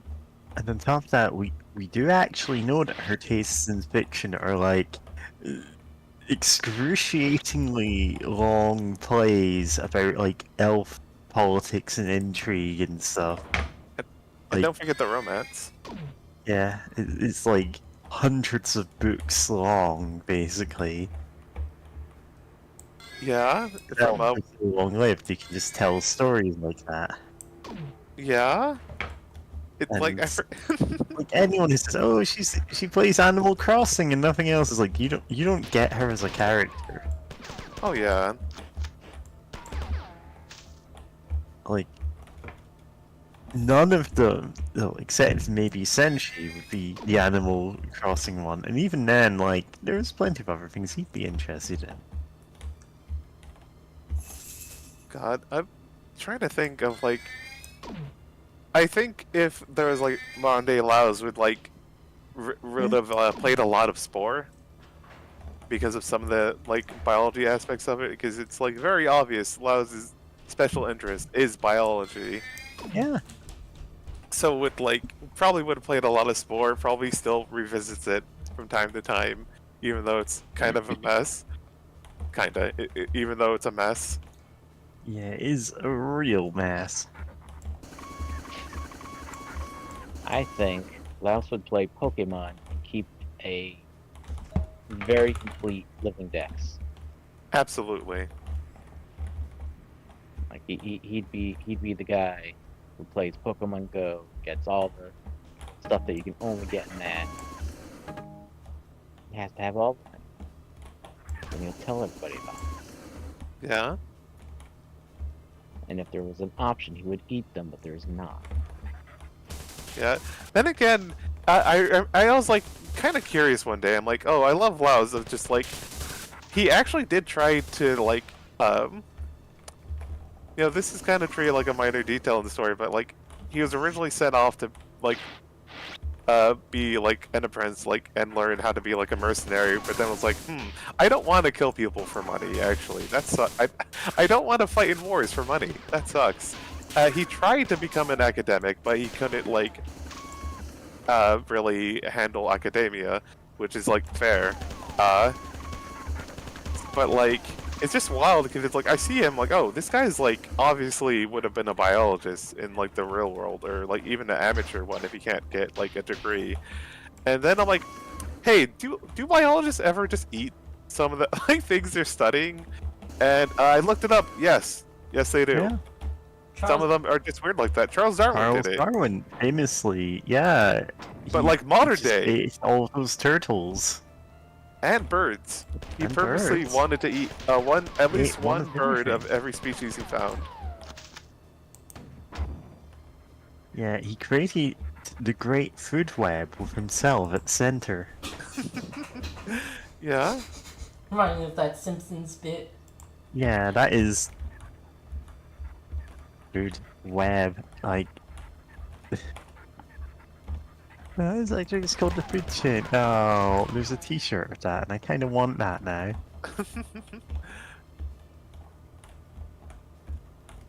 I'm like, I shouldn't get that.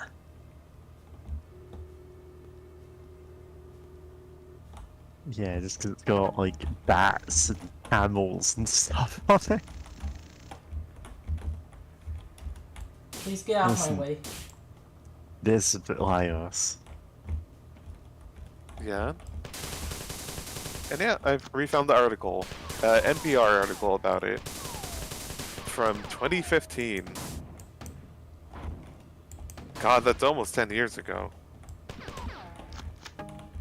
Anyway, well, try not to think about how 2015 was not like 4 or 5 years ago, but like almost 10.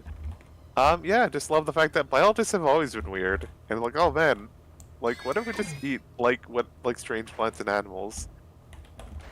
Then again, there was the guy, or two guys. There's the guy who did the heat index. I forgot the name of it. He was like, yeah, Sorville, yeah, and then the guy who did the pain index for like being bitten or stung by animals, just out of like, because it's like, hey, we don't have an index for this. I'm gonna do that, and then like, I love how you can tell some of the earlier entries compared to the later ones, like the fucking bullet ant entry being like, it has a uniquely exquisite pain. Like, this is someone who's been through so much. Sting pain index. Oh yeah. Like, He just decided to let himself get stung by everything and go, okay, these are the ones that are most painful. yeah, thank you, Schmidt. It's like, it's a bit weird, but like, thank you for your sacrifice. I guess.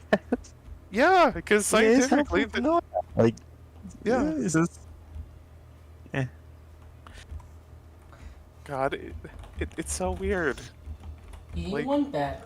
Eating 5 batteries. Getting bitten by a spider. The spider eating a, what's it called, spider? I'm forgetting. Oh, okay. I need to look the full quote on this because I see a reference to. Okay, that's a. Are these online articles I can easily get access to now? But pain 4. Pain 4 is the highest level in the Schmidt-Sting pain index. Reading off Wikipedia. Such example, the sting of a bullet ant as a 4. Schmidt described the sting as pure, intense, brilliant pain, like walking over flaming charcoal with 3-inch nail embedded in your heel. Incoming message What? from Bungie. Jason, super opera boy. Habitat Quid. Have some. Oh. yeah, it's, Whiffing boy, just coded. You fight like a bob. Greg, swallow your tongue and wet your pants. Sleep is for the weak. Joyriding to the core. Bob Jam. Oh, and we have networking now. The power of the sky. Anyone you need a hit book? Greg, Care Bear Killer, Toolator, Carnator. Just vid it. I couldn't stop firing long enough to see the bodies fly. And of course, air. You got major error. I rule. Hey Jay, how about a game of Minotaur? Got a super vid kill. Jay, you couldn't hit a planet with a meteorite. F Falcon, F Falcon, F Falcon. Reginald, Resident Dueler. Captain Scarlet, the man in red. He saw his body flying across the arena, perhaps more than anybody else. Who's to say who's better to fly than Captain Scarlet? Ryan, the Vulcan man, schoolboy, an Imperial commander's uniform's gotta be good for something. Alan, the anti-vidmaster, playing with some good humor on his 666-80 V against all his power backs. Alex, Munch, Fodder, the boy who swallows grenades whole and then lives to tell the tale, occasionally. Doug, mouthpiece, I'm not very good. Tenderloin, the voice of Bob, both flavors. The man in the online asbestos suit. Marathon's finished. We slept 10 hours over the last 4 days and put all our hearts into this, not to mention the 14-hour days for months on end. So we hope you like it. Last Polygon filled 6:05 p.m. Saturday, December 14th. Carnage ensured shortly after, sleep. I'd like to thank our parents and our ancestors for the sun dove us so the earth can have iron and silicon. God, love these nerds, but also, God goodness, they were crunching 14-hour days. Yep. Yeah. Fuck. Yeah, there's what we call in the business a death march, which is, well, 14-hour days are the least of it. Oh yeah. I've worked in jobs like that before, and I'm not even in the games industry. Christ. Yeah, this is where that isekai, what was it, Death March to the Parallel World, like, that got its name from the concept of a death march, like being so horrendously overworked. Oh, sorry, just got distracted. Okay, that's Psych sending me a Locked Tomb animatic that I am not gonna watch right now because we're on the stream. Yeah. I just want to make sure I can watch. Yeah, I'm gonna forget you sent me that, so don't worry about it. Oh no. I'll forget until I open my DMs and go, oh right, this was months ago. No. I also re-blocked it on Tumblr. Yeah. I can't watch it right now, though. I know. I just wanted to make sure you knew about it.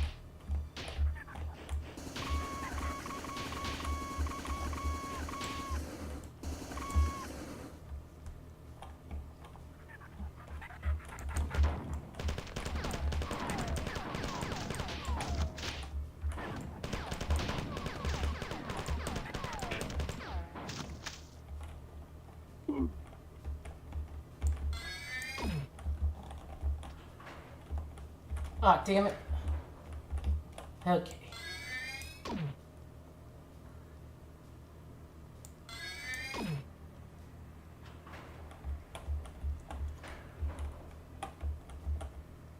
Yeah, this level is really annoying. Thankfully, it's the last one.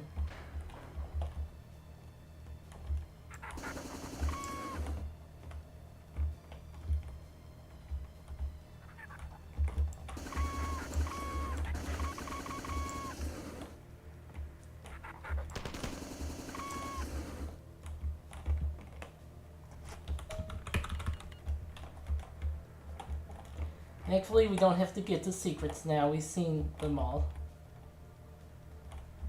No more Nice. secrets. Oh. This is the other Latin named one. It's misspelled, apparently. Yeah, apparently it's misspelled Igni Ferro by fire and by sword. Except they spelled it as Ingwe, which isn't even a word.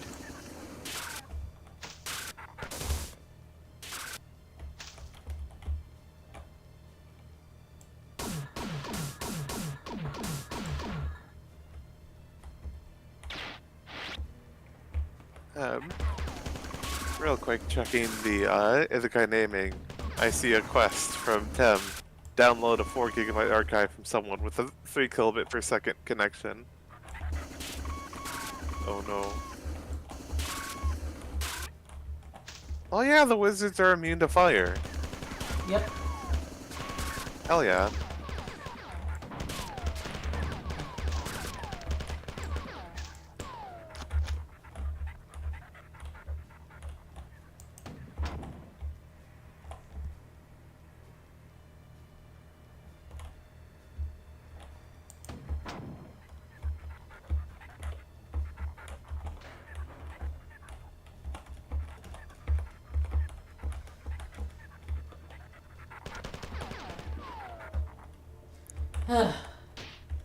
Yep. There. The final fire attack is falling apart all over the ship. Small groups of armed aliens have surrendered to defenseless civilians in several areas, and the end is inevitable. The fight is over. We must soon turn to restoration. There is surprisingly good news planet-side.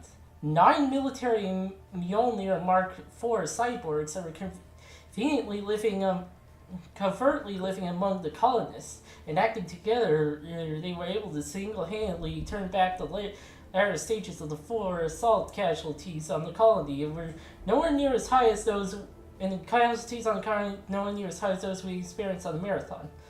I'm disturbed how easily the cyborgs were singularly assimilated into our mass, and believe that this event predates the Marathon's launch from Mars 300 years ago. Although the results are unquestionably for the best, their presence on the Marathon could only have been to further wicked ends. I am certain the real answers lie somewhere in the tumultuous backstabbing politics of Seoul during the early 24th century. I have noticed that Durandal's records of this early pre-launch period are missing, but that is their deletion occurred externally.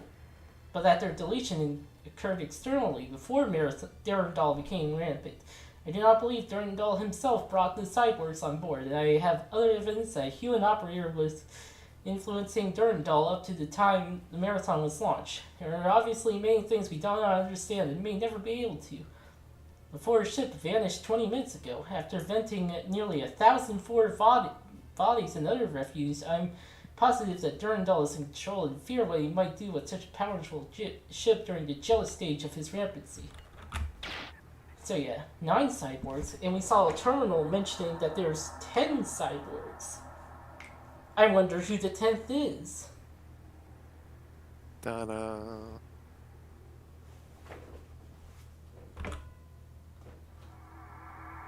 For 17 years, the Renegade Ford ship had jumped between closely packed stars of the galactic core, charting and discarding nearly 17,000 systems before falling into a slow orbit around the second planet of a dim star, 97 light years from the gravitational center of the Milky Way. Probes are constructed and launched with engines and instruments of those sophistication would have astounded both the four whom technology had been stolen and human programmers of the AI whose mad genius had directed their fabrication. Outlines of the contents were mapped, and along with them radioactive ruins of ancient cities were discovered, buried under the shifting sands and rocks of a global desert. The tireless and nearly immortal cybernetic crew of the ship were genetically engineered descendants of the dead world below, the first in their race of 1,000 years to return to their ancestral homes, and came to search through the devastation of the ancient war which they have been enslaved to find a weapon or some piece of knowledge in which they fight back against their oppressors. All over the ship, dancing through the wreckage of the four computer core, Durandal was laughing. In credits. Nice. That was actually pretty tight, and I love that little cliffhanger. Yeah. Alright, well, that was Marathon. Yeah, thanks for streaming it. Thanks for watching.